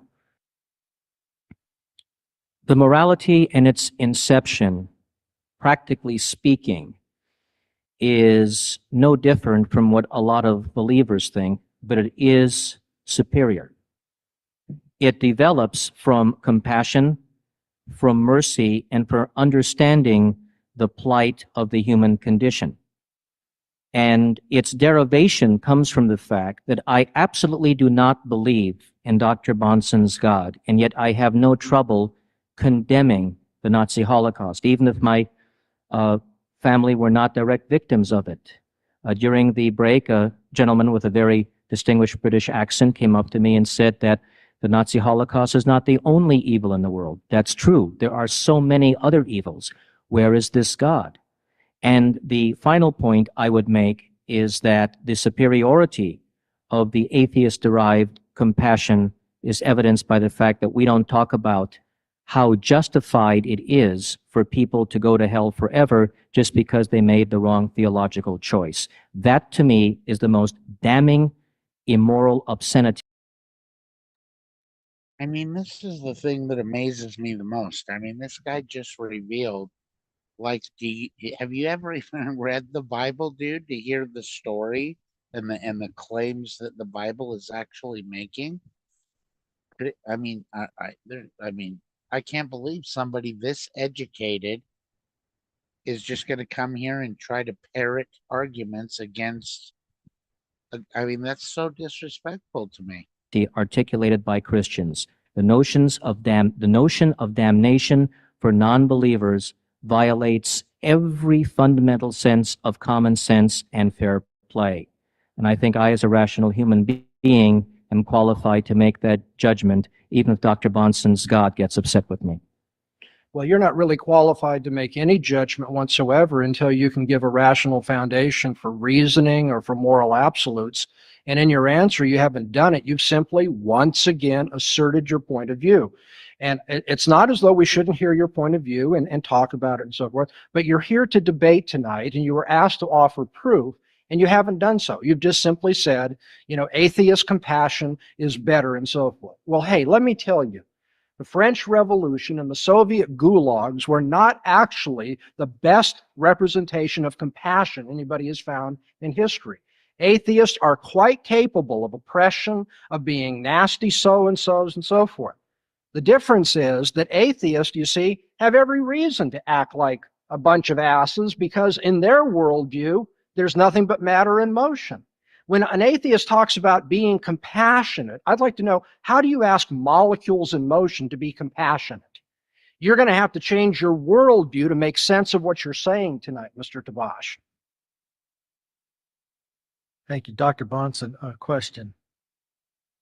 Extraordinary claims require extraordinary proofs. Where is the extraordinary proof of your extraordinary claim for God's existence? Very good. You're right. Extraordinary claims do require extraordinary proof. And here's extraordinary proof. When you talk about a claim which, when rejected, undermines the possibility of making intelligible all other claims, that's extraordinary. For you see, if I reject, the idea that there's, so many pounds of Cocoa Puffs in the world, that claim doesn't really have an effect on a whole bunch of other claims. It may affect claims about how much money can be made for selling cereal and so forth, but it's rather limited. But when you make the extraordinary claim that the philosophical precondition of intelligibility for anything is based upon that worldview, that's a rather magnanimous thing. And now that hasn't been disproven. In fact, that has been assumed in all of what my opponent has had to say, that the universe is uniform, that we can use the inductive principle, that there are moral absolutes, and that comports with the Christian worldview. And that's why the extraordinary claims of Christianity, or about the existence of God or the supernatural, have been met with the extraordinary proof that when you reject it, you undermine all philosophical possibility of making rationality, science, morality possible. You see, in a sense, the supernatural is the presupposition of the intelligibility of the natural. So whenever anybody appeals to the natural world and says, this is intelligible, I say you're already assuming a worldview that you reject. Mr. Tabash, would you please respond? Well, the problem with Dr. Bonson's argument is that he assumes what he has completely failed to prove thus far. He's talking about morality deriving only from the Christian God and cannot derive from anywhere else in the same level of moral sublime quality, but he has never proved his Christian God. His claims of biblical self-authentication and his claim that the Bible is not mistaken is something he has not proved. So if the Bible does not support the Christian theist position, and there's no other document that supports the Christian theist position, and there's no other avenue other than the Bible in which God allegedly said to people, only Christianity is the way to reach me, then I think that Dr. Bonson has a problem, because the Orthodox Jewish rabbis who argue with me day and night in my life could come up to him and say, we don't need the Christian overlay on initial Judaism to be highly moral people. And then a Buddhist could come along and say, we don't need your anthropomorphic concepts of a self-willed, conscious, separate deity to have moral concepts. And so could the yoga masters of India say the same thing. So could Gandhi say to Dr. Bonson, I don't have to be a Christian to recognize these truths. Thank you, Mr. Tabash. Question for Mr. Tabash. Since you probably support the right of abortion, how does the events and deaths in the concentration camps differ from the unborn child in its mother's womb, i.e., for the child dying is held in a concentration camp? Well, I didn't think I'd be having to reprise my abortion debate, but here goes in 90 seconds. Okay, first of all, up until the 32nd week of pregnancy, when abortions are no longer occurring, there is no capacity for consciousness. Conscious awareness can only come about when the cortical neurons in the brain are linked to each other by a system of synapses. And until that is in place, there's no capacity for self-awareness, which means there's no capacity for consciousness, which means there's no capacity for suffering. Also, no one at law is ever required to sustain the existence of another person. If you wake up in a hospital and you're attached to some great scientist, you wouldn't be required to give of your bodily functions to sustain that other's existence. So to require a woman to sustain a pregnancy against her will would be the only time in our legal system where one human being is required to give of their bodily functions to sustain the life processes of another. And in this case, that other is not fully developed and is entirely dependent upon the woman and is inside her. And as I said, the latest that abortions occur are at 28 weeks of pregnancy. More than 97% of them are completed by the 20th week of pregnancy, and a significant brain function to sustain an awareness of pain and consciousness doesn't even have possibility until much later on. Could you please keep that down, please? Thank you, Mr. Tabash. Dr. Bonson, would you please respond to that? Yes, notice the contradiction again in my opponent's reasoning here. He tells us that it's all right to execute these developing human beings because, according to him, there's no capacity for consciousness up to a certain point. And yet earlier in the debate, you heard him say that we only know things based on observation. Now, I'd like to know, on what observational basis does he know what consciousness the developing fetus has or doesn't have, or is even capable of having? Are capabilities something that you observe as well? You see, he just can't decide which worldview he wants to use. As a matter of fact, what you see in the case of the developing fetus is always a matter of degree. There is no question after conception that you have all the biological components here of a human being. The child does not become a human being when it is fully developed in its mental capacities. I can't believe a man who has relatives who were killed under that kind of thinking would now apply it to innocent unborn children. For you see, if you start saying those people that you don't deem fully developed can now be executed, then we're right back to Hitler and the genocide of people that you think aren't fully developed. Thank you. Please keep that down. I didn't know this was going to turn into a abortion. Okay. Homie just got slammed. That is just, that was right on the money. Sorry. Debate. You asked the sounds question, pretty Mr. good, Moderator. Question for Dr. Bonson. Why is it so obvious that morality cannot exist without God? Aren't you making the mistake of assuming that reality is only a physically probable phenomena Why can't reality be composed of a physical as well as an ethical law? Well, I suppose if somebody wished to advance that worldview, it would be something similar to what Plato did. I'd be glad to appear at another debate and debate that worldview. But that is not the atheist worldview. The atheist worldview assumes that it's matter in motion and other forms. I mean, I could state it more in a more sophisticated way if you want to go to a graduate course in philosophy, but you know what I'm getting at. But there have been worldviews that say you have matter, and then you also have the realm of ideals or in abstract notions, and you could have then ethics there, and you could have science in the material world. And the problem with that worldview is, as it was for Plato and everybody else who tries to be a dualist, is you can't bring the two together. You can't relate the two. You can't use the principles for one to explain, understand, or be in touch with the other. But the most important thing relevant to tonight's debate is that this is not an answer available to my opponent. Because if he wishes to assert that there are immaterial realities like moral absolutes, he's going to have to give some account of that that is consistent with his denial of the supernatural, the abstract, and the immaterial. Thank you, Dr. Bonson. Mr. Tabash, would you please respond to that? Well, I think I'm just going to give such abstractions and demonstrate how they work in response to my opponent's challenge. And that is, we know that love can be experienced because love is what we define it. It doesn't have to be a supernatural phenomenon. Love doesn't have to go outside the realm of human experience because we define it as a feeling that we have. We don't define it as a separate invisible entity that floats around the universe.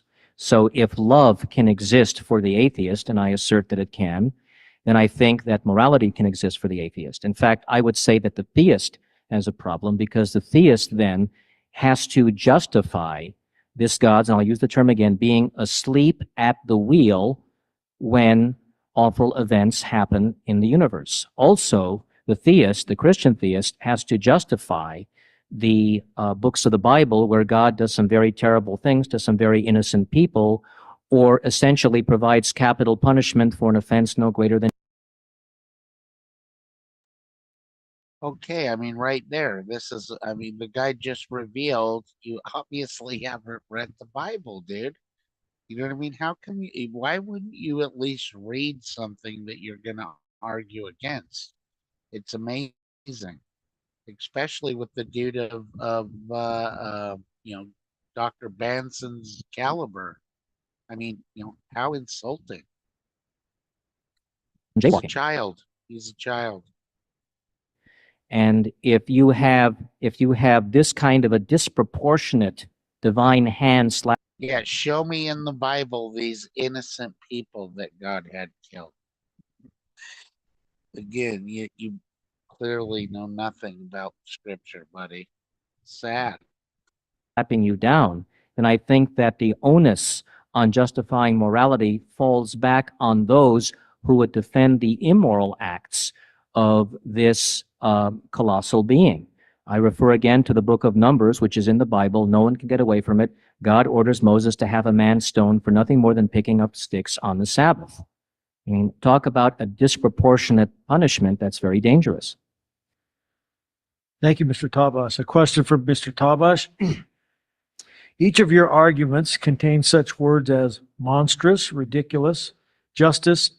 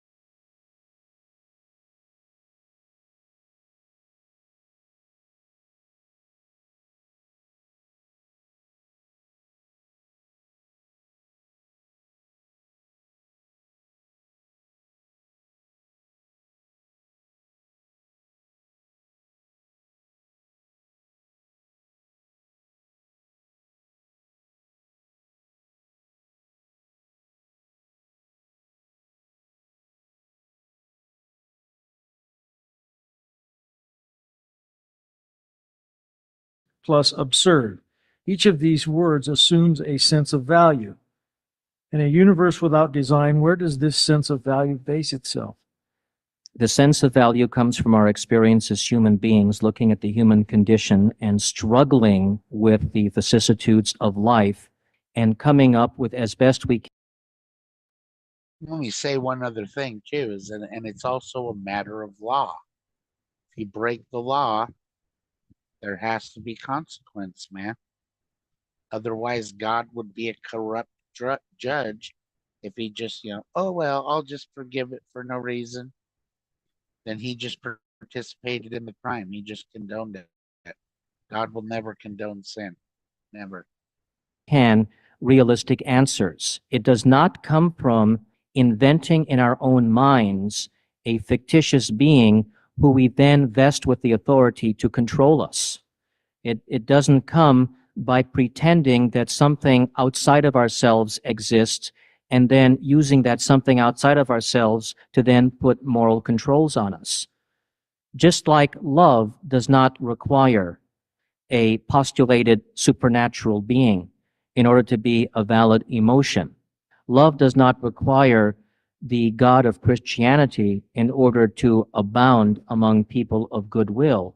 So it is that love is not the only great moral good that can exist without a deity. So can charity, and most of all, so can mercy. So can the realization that because we are alone on this planet, that all we have is each other, and that makes more poignant and more tragic the importance of our caring for each other. That is a high morality that comes from the absence of a divine parent. Thank you, Mr. Tabash. Dr. Bonson, would you please respond? In an atheist universe, there's no obligation for us to care for each other whatsoever, because we're nothing more but bags of biological chemicals and things subject to the laws of physics. And Mr. Tabash has been asked a very good question. It'd be nice if he finally would come out and address it and deal with it rather than skirting it. How do values comport with his view of the universe? Now, no one doubts that atheists feel love. I agree they do, because I know they're made in the image of God. I can account for the love that they feel. I can account for the compassion they want to show. But they cannot account for it, because every time they do, they end up appealing to things which are not molecules in motion. Talk about fictitious projections. He thinks that's what my God is. Without this God, we couldn't reason at all, make these moral judgments. But you make a fictitious projection that there is something like value or love when all you have to work with are molecules in motion. It should be commented somewhere along the line, because it's just not right for a man to keep making remarks that are distorted and false and just think he can walk away from that publicly. The Bible does not teach capital punishment for nothing more than picking up sticks. And yes, I know the book of Numbers, and yes, I'll be glad to debate that with you anyway. The man who picked up sticks defied God to his face. For that, he was executed. Thank you, Dr. Bonson. Question for Dr. Bonson. You say that the proof of So yeah, context is important. See, I didn't grab that in context either. I just read what the passage. So yeah, I don't know. God's existence is obvious, yet the only proof you mention is some complicated philosophical argument about inductive something or other, inferences, and what seems to me to be very indirect, subjective, circular logic. Is there any obvious proof for those of us who never took a course in obscure philosophy? Oh, sure. Although I really do appreciate the spirit of that, since I teach philosophy, and I know the frustration of those who don't study philosophy and they think all of this is gobbledygook and so forth. I assure you, this is not just, verbal legerdemain and so forth, that not all philosophers would agree with Dr. Bonson. They like to argue with this. But what we're talking about tonight in the history of philosophy is known as transcendental reasoning. Reasoning about the preconditions for the intelligibility of empirical experience or whatever it may be. And it isn't just a matter of subjective feelings or reasoning in a circle. A transcendental argument proves itself from the impossibility of the contrary. And I can give you passages in the Encyclopedia of Philosophy and other standard works, not written by Christians necessarily, that talk about that line of reasoning. That's what we're talking about here. Now, can this proof be understood by people who don't want to go through all the sophistication of a philosophy class? Absolutely. I've come here because it's an academic institution and tried to do something midway between very popular and something that I would have done in graduate school in philosophy. But I could do something, just very, very popular. That's what I'm doing when I talk about, on the atheist worldview, people are nothing more but matter and motion, molecules, moving around. Now, if that's all we are, and if all we know is our sense experience, then what I'm saying is we have no basis for making projections into the future about what might happen, in terms of science or anything else. And therefore, atheism is irrational. Thank you, Dr. Bonson. You're out of order, please. Would you please respond to that, Mr. Tabash? Well, I think that one of Dr. Bonson's techniques is, regardless of how I answer something, to accuse me of dodging it, and that's going to be probably the only thing eternal about this debate. So I'm going to accuse him of the same thing, and I'm going to say that I believe that he has dodged the proofs of God, and he has dodged, most importantly, the proofs of the text that underlie his claim that God not only exists, but exists in the way that Dr. Bonson says God does, which is as a Christian deity. And so I believe that as long as Dr. Bonson gives what to me are totally weak responses to justify the inerrancy of the Bible, that regardless of his other appeals to things in a natural order, those other appeals would argue against a Christian God. Those other appeals, even if they showed a deity, would show a deity of universality. They wouldn't show a deity that is exclusively favoring only those who believe in Christianity. And so I believe that if Dr. Bonson wants to make his point for a theistic entity that is exactly as depicted in the Christian Bible, that Dr. Bonson has to be very careful to make sure that everything in that Christian Bible can be proven to be true beyond a reasonable doubt, as we say in the courtroom. And I think that he has not sustained that burden of proof. Thank you, Mr. Tabash. Mr. Tabash, if you say there is no God, how do you explain the existence of the universe? Well, I think that we have to talk about what we mean by God. If you're talking about Spinoza's God, then maybe we agree that the word God can have application. But Spinoza's God is not a separate being that can be prayed to. Spinoza's God is not a separate conscious being that says, okay, this person believes in Mormonism, this person believes in Catholicism, and I'm sending one or the other to eternal damnation. So you see, the point is that if the universe is derived from an unknown beginning, that does not mean that our inability to yet concretely define that beginning, though I think we can have some greater assumptions than blind faith religionists can, that doesn't mean that we have to cling to superstition until the answer comes along. That doesn't mean that until we define viruses, we have to believe it was evil spirits making people sick.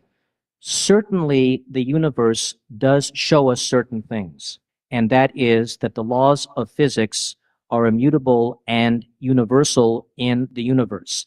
If that's true, that does not allow for a transcendental being beyond the universe to violate those laws on one planet in the solar system a few thousand years ago.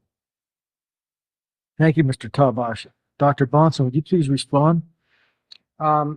Yes, I don't think that I have avoided any of my opponent's questions whatsoever, although I think repeatedly he has portrayed them in only half of what I've said, say about self-authentication. He has yet to deal with the problem of Hume and Bertrand Russell and the principle of induction and so forth, and I'm going to keep bringing him back to it, whether he is happy with it or not. But about the origin of the universe, to say that we don't have an answer to that and we're working on it, is to say at this point we don't have a foundation for our understanding of the world that we're studying, that we, as far as we know, it's totally arbitrary. It's just a chance world. But if it's just a random chance world, we can't account for it, we don't know where it came from and so forth, then why do we apply principles that are contrary to randomness, contrary to chance, and trying to understand it? You see, the atheist just can't have it both ways, appealing arbitrarily to, well, it just happens and we don't know why, and then saying we have to have an empirical reason for everything if we're going to believe it. Mr. Tabish simply will not stand still in his philosophical worldview and decide what his theory of knowledge is and make his theory of reality comport with it. As a matter of fact, atheists have a real difficult time explaining the origin of the universe, and in the end, they end up saying something like, everything that we see came from nothing. I'll give you the quotations later. My time's going to run out here, but it has run out. Thank you. Thank you, Dr. Ray. That will end our 30-minute question and answer period. We will now move into the final segment of this debate, segment 4, where we will conclude this debate with 10-minute closing statements. Mr. Tabash will lead off with his 10-minute closing statement. Thank you, Mr. Tabash. Well, this is the last opportunity I have to address you as a group. And I would say that notwithstanding Dr. Bonson's swipes at me, and I think that immortal line of being a criminal in the universe is a lot of fun. But notwithstanding that, I think that I don't have to demonstrate the impossible in order to be able to talk about the possible. Now, certainly the idea of the hydrogen and the carbon and the basic building blocks of life on this earth are much more plausible from what we can perceive than a putative mythological being, some equivalent of ancient society's giant frog or giant crocodile god or whatever. I think that when you create a myth in order to fill in the gaps of what you don't know, that doesn't validate the argument. I don't have to know exactly how my typewriter was put together in order to know its limitations. I may not know exactly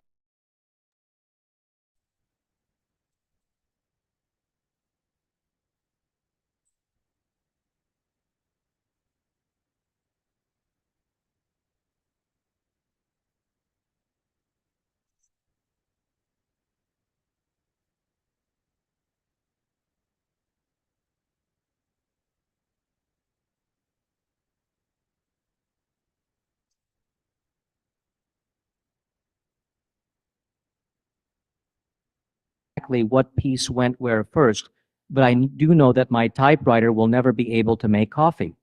That's the nature of the beast. So I may not know exactly which atoms came together first, and neither does Dr. Bonson, though he may pretend to by his attempt to seize upon divine knowledge through the Bible. But I do know that however it begun, and I think the Big Bang theory is a scientific theory that is plausible and that doesn't depend on supernaturalism, but however the universe begun, I think that we do today know its qualities to a large degree. So I don't know how this microphone was put together exactly, but I know that it carries my voice more than it would if I were not speaking through it in a hall this size. So I know that the universe, in what it shows me, does not depend upon violations of its own laws. And I know that the universe is not so structured that there is an invisible being who periodically, but hasn't done so in 2,000 years, violates those laws in order to make a point. And I